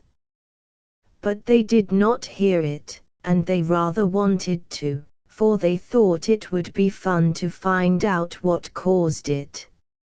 After 2 days of rain, the snow was all gone. The ground was bleak and bare, but the 6 little bunkers did not mind that, for they were eager for ice to freeze.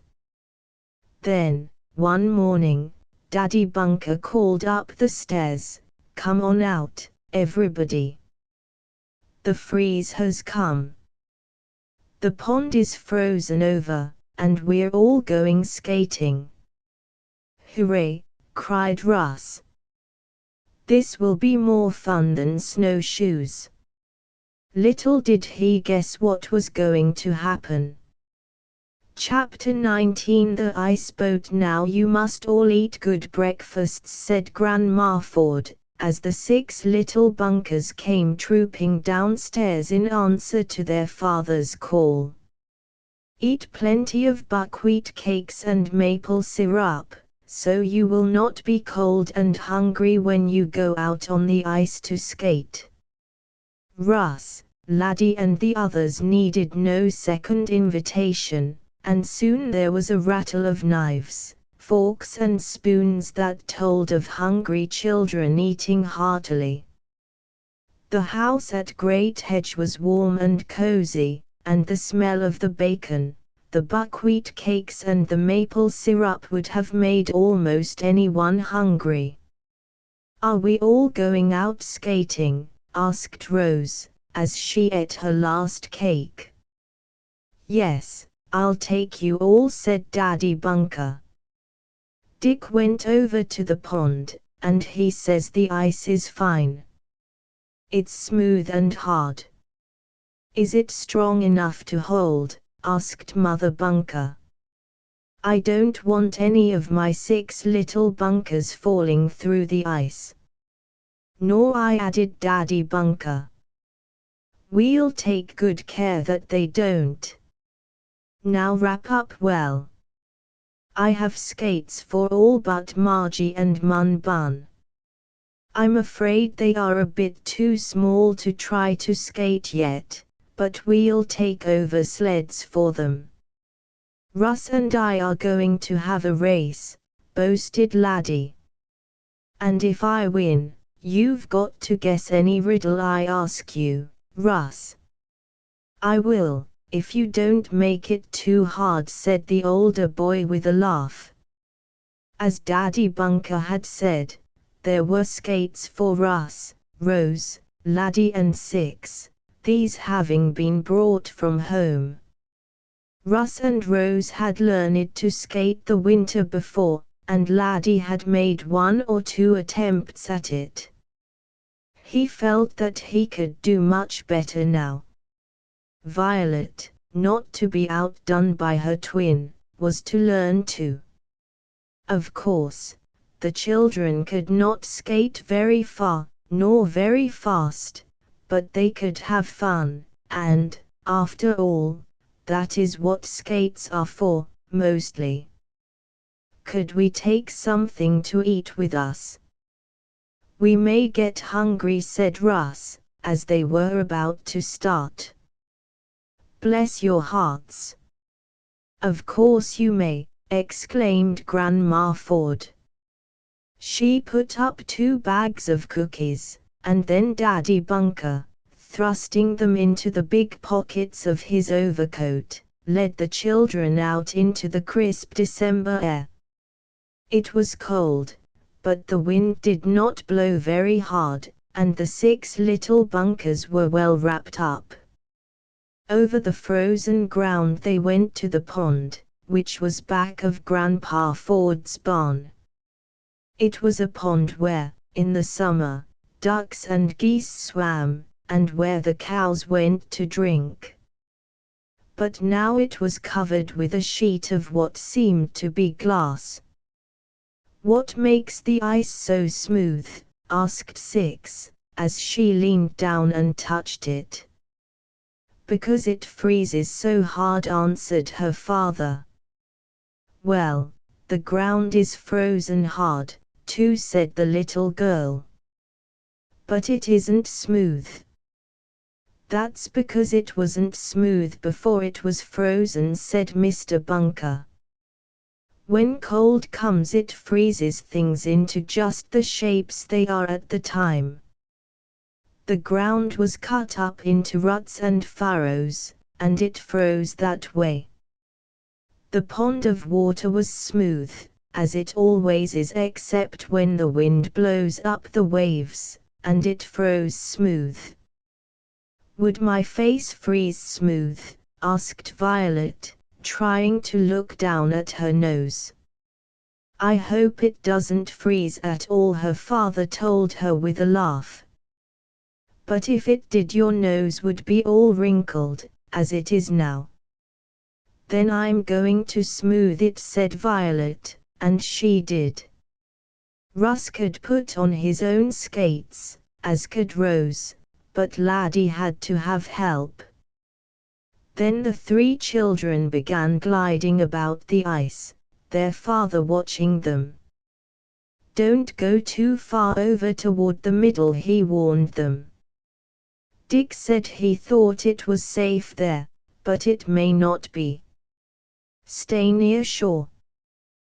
The children promised that they would, and they had great fun gliding about on the steel runners. Then Daddy Bunker put the skates on Six and held her up while he taught her how to take the strokes. It was very wobbly skating, you may be sure. Finally, however, she began to do very well for such a little girl and for such a short time. But after a while she said she was tired. "Very well," Six said Daddy Bunker, "you sit on one sled and take Mun Bun in your lap. Margie can sit on the smaller sled, and I'll fasten the two together with ropes. Then I can pull both." And Daddy Bunker did this.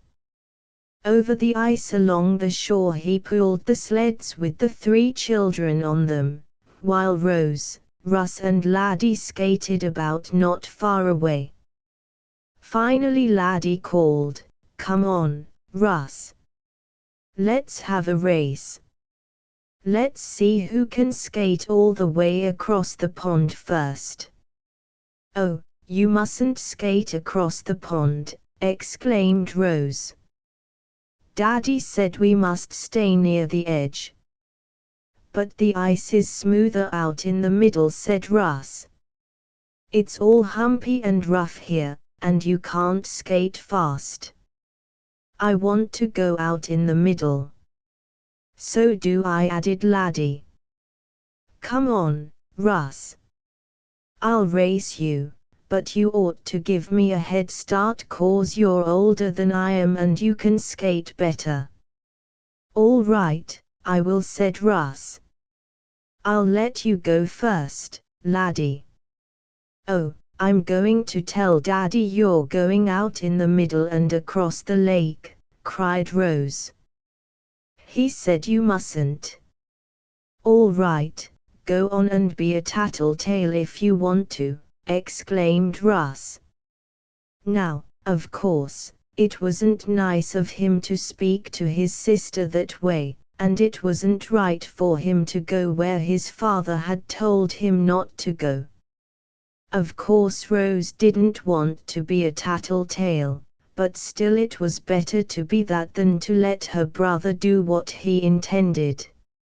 So, while Russ and Laddie got ready for their race, Rose skated, as quickly as she could, to the other end of the pond, where her father was giving Violet, Mun Bun and Margie some of Grandma's cookies, which they had brought along. "Come on, now. 1, 2, 3. Race," cried Russ, after he had let Laddie get a little start of him. Away the boys skated, toward the middle of the pond. At first Laddie was ahead, but Russ was the better skater and soon passed him. Russ was near the middle of the pond when suddenly there was a loud crack. Russ heard it and tried to stop himself and turn back. But he was going quite fast, and before he could slow up the ice in front of him cracked open. He saw a stretch of black water, and then, with a yell, into it splashed poor Russ. Before Russ could slow up, the ice in front of him cracked open. Before Russ could slow up, the ice in front of him cracked open. 6 Little Bunkers at Grandpa Ford's. Page 188. Oh, he's fallen in. "Russ has fallen in," shouted Laddie, who had seen what had happened. And he suddenly tripped and sat down, sliding slowly along, or he, too, might have gone through the hole in the ice. It was a good thing Rose had run and told her father what her brothers were going to do, for Mr. Bunker was already halfway to Russ when the ice broke. "I'll get you. I'll get you," called Mr. Bunker to Russ. "Rose, you look after the others, and I'll get Russ out." The pond is not very deep, and I'll soon have him out." Mr. Bunker ran out on the ice right toward the hole where the black water was. Russ had not fallen in head first, luckily, and now stood with the water about up to his waist. The ice broke under the weight of Mr. Bunker, and into the water he splashed, but he did not mind. Laddie had quickly crawled away from the vicinity of the hole, and he now went back to where Rose was looking after Margie, Mun Bun and Violet. "I've got you, Russ," cried Mr. Bunker, as he caught the scared boy in his arms. And then, wet as both of them were, Mr. Bunker managed to get up on ice that was firm enough to hold him, and hurried to the bank, carrying Russ with him. "I must get you home as soon as I can, and take off your wet clothes," he said. "You must be terribly cold. Laddie and Rose, take off your skates and follow after me. Bring Mun Bun and Margie, and tell Six to come. Hurry now. Russ, I told you not to go out in the middle, where the ice might break." I'm sorry, Daddy," shivered Russ. "I won't do it anymore." And I am glad to say he did not. Of course Mother Bunker and Grandma Ford were excited when Daddy Bunker came racing in, all dripping wet, with Russ, also soaked through, in his arms. But Grandmother Ford and Mother Bunker were used to accidents. Dry clothes were put on. The two shivering ones sat by the fire and drank hot milk, and soon they were all right again. The hole in the ice froze over in a little while, and the ice became so thick that even the grown men could go out in the middle of the pond. Then there was no danger of the children's tumbling in, and they were told they might play wherever they liked. Russ and Laddie had another race, one that was finished, and Russ won, so he did not have to guess Laddie's riddle. "If I had beat you," said Laddie, "I was going to ask you why is an automobile tire like a snake?" "Pooh, that's easy to guess," said Russ. "'Cause it's round and fat." "Nope," said Laddie. "It's 'cause a snake hisses and so does an auto tire when the air comes out." "Oh," said Russ. They were all in the house, after dinner, when Dick came in to ask Grandpa Ford about something that needed fixing in the barn. The hired man saw the children sitting about with nothing particular to do, and said, "How would you like to come for a ride in my boat?" "Where?" asked Russ eagerly. "On the pond," answered Dick. "The pond is covered with ice," said Russ. "Is that a riddle? How can you sail a boat on a pond that is covered with ice?" "I'm going to sail an ice boat," answered Dick. "Want to come down and see me, and have a ride?" Chapter XX Another night scare. You can easily imagine what the 6 little bunkers said when Dick asked this question about his ice boat. "I want to come," cried Russ. "I want a ride," shouted Laddie. "Shall we get wet?" asked Rose. "Oh, no, not in an ice boat," said Grandpa Ford. "I've seen Dick sail one before. An ice boat is like a big skate, you know. It just slides over the ice.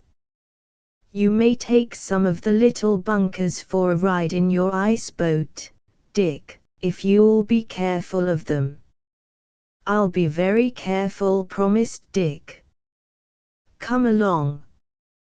With shouts and laughter the 6 little bunkers got ready to go down to the pond with Dick, and ride in his ice boat. I presume that not many of you have seen ice boats, so I will tell you a little about them. Those of you who know all about them need not read this part. As Grandpa Ford had said, an ice boat, in a way, is like a big skate or sled. It slides over the frozen ice of a pond, lake or river instead of sailing through the water, as another boat does.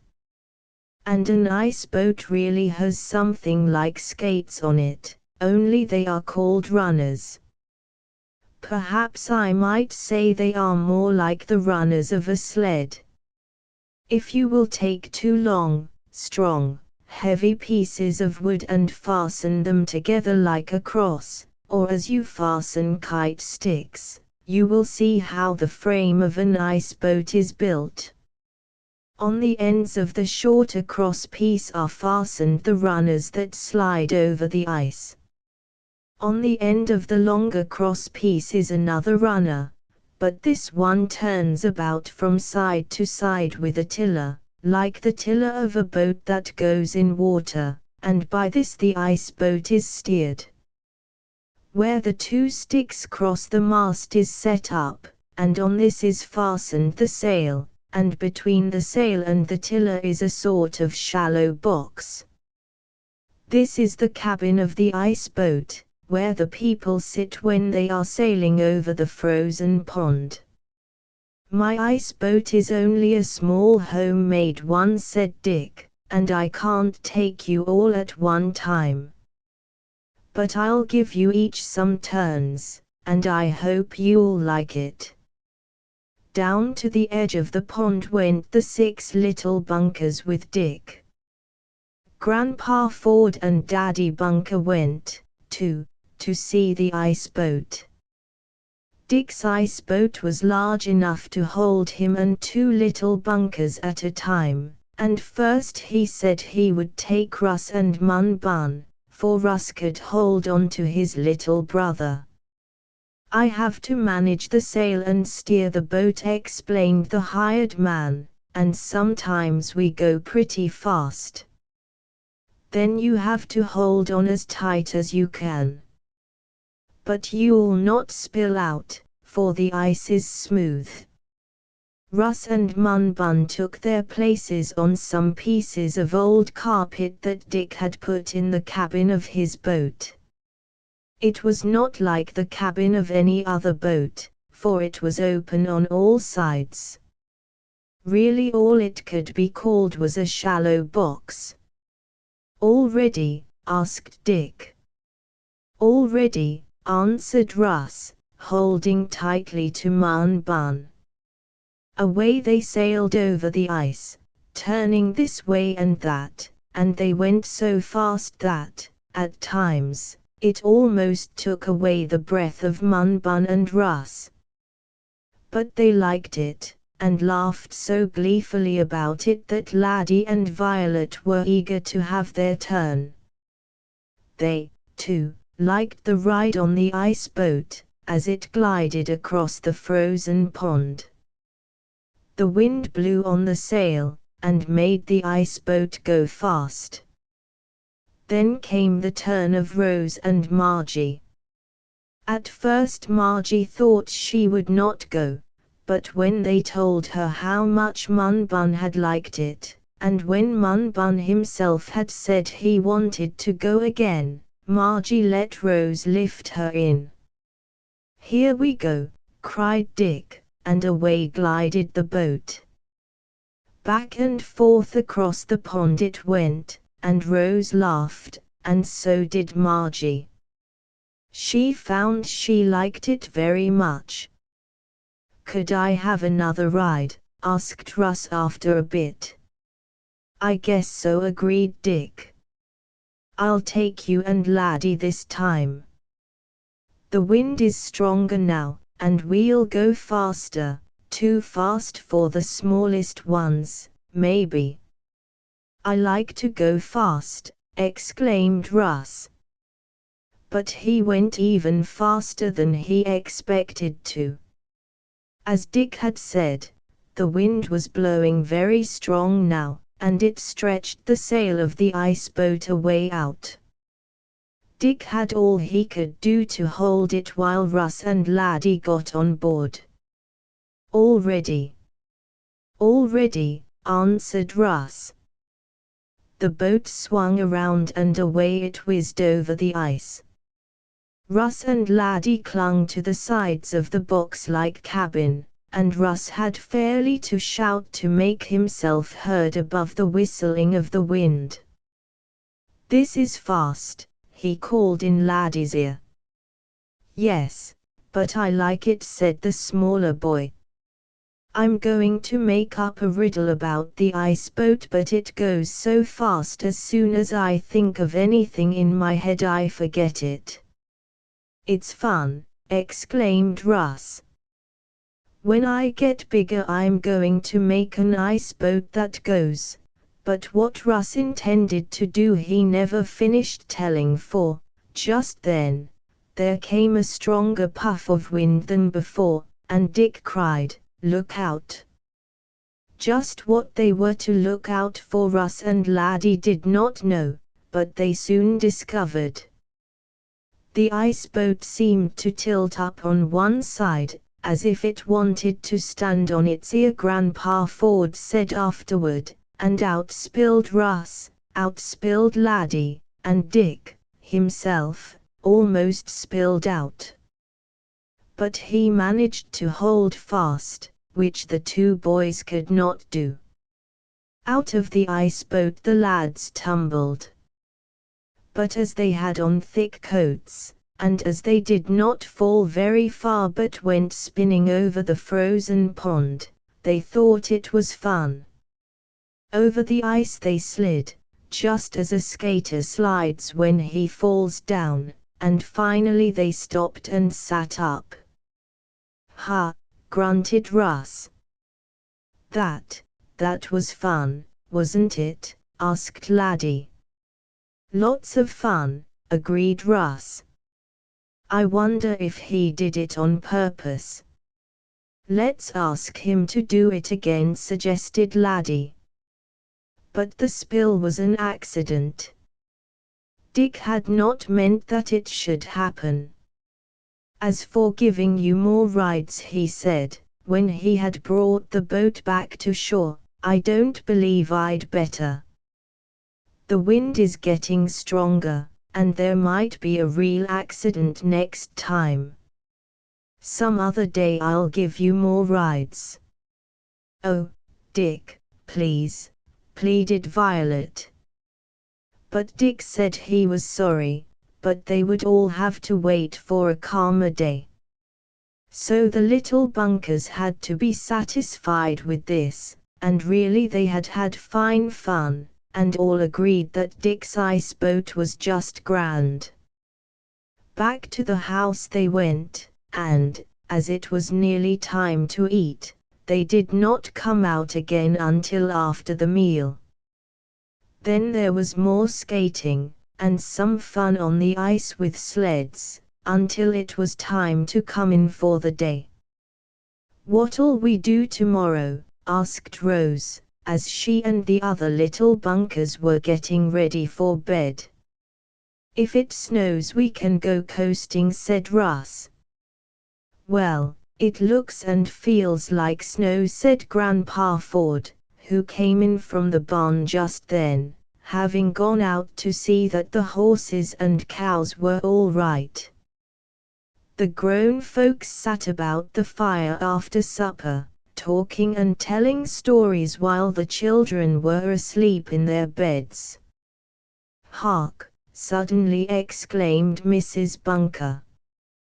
"What is it?" asked her husband. "I thought I heard one of the children," she answered. And just then, through the house, there sounded, as from some distance away, the rattle of a drum. "Another queer noise," exclaimed Grandma Ford in dismay. "What will happen next?" Chapter XXI. Mr. White rattle and bang bang and rattle sounded the noise of the drum in Grandpa Ford's house, and yet, as the grown folks downstairs in the sitting room looked at one another, they could not imagine who was playing at soldier. And yet that is what it sounded like, children beating a drum. "Are any of those little ones up?" asked Mother Bunker. "Could they have gotten out of their beds to beat a drum?" "I didn't know they had a drum with them," said Daddy Bunker. "They didn't bring any from home," returned his wife. "There is an old drum up in the attic," said Grandpa Ford. "It used to belong to Mr. Ripley, I think. Could Russ or Laddie have gone up there and be beating that?" "The noise has stopped now," remarked Grandma Ford. "Let's go up and see which of the 6 little Bunkers did it," and she smiled at Mrs. Bunker. It took only a glance into the different rooms to show that all 6 of the little Bunkers were in bed. Margie and Mun Bun had not been awakened by the drumming or the talk, but the other 4 were now waiting with wide-open eyes to learn what had happened. "There it goes again," exclaimed Daddy Bunker. Surely enough, the rub-a-dub-dubbing sounded again, this time more loudly than before, because the grown folks were nearer the attic. "We must see what it is," said Grandpa Ford. "We surely must at once," agreed Daddy Bunker. As he and Grandpa Ford started up the stairs to the attic, the drumming noise stopped, and all was quiet when the 2 men went into the attic. It was not dark, as Daddy Bunker took with him his electric flashlight, which he flashed into the different corners. "Where is that drum you spoke of, Father?" he asked of Grandpa Ford. "I don't see it now," was the answer. "It used to hang up on one of the rafters. But maybe the children took it down." Daddy Bunker flashed his light to and fro. "Here it is," he cried, and he pointed to the drum standing up at one side of the big chimney, which was in the center of the attic. The children did have it down, playing with it. "But I don't see what would make it rattle," went on Daddy Bunker. "Unless," he added, "a rat is flapping its tail against the drum." The noise had stopped again, but, all of a sudden, as Grandpa Ford and Daddy Bunker stood looking at the drum, the rattle and rub-a-dub-dub broke out again, more loudly than before. The drum seemed to shake and tremble, so hard was it beaten. "Who is doing it?" cried Grandpa Ford. Daddy Bunker quickly stepped over where he could see the other side of the drum, which was in the dark. He leaned over, holding his flashlight close, and then he suddenly lifted into view a large, battered alarm clock, without a bell. "This was beating the drum," he said. "That!" cried Grandpa Ford. "How could that old alarm clock make it sound as if soldiers were coming?" "Very easily," answered Daddy Bunker. "See, the bell is off the clock, and the hammer, or striker, sticks out. This is shaped like a little ball, and it stood close against the head of the drum. I suppose the children wound the clock up when they were playing with it up here, and when it went off the striker beat against the head of the drum and played a regular tattoo." "Yes, I can see how that might happen," replied Grandpa Ford. "But what made the drum beat sometimes and not at others?" Why didn't the alarm clock keep on tapping the drum all the while? Because, said Daddy Bunker, as the clock began to shake and tremble in his hand, this is one of those alarm clocks that ring for a half-minute or so, and then stop, then, in a few minutes, ring again. That is so when a person falls asleep, after the first or second alarm, the third or fourth may awaken him. And that's what happened this time. The old alarm clock went off and beat the drum. Then when we started to find out what it was all about, the clock stopped. Then it went off again. Another time Mr. Ghost fooled us, said Grandma Ford, when her husband and son came down from the attic. Did any of you children have the alarm clock? Asked Mother Bunker, for the 4 oldest Bunkers were still awake. I was playing with it, said Russ. I was going to make a toy automobile out of it, but it wouldn't work. I had it after him, and I wound it up and left it by the drum, said Laddie. But I didn't think it would go off. But that is just what happened. Laddie had set the clock to go off at a certain hour, not knowing that he had done so. And he had put it down on the attic floor so the bell striker was against the head of the drum. Well, it's a good thing it didn't go off in the very middle of the night, when we were all asleep, said Mother Bunker. We surely would have thought an army of soldiers was marching past. And it wasn't any ghost at all, exclaimed Rose, as the grown folks turned to go downstairs. No, and there never will be, said her mother. All noises have something real back of them, even that funny groaning noise we heard. But we don't know what that is yet, said Russ. Go to sleep now, urged his mother, and soon the awakened 4 of the 6 little Bunkers were slumbering again. The next morning they all had a good laugh over the drum and the alarm clock, and Laddie and Russ had fun making it go off again. The clock was one that had never kept good time, and so had been tossed away in the attic, which held so many things with which the children could have fun. Want to help us, Rose? Asked Russ after breakfast, when the children had on their rubber boots, ready to go out and play in the snow. What you going to do? She asked. Make a snowman, Russ answered.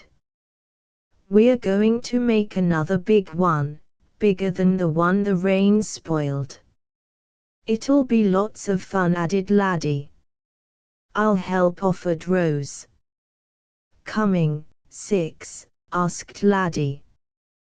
But Violet, Mun Bun and Margie were going to coast on a little hill which Dick had made for them, so the 3 Bunkers began to make the snowman. As Russ had said, they were going to make a large one. So big balls were rolled and molded together, and after a while the pile of white flakes began to look like a man, with arms sticking out, and big, fat legs on which to stand. Grandpa said we could have one of his old tall silk hats to put on Mr. White, said Russ. That will make him look fine. Who is Mr. White? Asked Dick, who was passing at that moment. The snowman, answered Laddie. That's what we're going to call him. Pleased to meet you, Mr. White, he exclaimed with a laugh, as he made a bow. Soon Mr. White was finished, with the tall hat and all. There were pieces of black coal for buttons, while some red flannel made him look as if he had very red lips. A nose was made of snow, and bits of coal were his eyes. "Let's make a Mrs. White," exclaimed Rose. "And then some little white children, and we can have a whole family," she added. "Oh, yes, let's do it," cried Laddie. "All right," agreed Russ. But just as they were going to start to make Mrs. White, they heard a cry from the spot where the other children were coasting. "Oh, Mun Bun's hurt," shouted Rose, and, dropping her shovel, she ran toward the hill. Chapter XXII. An upset Russ followed his sister over the snow to the place where Dick had made the little hill. If there was trouble, Russ wanted to help, for the Rose was the little mother. Russ felt he must do his share to help her. They found that Mun Bun had rolled off the sled in going down a little hill and had toppled into a snow bank. "But that didn't hurt you," said Rose, laughing as she picked him up. "There, sister will kiss the place and make it better. You only got a little snow up your sleeve, and it makes your arm cold." "But I bumped my head, too," sobbed Mun Bun. "Well, I'll rub that and make it well," said Rose, and she did. "But I'm hungry, too," added Mun Bun. "Oh, I can't rub your hungry away," and Rose laughed so merrily that Mun Bun stopped his crying and laughed too. So did Margie. "What makes us get hungry?" asked Violet, as Mun Bun let Rose brush the snow from him. "What makes us?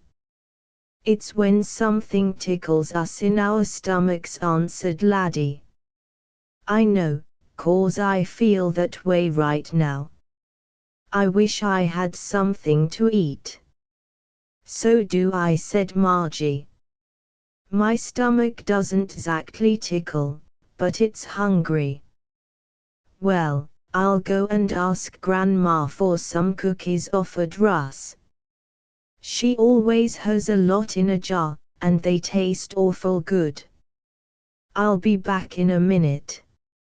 Away he ran to the house, which was surrounded by the great, high hedge, and soon he came back with both hands and his pockets filled with sugar and molasses cookies. "I brought 2 kinds," he said, "'cause I thought some of you would want one kind, and I might want both kinds." The making of the snowman and the coasting down the little hill stopped while the children ate their cookies, and then, after a while, Russ said, "Well, we must finish the White family." "What's that?" asked Violet, brushing some cookie crumbs off her jacket. "Oh, it's a snow family we're making," explained Rose.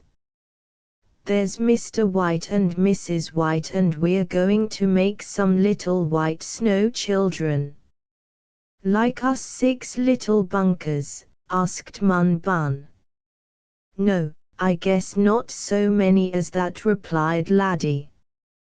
"That would take us all day. We'll just make 2 children, a girl and a boy." "Oh, I'm going to help make the white children," cried Six. "Let's go and watch 'em," called Margie to Mun Bun. "We've had enough coasting, haven't we?" "Yes," said Mun Bun.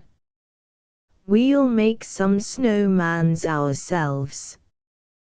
With the smaller children dragging their sleds and following them, Russ and Rose and Laddie and Six went back to where they had left Mr. White standing.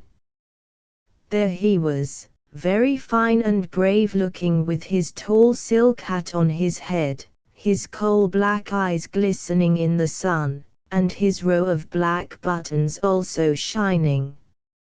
All at once, as Russ, who was in the lead of the procession of children, looked at the snowman, he cried, "Oh! What's the matter?" asked Rose. "Did you hear some funny noise?" questioned Violet. "No, but look at Mr. White," cried Russ. "He took off his hat and made a bow to me." "Why, Russ Bunker," gasped Six. "Took off his hat," cried Laddie.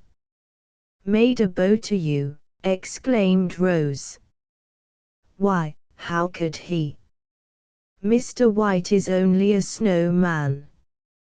He isn't alive." "Well, he made a bow just the same," cried Russ. "You just watch, and he'll do it again." Eagerly the children watched. Mr. White did not move. He just stared at them with his black eyes, smiled at them with his red cloth lips, and the tall, silk hat upon his snowy head never moved. "You're fooling us, Russ," exclaimed Laddie. "No, I'm not, really," Russ declared. "I saw him take off his hat and wave it at me." For a moment the 6 little bunkers stood in a row and looked at Mr. White. Then, just as naturally as if he had been used to doing it all his life, Mr. White's tall, black silk hat came off his head, was lowered before the children and was put back again. This time they all saw it. "Oh, look!" "Oh!" exclaimed Rose. Why, and that was all Laddie could say as he stood with his mouth wide open, he was so surprised. "You made him do it, Russ," exclaimed Violet. How could I make him do it?" Russ demanded. "It's one of your tricks. You pulled a string and made his hat come off. It's a trick." "Well, maybe it is a trick, but I didn't do it," declared Russ. "I haven't got any string fast to his hat. And, anyhow, if I did, maybe I could pull his hat off with a string, but I couldn't pull it back on again, could I?" "Well, maybe not, but you did it," insisted Six. "No, I didn't," said Russ. "You watch and I won't move my finger even, and maybe Mr. White will take his hat off again." "Did you know he was going to do it?" asked Rose, as she looked at the snowman carefully. "No, I didn't know anything about it," said Russ.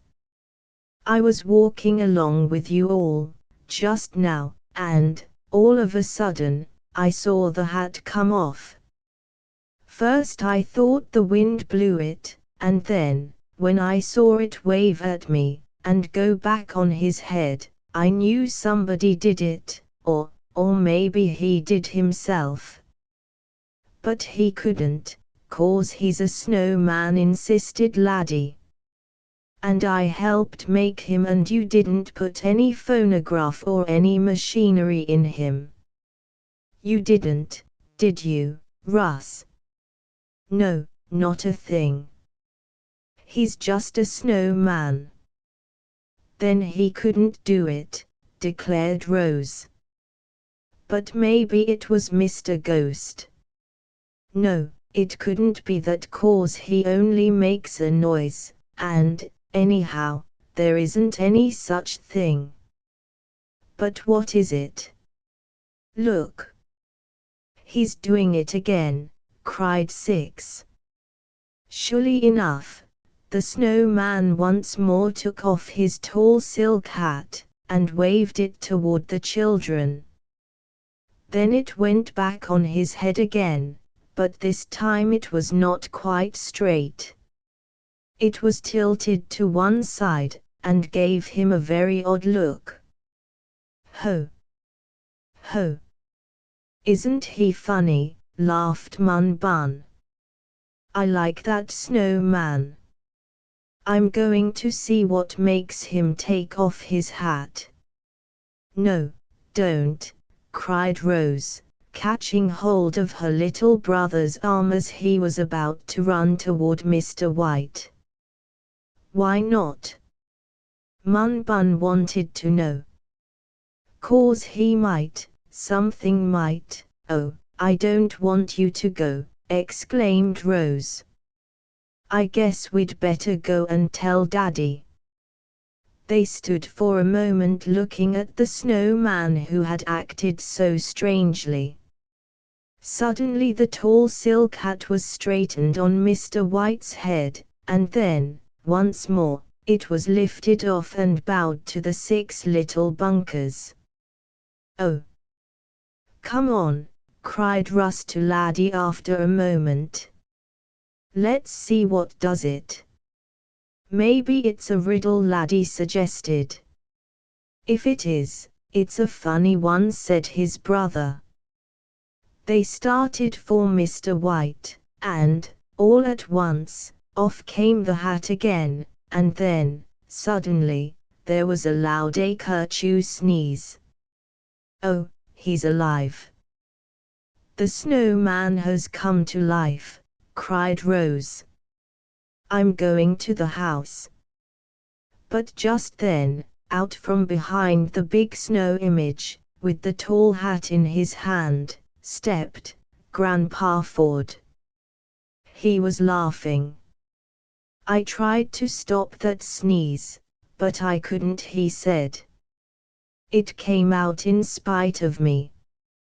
Oh, was that you, Grandpa? Asked Rose.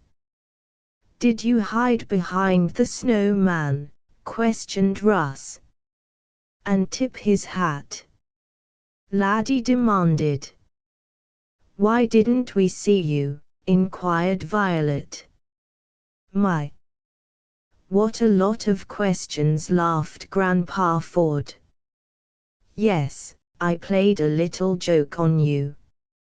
I hid behind the snowman, which was so large I could keep out of sight. I hid there when I saw you coming toward it, and I thought it would be fun to make you think it was alive. So I made him bow with the tall hat. But we didn't see your arm, said Russ. How did you do it? Did you put your arm up inside the snow arm of Mr. White? No, answered his grandfather. I wound this white scarf around my arm, and it looked so much like the snowman himself that you couldn't see when I moved. Did I fool you? Yes, you did, a lot, admitted Russ. It was better than a riddle, said Laddie. Then Grandpa Ford showed how he had hidden himself behind Mr. White, and, wrapping his arm in a white scarf, which he wore around his neck in cold weather, Mr. Ford had reached up and lifted off the hat and put it back. The white scarf hid his arm, and it looked exactly as if the snowman had made bows. We thought maybe he was alive, laughed Rose. Well, I was going to have him throw snowballs at you in another minute, said Grandpa Ford with a smile, but I had to sneeze and spoil my trick. But it was a good one, said Violet.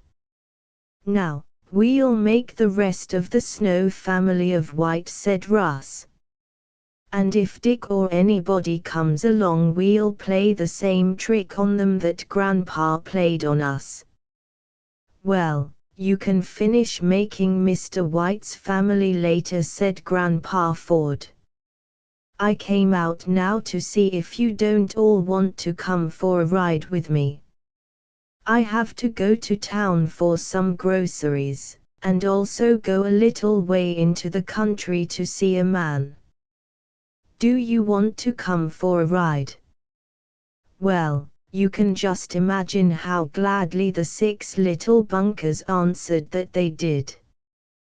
They forgot all about the Snow People, except to tell Daddy and Mother Bunker about Grandpa's funny trick, and, a little later, they were in the big sled filled with straw, riding over the snow. Merrily jingled the bells as over the drifts the horses pranced. Down the road they went to the store in Tarrington, where Grandpa Ford bought the things Grandma had sent him after. "Are we going home now?" asked Russ, as the sled turned down a country road. "No, not right away," answered his grandfather. "I have to go over to Glodgett's Mills to see a man, and after that we'll turn around and be home in time for supper. It looks like more snow, and I want to get you back before the storm." Out on the country roads, where the snow was deep, went the horses, jingling their bells and pulling the sled full of children after them. "Get along, ponies!" cried Grandpa Ford. And then, all of a sudden, something happened. The sled went into a big drift, which was deeper than Grandpa Ford thought. A moment later there was an upset, and the 6 little bunkers were spilled out into the snow. Chapter 23 In the Cabin. Whoa! Whoa there, ponies! Cried Grandpa Ford, as he jumped off the seat and held tightly to the reins. Whoa! Grandpa's horses were kind and gentle and well trained. They did not try to run away, but stood still after the sled was upset in the snow bank. Russ was one of the first to get to his feet. He rolled out of the drift, shook himself as a dog does coming out of the water, and then looked about him. "See if the others are all right," called his grandfather to him. "I'll hold the horses. Get out Margie and Mun Bun and the others." Russ, though not very big, was a sturdy young chap, and, seeing Mun Bun's legs sticking out from under a pile of blankets, he pulled on them. And, as Mun Bun was still fast to his legs, when Russ pulled on them he pulled his little brother out into view. "Hi! Quit that! What you doing?" Mun Bun wanted to know. "I had to get you out," said Russ. "Where's Margie?" Margie did not answer in words, but she did by crawling out from where she had been sitting next to Mun Bun. Then out came Laddie, 6 and Rose, and all the 6 little bunkers were accounted for. "That drift was deeper than I thought it was," said Grandpa Ford. "The sled went up one side of it and just toppled over. It spilled you all out nice and easy." And that is just what had happened. The sled had gone over on one side so slowly and gently that no one was caught under it. The 6 little bunkers had been toppled out, still wrapped in the blankets in which they had ridden from Great Hedge. "What are we going to do?" asked Russ. "How are we going to get home, Grandpa?" "Well, I'll see about that in just a minute," answered Grandpa Ford. "I don't believe anything is broken. But I'll have to get help to lift the sled right side up again. Whoa, now, ponies!" The horses, which Grandpa Ford called ponies just for fun, were turning to look at the overturned sled. The 6 little bunkers stood in a row, also looking at what had happened. It wasn't the pony's fault, was it, Grandpa? Asked Violet. No, dear. It was mine. I shouldn't have driven them into the bank of snow. But I thought it was soft so the sled runners would sink down in it. However, it was hard, and upset us. But we'll soon be all right. Whoa, now, ponies. The big basket of things Grandpa Ford had bought at the store for his wife had been spilled out of the sled when the upset came. However, nothing was damaged, and the children helped him pick up the scattered things, while Russ held the horses. The animals had not fallen down when the sled upset, and were not tangled in the harness, so they did not try to run away. The reason for this was that the front runner of the sled, to which was fastened the tongue, or long pole, on either side of which the horses ran, the front runner, I say, remained straight on the ground. The sled seemed to have broken off from this front part in turning on its side. Yes, it's broken, said Grandpa Ford as he looked at the sled. I shall have to get it mended before I can drive home again. It's too bad, but I'm glad none of you is hurt. He let Russ hold the horses, which stood very still, and the small boy was very proud of having charge of the animals. Down the road stood a small house, which looked something like a log cabin. Could you get the sled fixed there, Grandpa Ford? Asked Russ, pointing to the cabin. No, I hardly think so. I need to go to a blacksmith shop for a bolt to use in place of one that is broken. But I know what I can do. I can leave you children in the cabin until I come back. Leave us there all alone? Asked Rose. Oh, no, replied Grandpa Ford. Mr. and Mrs. Thompson live there. I'll leave you with Mrs. Thompson. She is very good and kind. She'll look after you. I'll get Mr. Thompson to help me turn the sled right side up, and then I'll go to the blacksmith shop and get a new bolt in place of the broken one. Will you have to walk? Asked Russ. No, I'll ride one of the horses. Oh. Could I ride the other? Begged Laddie eagerly. I'm afraid you're too little, said Grandpa Ford. Besides, I want to ride fast on the back of Major. And if you rode on Prince, which is the other horse, he might jiggle you off into a snow bank. I think all you 6 little bunkers had better stay at Mr. Thompson's cabin until I come back, went on Grandpa Ford. I won't be any longer than I can help, and when I get the sled fixed we'll all ride home. I won't make my trip to the country as I was going to, as it will be too late. Can we get something to eat at the cabin? Asked Margie. I'm hungry. Oh, I guess Mrs. Thompson has something to eat, laughed Grandpa Ford. Grandpa unhitched the horses from the overturned sled and then started to drive them toward the cabin, which was the only house for some distance on that road. The 6 little bunkers followed, the highway being well packed with hard snow, so that walking was easy. As the procession, led by Grandpa Ford driving the horses, approached the cabin, a door opened and a man came out. Had an accident, did you, Mr. Ford? He asked.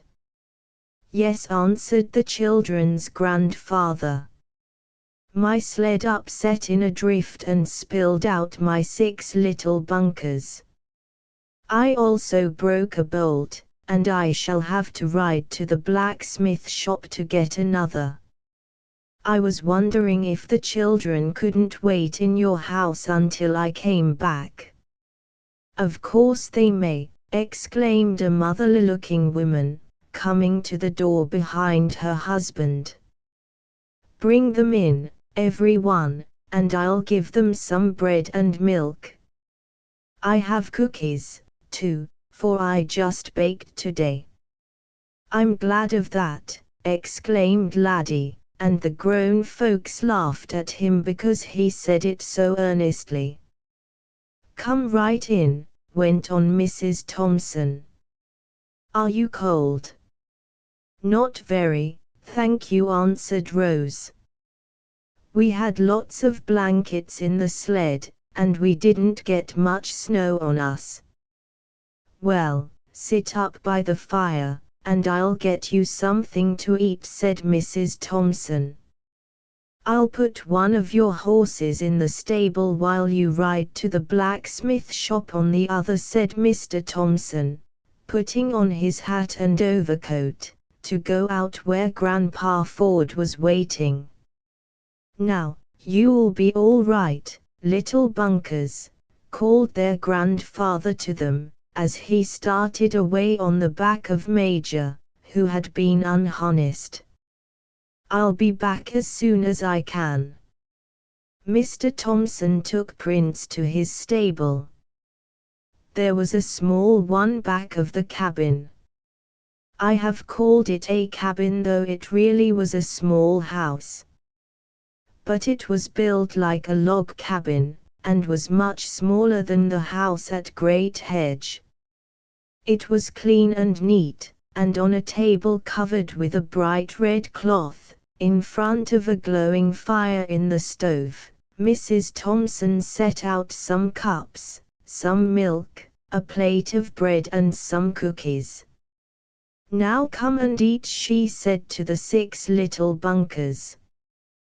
They were just drawing up their chairs, and Russ was wondering how long his grandfather would be gone, when, all at once, a hollow groan sounded through the cabin. Umph! Rumph! It was a most sorrowful and sad sound, and, hearing it, Rose cried, "Why, there's the ghost again! Oh, it's come from Great Hedge down to this house. There's the ghost!" Again the hollow groan sounded.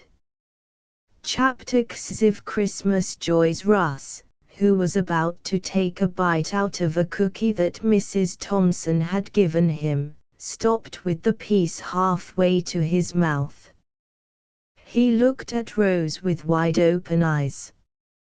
The other little bunkers also looked at their sister, who had left her chair and was standing in the middle of the room. "What did you say, my dear?" asked Mrs. Thompson.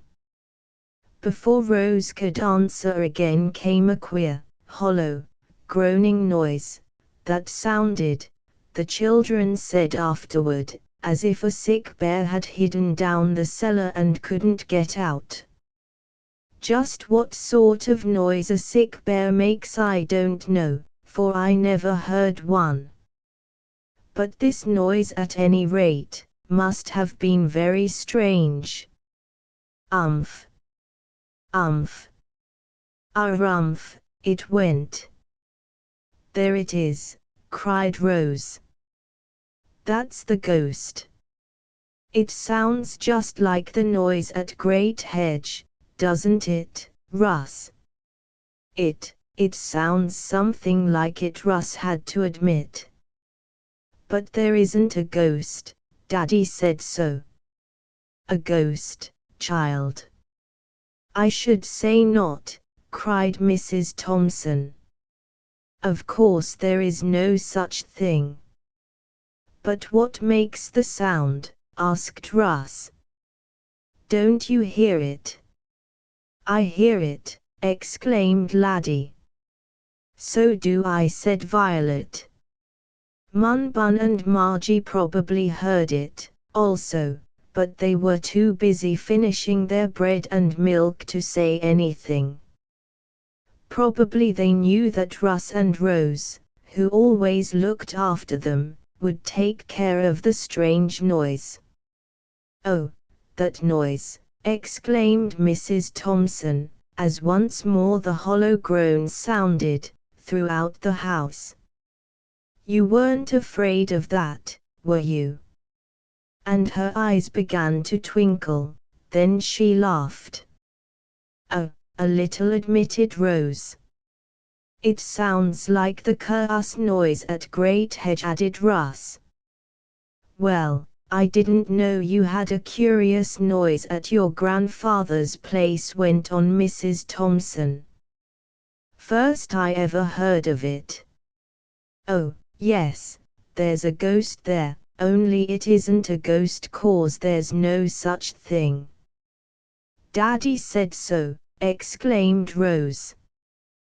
"But we've got a funny noise there," said Russ, breaking in on what his sister was saying. "It sounds like your noise, too." "Well, there's nothing so very curious about this noise," laughed Mrs. Thompson. "That's only my husband playing on the big horn he used to blow when he was in the band.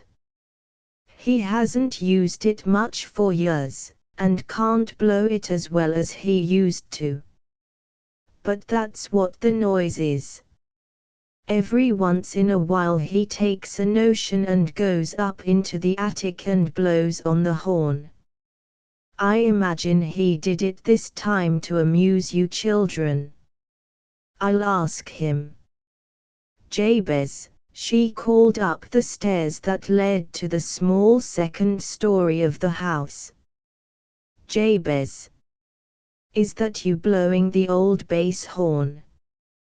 "Yes, Sarah, that's me," was the answer. "Only I can't seem to blow it just right. Something appears to have got stopped up in the horn, or else maybe it's frozen. It doesn't blow like it used to." "I should think it didn't," laughed his wife. "Stop your tooting, and bring the horn down where the children can see it." Some of them thought it was a ghost, such as they have at Great Hedge. "Did you ever hear of a ghost there?"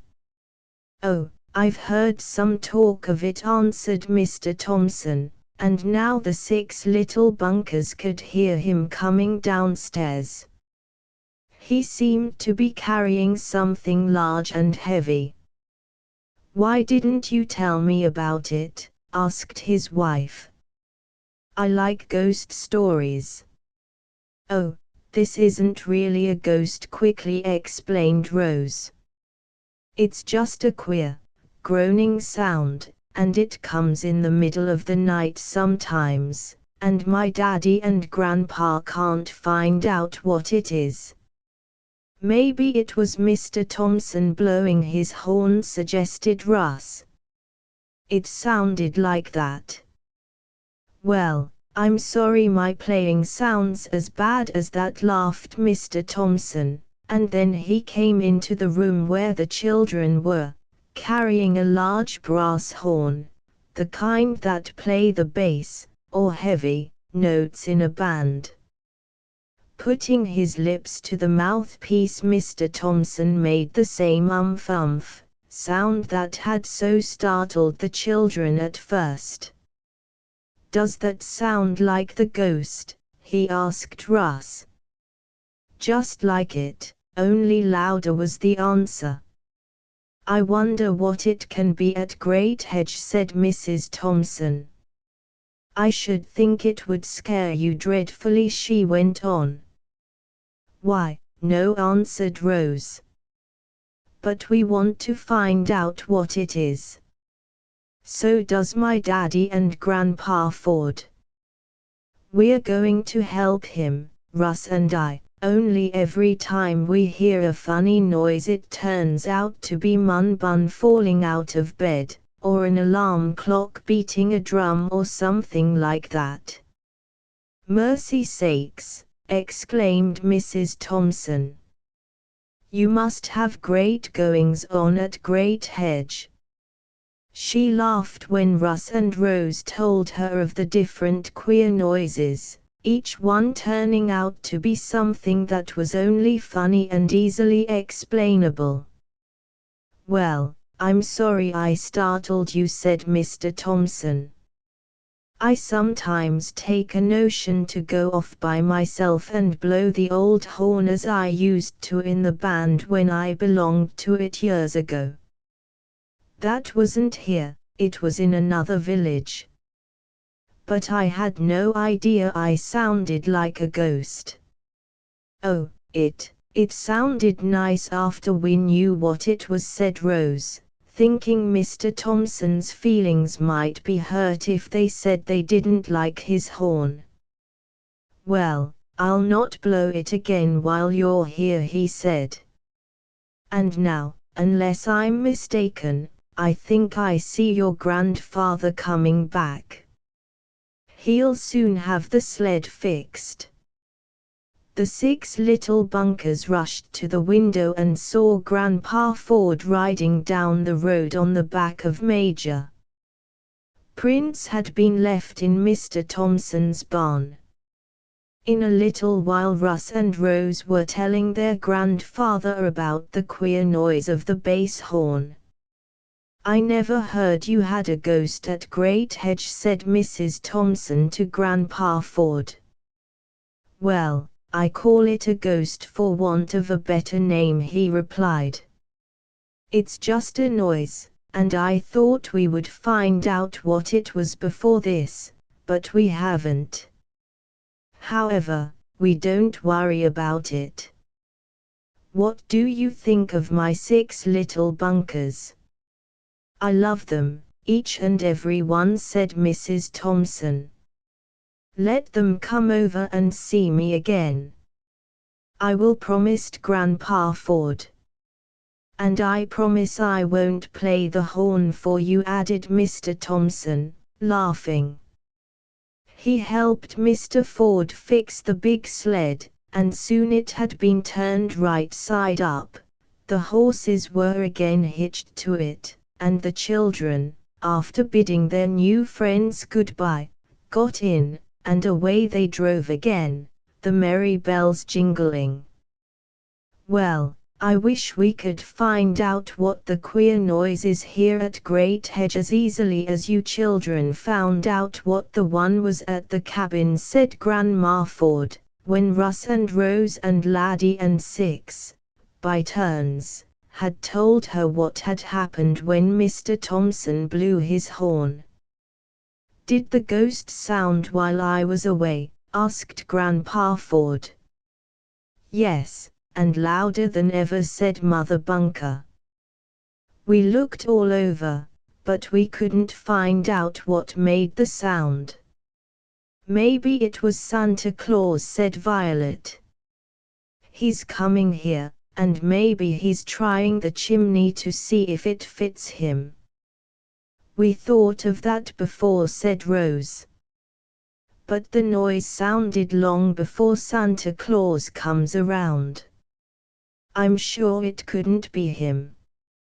"But he's coming, anyhow," said Violet.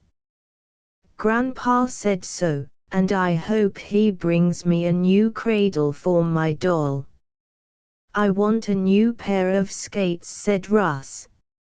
"Mine are getting too small." "I want a ship I can sail in the summer," and a bigger sled came from Laddie. And so the children began to talk about Christmas, and what they wanted Santa Claus to bring them. The weather was now cold and blowy and blustery, with a snowstorm nearly every day. But the 6 little bunkers went out often to play, even if it was cold. They had lots of fun. Now and again the queer noise would sound, But, though each time the grown folks went to look for it, they could not find it. It seemed to sound all through the house, almost like the blowing of Mr. Thompson's horn, only not so loud. "Well, I declare," exclaimed Grandpa Ford after one night's search, when nothing had been found, "this surely is a mystery. I could make a riddle about it, only I'd never know the answer," said Laddie. "And a riddle without an answer is no good." "That's very true," said his grandfather, laughing. The days passed. Christmas came nearer and nearer. There was to be a tree at Great Hedge, and the children were also going to hang up their stockings. Grandpa Ford and Daddy Bunker went out into the woods and cut the tree, which was placed in the parlor, and the doors shut. "It wouldn't do for any of you to go in there from now on," said Mrs. Bunker. "You might surprise Santa Claus, and he doesn't like to be surprised." Finally came Christmas Eve. The children listened to the reading of Bible stories as they sat before the fire, and then went early to bed so morning would come quicker. But, in spite of the fact that they wanted to go to sleep, it was some time before the older ones dropped off into slumberland. Then, in the middle of the night, it seemed, there sounded throughout the house the sound of a horn being blown. "Oh! Oh!" exclaimed Rose, suddenly awakening and sitting up in bed. Is that it's the horn of Santa Claus," cried Mrs. Bunker. "Wake up! It's Christmas morning." And so it was. Chapter XXV The Ghost at Last. Merry Christmas, called the 6 little bunkers. "Merry Christmas," answered Grandpa and Grandma Ford and Daddy and Mother Bunker. "Merry Christmas." "Merry Christmas," called Dick as he tramped in from the barn, all covered with snow. And such a jolly Christmas as it was! If each of the 6 little bunkers did not get exactly what he or she wanted, all got something just as good. There were toys, dolls, sleds, games and picture books. There was a magic lantern for Russ, something he had long wanted. There was a toy airship that could be wound up and would fly, for Laddie. This he had wished for many times. And the grown folks were not forgotten. There were fur-lined slippers for both Grandpa and Grandma Ford, a gold pin for Mother Bunker, and a new shaving set for Daddy Bunker. Dick had some new neckties, a pipe, and a pair of rubber boots. "Just what I wanted," he exclaimed. "And I wish you could have seen the Christmas tree.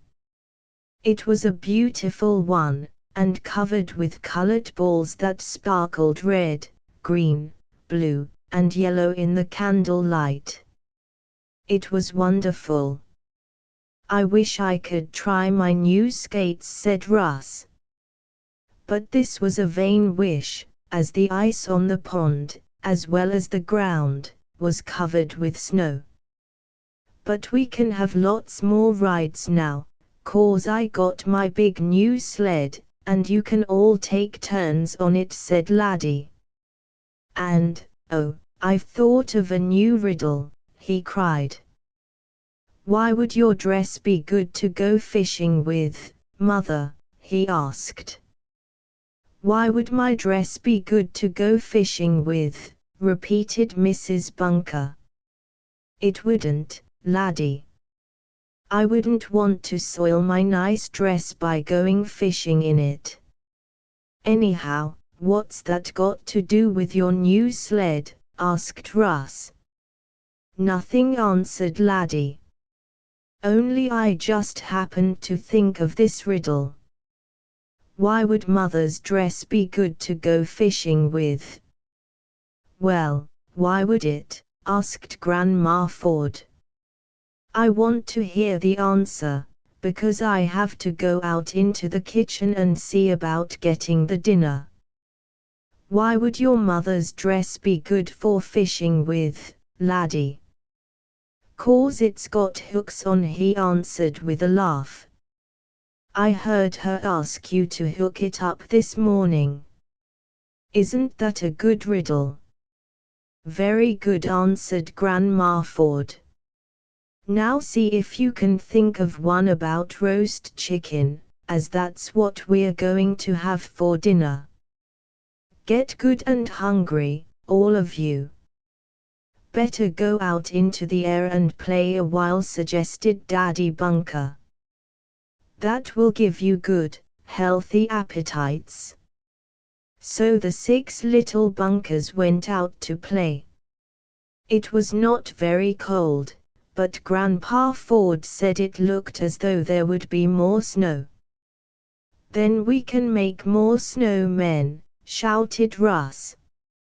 "And maybe I'll make an ice boat, too, when the snow melts so we can go on the pond."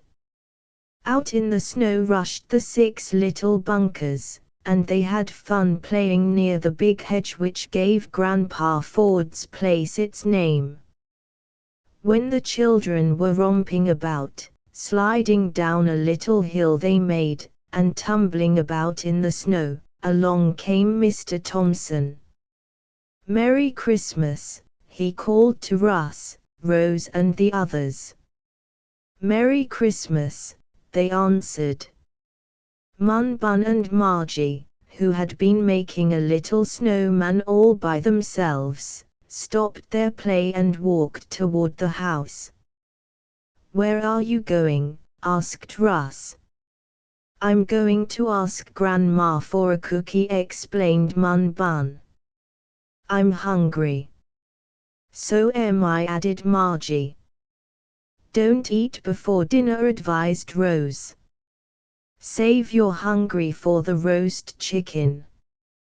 And Grandma Ford told the little ones the same thing, but they insisted that they wanted a cookie each, so she gave them one apiece, but they were rather small. "Because," said Grandma, "I want you to eat my nice, brown, roast chicken." And Mun Bun and Margie did. For, when dinner time came, they had as good appetites as any of the others. Everyone seemed to be hungry, and, for a while, the sound of the clatter of the knives, forks and plates was louder than the talk. After dinner they sat about the open fire on the big hearth in the living room, and cracked nuts. Or, rather, Grandpa Ford cracked them and the children ate them.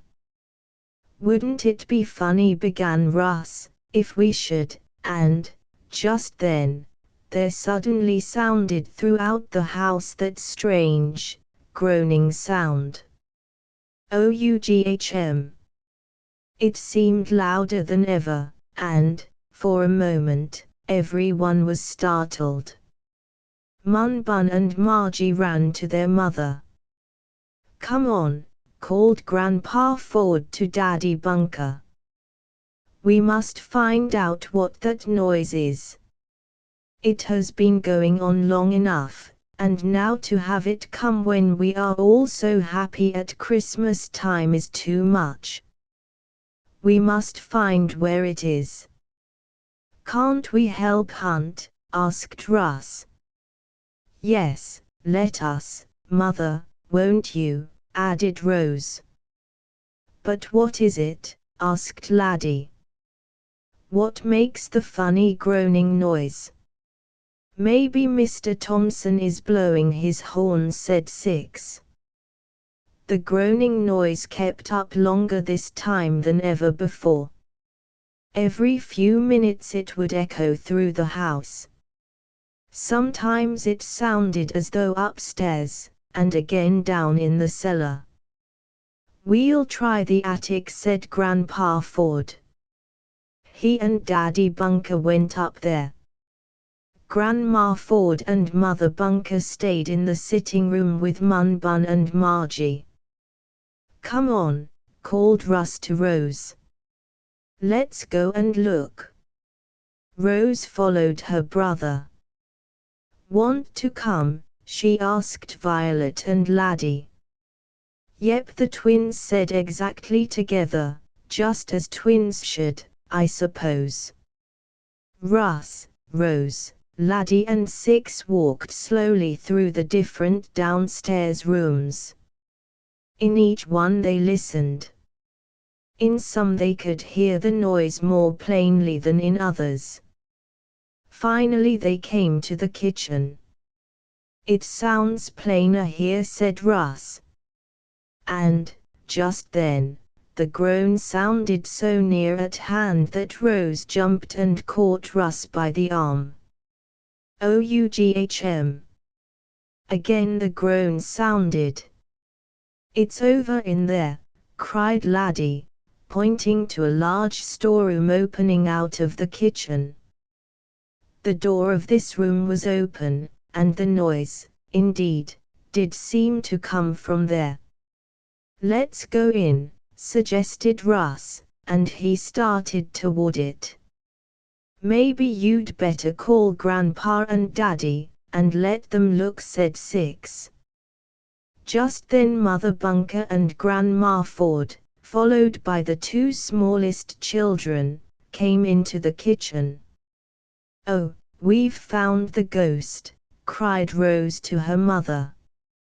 "It's in the storeroom. Listen." The two women listened. The groan sounded very plainly, and did seem to come from the room off the kitchen. Grandma Ford walked in. All was quiet for a moment, and then the noise sounded again. "I've found it," cried Grandma Ford. "I've found the ghost at last." "What is it?" exclaimed Mother Bunker. "I don't know exactly what makes it," said Grandma Ford, "but the noise comes out of this rainwater pipe under the window of the storeroom. We'll call Daddy Bunker and Grandpa Ford and have them look. But come in and listen, all of you."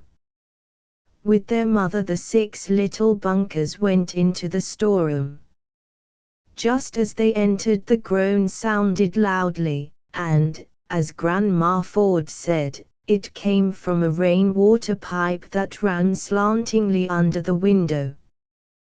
"That's the ghost," cried Mother Bunker. "No wonder we couldn't find it. We never looked here before."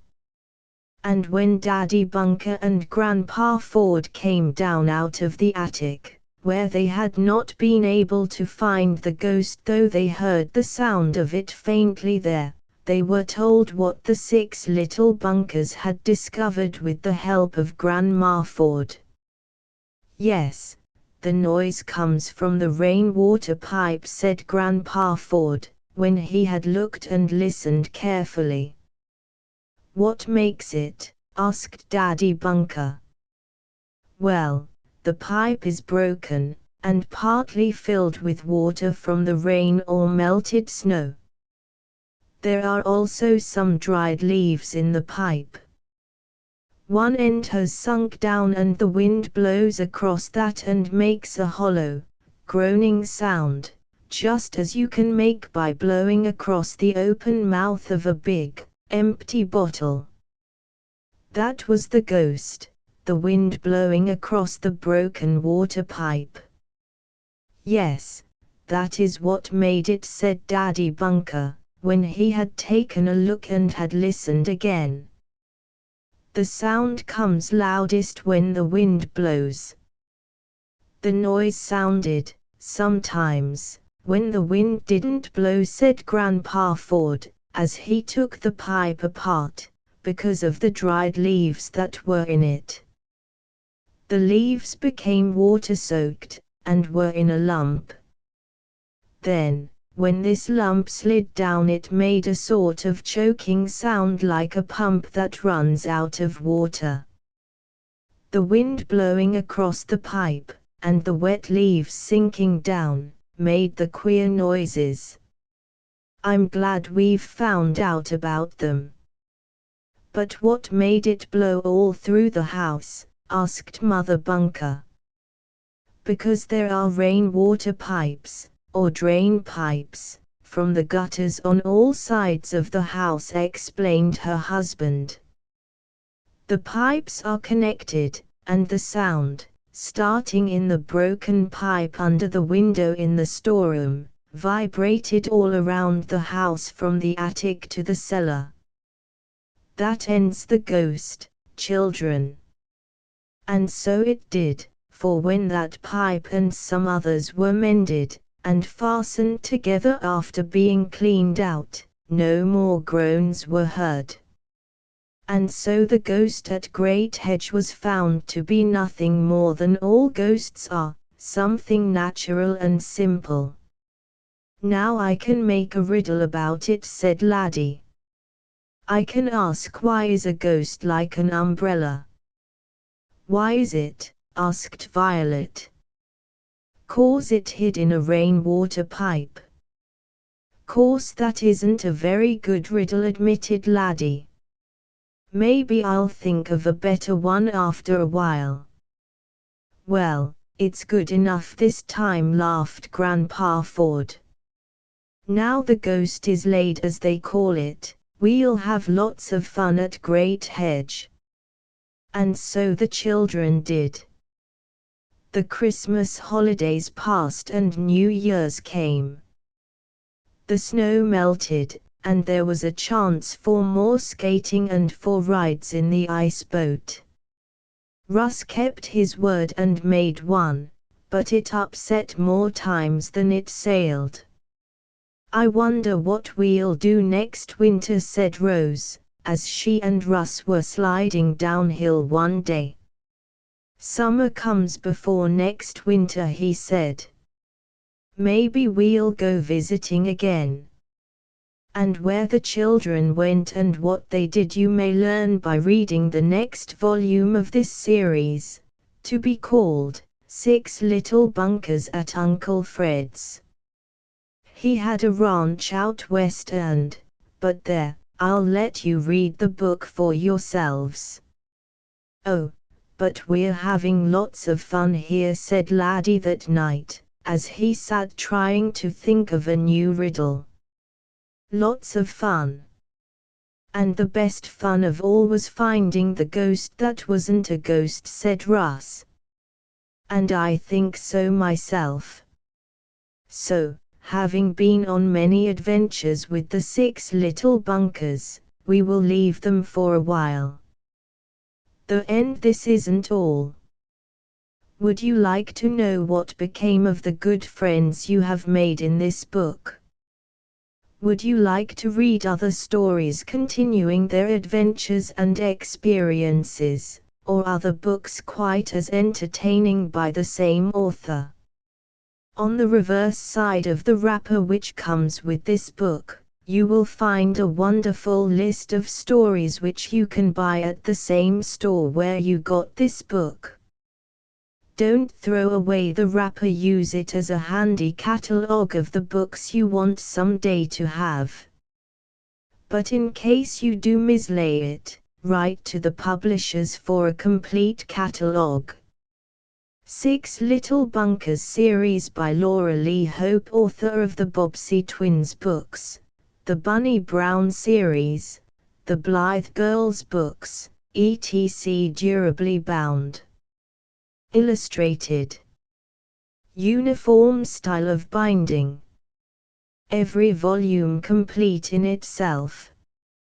Delightful stories for little boys and girls which sprung into immediate popularity. To know the 6 Little Bunkers is to take them at once to your heart, They are so intensely human, so full of fun and cute sayings. Each story has a little plot of its own, one that can be easily followed, and all are written in Miss Hope's most entertaining manner. Clean, wholesome volumes which ought to be on the bookshelf of every child in the land. 6 little bunkers at Grandma Bell's, 6 little bunkers at Aunt Jo's, 6 little bunkers at Cousin Tom's, 6 little bunkers at Grandpa Ford's, 6 little bunkers at Uncle Fred's, 6 little bunkers at Captain Ben's, 6 little bunkers at Cowboy Jack's, 6 little bunkers at Mammy June's, 6 little bunkers at Farmer Joel's, 6 little bunkers at Miller Ned's, 6 little bunkers at Indian John's. Grosset and Dunlap, Publishers, New York. The Bunny Brown Series by Laura Lee Hope, author of the popular Bobbsey Twins books, etc. Durably bound. Illustrated. Uniform style of binding. Every volume complete in itself. These stories are eagerly welcomed by the little folks from about 5 to 10 years of age. Their eyes fairly dance with delight at the lively doings of inquisitive little Bunny Brown and his cunning, trustful sister Sue.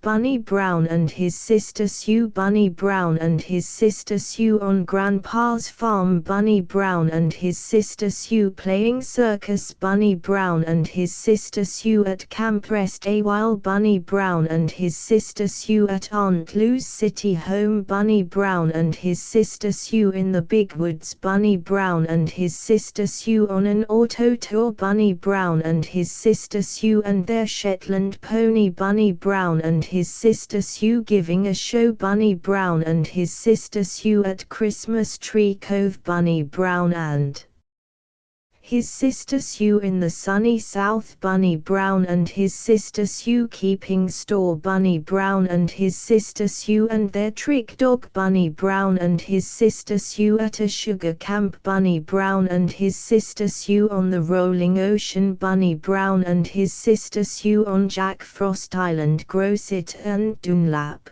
Publishers, New York. The Bobbsey Twins books for little men and women by Laura Lee Hope, author of the Bunny Brown series, etc. Durably bound. Illustrated. Uniform style of binding. Every volume complete in itself. These books for boys and girls between the ages of 3 and 10 stands among children and their parents of this generation where the books of Louisa May Alcott stood in former days.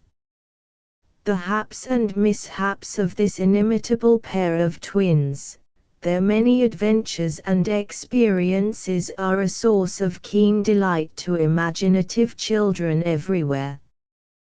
The Bobbsey Twins, the Bobbsey Twins in the country, the Bobbsey Twins at the seashore, the Bobbsey Twins at school, the Bobbsey Twins at Snow Lodge, the Bobbsey Twins on a houseboat, the Bobbsey Twins at Meadowbrook, the Bobbsey Twins at home, the Bobbsey Twins in a great city, the Bobbsey Twins on Blueberry Island, the Bobbsey Twins on the deep blue sea, the Bobbsey Twins in the Great West, the Bobbsey Twins at Cedar Camp, the Bobbsey Twins at the county fair, the Bobbsey Twins camping out, the Bobbsey Twins and Baby May. Grosset and Dunlap, Publishers, New York. Transcriber's note: obvious printer's punctuation errors have been repaired. Asterisk asterisk asterisk. End of the Project Gutenberg ebook. 6 Little Bunkers at Grandpa Ford's. Asterisk asterisk asterisk. Updated editions will replace the previous one, the old editions will be renamed. Creating the works from print editions not protected by U.S. copyright law means that no one owns a United States copyright in these works, so the Foundation, and you, can copy and distribute it in the United States without permission and without paying copyright royalties. Special rules, set forth in the general terms of use part of this license, apply to copying and distributing Project Gutenberg trademark symbol electronic works to protect the Project Gutenberg trademark symbol concept and trademark. Project Gutenberg is a registered trademark, and may not be used if you charge for an ebook, except by following the terms of the trademark license, including paying royalties for use of the Project Gutenberg trademark. If you do not charge anything for copies of this ebook, complying with the trademark license is very easy. You may use this ebook for nearly any purpose, such as creation of derivative works, reports, performances and research. Project Gutenberg ebooks may be modified and printed and given away. You may do practically anything in the United States with ebooks not protected by U.S. copyright law. Redistribution is subject to the trademark license, especially commercial redistribution. Start. Full license. The full Project Gutenberg license. Please read this before you distribute or use this work to protect the Project Gutenberg trademark symbol mission of promoting the free distribution of electronic works, by using or distributing this work, or any other work associated in any way with the phrase Project Gutenberg.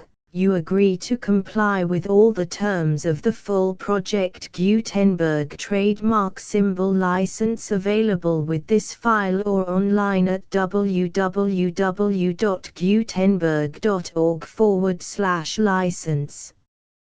Section 1. General Terms of Use and Redistributing Project Gutenberg Trademark Symbol Electronic Works 1.0. By reading or using any part of this Project Gutenberg trademark symbol electronic work, you indicate that you have read, understand, agree to and accept all the terms of this license and intellectual property, trademark/copyright, agreement.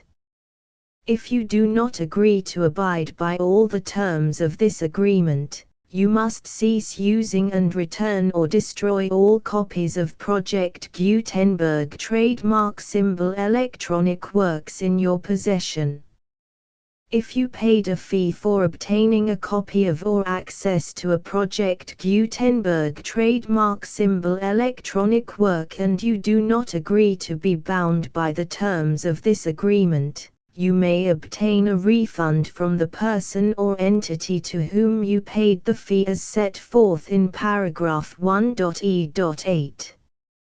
1.b. Project Gutenberg is a registered trademark. It may only be used on or associated in any way with an electronic work by people who agree to be bound by the terms of this agreement. There are a few things that you can do with most Project Gutenberg trademark symbol electronic works even without complying with the full terms of this agreement. See paragraph 1.c below. There are a lot of things you can do with Project Gutenberg trademark symbol electronic works if you follow the terms of this agreement and help preserve free future access to Project Gutenberg trademark symbol electronic works. See paragraph 1.e below. 1.c. The Project Gutenberg Literary Archive Foundation, the Foundation or PGLAF, owns a compilation copyright in the collection of Project Gutenberg trademark symbol electronic works. Nearly all the individual works in the collection are in the public domain in the United States.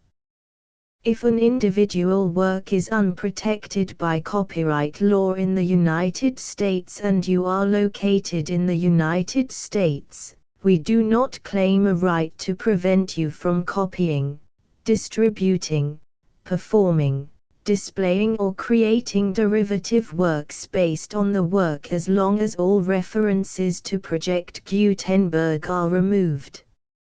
Of course, we hope that you will support the Project Gutenberg trademark symbol mission of promoting free access to electronic works by freely sharing Project Gutenberg trademark symbol works in compliance with the terms of this agreement for keeping the Project Gutenberg trademark symbol name associated with the work. You can easily comply with the terms of this agreement by keeping this work in the same format with its attached full Project Gutenberg trademark symbol license when you share it without charge with others. 1.d. The copyright laws of the place where you are located also govern what you can do with this work. Copyright laws in most countries are in a constant state of change.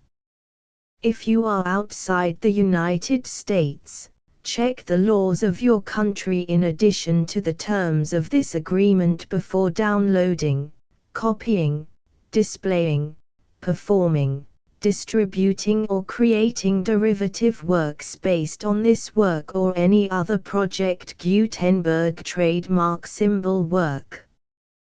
The Foundation makes no representations concerning the copyright status of any work in any country other than the United States. 1.e. Unless you have removed all references to Project Gutenberg, 1.e.1. The following sentence, with active links to, or other immediate access to, the full Project Gutenberg trademark symbol license must appear prominently whenever any copy of a Project Gutenberg trademark symbol work, any work on which the phrase Project Gutenberg appears, or with which the phrase Project Gutenberg is associated, is accessed, displayed, performed, viewed, copied or distributed. This ebook is for the use of anyone anywhere in the United States and most other parts of the world at no cost and with almost no restrictions whatsoever. You may copy it, give it away or reuse it under the terms of the Project Gutenberg license included with this ebook or online at www.gutenberg.org. If you are not located in the United States, you will have to check the laws of the country where you are located before using this ebook. 1.e.2.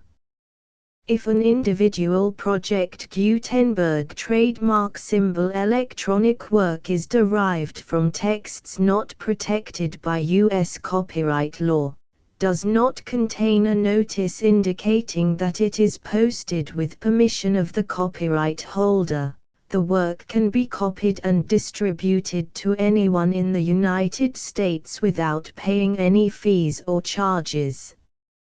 If you are redistributing or providing access to a work with the phrase Project Gutenberg associated with or appearing on the work, you must comply either with the requirements of paragraphs 1.e.1 through 1.e.7 or obtain permission for the use of the work and the Project Gutenberg trademark symbol trademark as set forth in paragraphs 1.e.8 or 1.e.9. 1.e.3. If an individual Project Gutenberg trademark symbol electronic work is posted with the permission of the copyright holder, your use and distribution must comply with both paragraphs 1.e.1 through 1.e.7 and any additional terms imposed by the copyright holder. Additional terms will be linked to the Project Gutenberg trademark symbol license for all works posted with the permission of the copyright holder found at the beginning of this work. 1.e.4 Do not unlink or detach or remove the full Project Gutenberg trademark symbol license terms from this work, or any files containing a part of this work or any other work associated with Project Gutenberg trademark symbol. 1.e.5 Do not copy, display, perform, distribute or redistribute this electronic work, or any part of this electronic work, without prominently displaying the sentence set forth in paragraph 1.e.1 with active links or immediate access to the full terms of the Project Gutenberg trademark symbol license. 1.e.6 You may convert to and distribute this work in any binary, compressed, marked up, non-proprietary or proprietary form, including any word processing or hypertext form.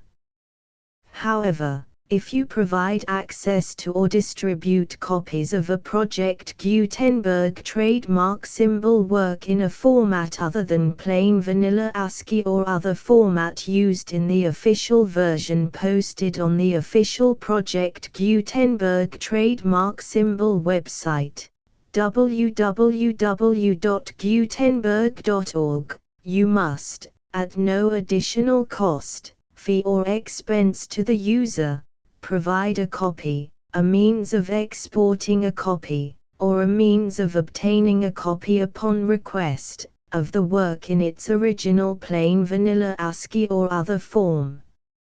Any alternate format must include the full Project Gutenberg trademark symbol license as specified in paragraph 1.e.1. 1.e.7 Do not charge a fee for access to, viewing, displaying, performing, copying or distributing any Project Gutenberg trademark symbol works unless you comply with paragraph 1.e.8 or 1.e.9.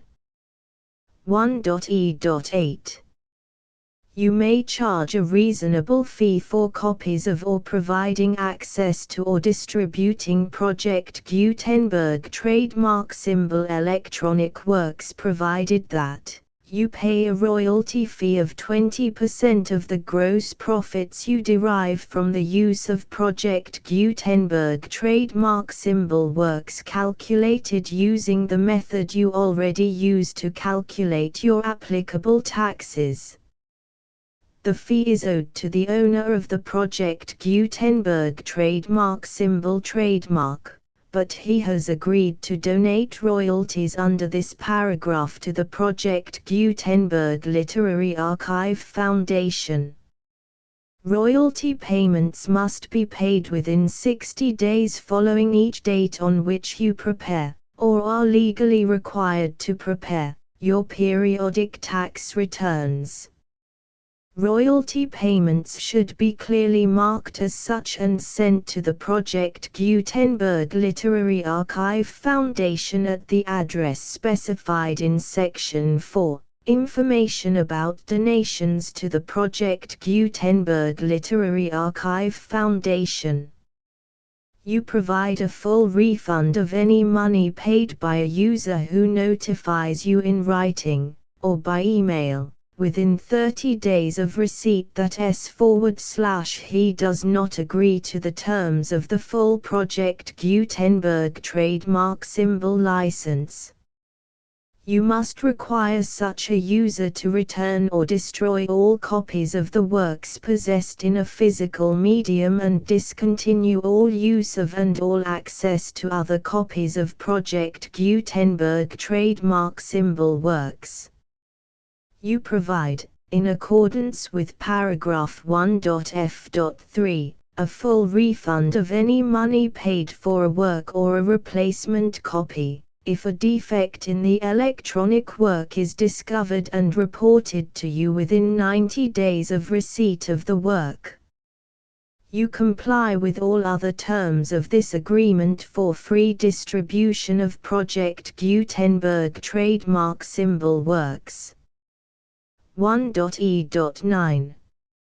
If you wish to charge a fee or distribute a Project Gutenberg trademark symbol electronic work or group of works on different terms than are set forth in this agreement, you must obtain permission in writing from the Project Gutenberg Literary Archive Foundation, the manager of the Project Gutenberg trademark symbol trademark.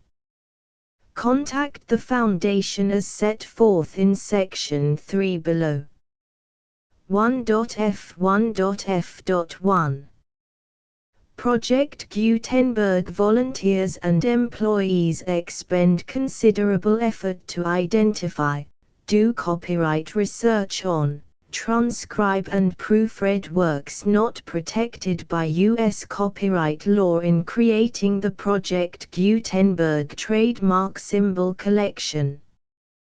Despite these efforts, Project Gutenberg trademark symbol electronic works, and the medium on which they may be stored, may contain defects such as, but not limited to, incomplete, inaccurate or corrupt data, transcription errors, a copyright or other intellectual property infringement, a defective or damaged disk or other medium, a computer virus, or computer codes that damage or cannot be read by your equipment.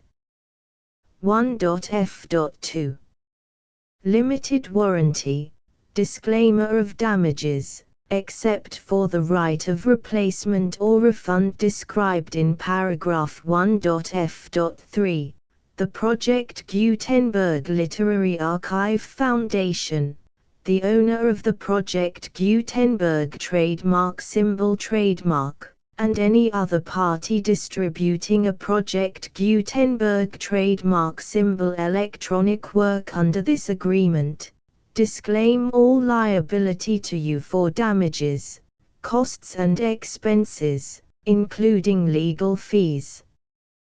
You agree that you have no remedies for negligence, strict liability, breach of warranty or breach of contract except those provided in paragraph 1.f.3.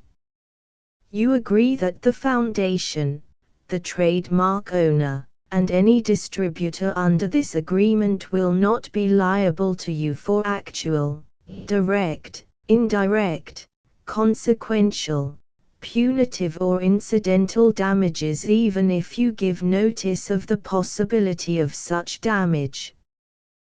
1.f.3 Limited right of replacement or refund. If you discover a defect in this electronic work within 90 days of receiving it, you can receive a refund of the money, if any, you paid for it by sending a written explanation to the person you received the work from. If you received the work on a physical medium, you must return the medium with your written explanation. The person or entity that provided you with the defective work may elect to provide a replacement copy in lieu of a refund. If you received the work electronically, the person or entity providing it to you may choose to give you a second opportunity to receive the work electronically in lieu of a refund. If the second copy is also defective, you may demand a refund in writing without further opportunities to fix the problem. 1.f.4 Except for the limited right of replacement or refund set forth in paragraph 1.f.3, this work is provided to you as is, with no other warranties of any kind, express or implied, including but not limited to warranties of merchantability or fitness for any purpose. 1.f.5 Some states do not allow disclaimers of certain implied warranties or the exclusion or limitation of certain types of damages. If any disclaimer or limitation set forth in this agreement violates the law of the state applicable to this agreement, the agreement shall be interpreted to make the maximum disclaimer or limitation permitted by the applicable state law. The invalidity or unenforceability of any provision of this agreement shall not void the remaining provisions. 1.f.6 Indemnity. You agree to indemnify and hold the foundation, the trademark owner, any agent or employee of the foundation, anyone providing copies of Project Gutenberg trademark symbol electronic works in accordance with this agreement, and any volunteers associated with the production, promotion and distribution of Project Gutenberg trademark symbol electronic works, harmless from all liability, costs and expenses, including legal fees, that arise directly or indirectly from any of the following which you do or cause to occur. A. Distribution of this or any Project Gutenberg trademark symbol work. B. Alteration, modification, or additions or deletions to any Project Gutenberg trademark symbol work, and C. Any defect you cause. Section 2. Information about the mission of Project Gutenberg trademark symbol. Project Gutenberg trademark symbol is synonymous with the free distribution of electronic works in formats readable by the widest variety of computers, including obsolete, old, middle-aged and new computers. It exists because of the efforts of hundreds of volunteers and donations from people in all walks of life. Volunteers and financial support to provide volunteers with the assistance they need are critical to reaching Project Gutenberg trademark symbol's goals and ensuring that the Project Gutenberg trademark symbol collection will remain freely available for generations to come. In 2001, the Project Gutenberg Literary Archive Foundation was created to provide a secure and permanent future for Project Gutenberg trademark symbol and future generations. To learn more about the Project Gutenberg Literary Archive Foundation and how your efforts and donations can help, see sections 3 and 4 and the Foundation information page at www.gutenberg.org. Section 3. Information about the Project Gutenberg Literary Archive Foundation. The Project Gutenberg Literary Archive Foundation is a non-profit 501(c)(3) educational corporation organized under the laws of the state of Mississippi and granted tax-exempt status by the Internal Revenue Service. The Foundation's IN or Federal Tax Identification Number is 64-6221541. Contributions to the Project Gutenberg Literary Archive Foundation are tax-deductible to the full extent permitted by U.S. federal laws and your state's laws. The Foundation's business office is located at 809 North 1500 West, Salt Lake City, UT 84116, 801-596-1887. Email contact links and up-to-date contact information can be found at the Foundation's website and official page at www.gutenberg.org/contact section 4. Information about donations to the Project Gutenberg Literary Archive Foundation. Project Gutenberg trademark symbol depends upon and cannot survive without widespread public support and donations to carry out its mission of increasing the number of public domain and licensed works that can be freely distributed in machine-readable form accessible by the widest array of equipment including outdated equipment. Many small donations, $1 to $5,000, are particularly important to maintaining tax-exempt status with the IRS. The Foundation is committed to complying with the laws regulating charities and charitable donations in all 50 states of the United States. Compliance requirements are not uniform and it takes a considerable effort, much paperwork and many fees to meet and keep up with these requirements. We do not solicit donations in locations where we have not received written confirmation of compliance. To send donations or determine the status of compliance for any particular state, visit www.gutenberg.org/donate. While we cannot and do not solicit contributions from states where we have not met the solicitation requirements, we know of no prohibition against accepting unsolicited donations from donors in such states who approach us with offers to donate. International donations are gratefully accepted, but we cannot make any statements concerning tax treatment of donations received from outside the United States. U.S. laws alone swamp our small staff. Please check the Project Gutenberg web pages for current donation methods and addresses.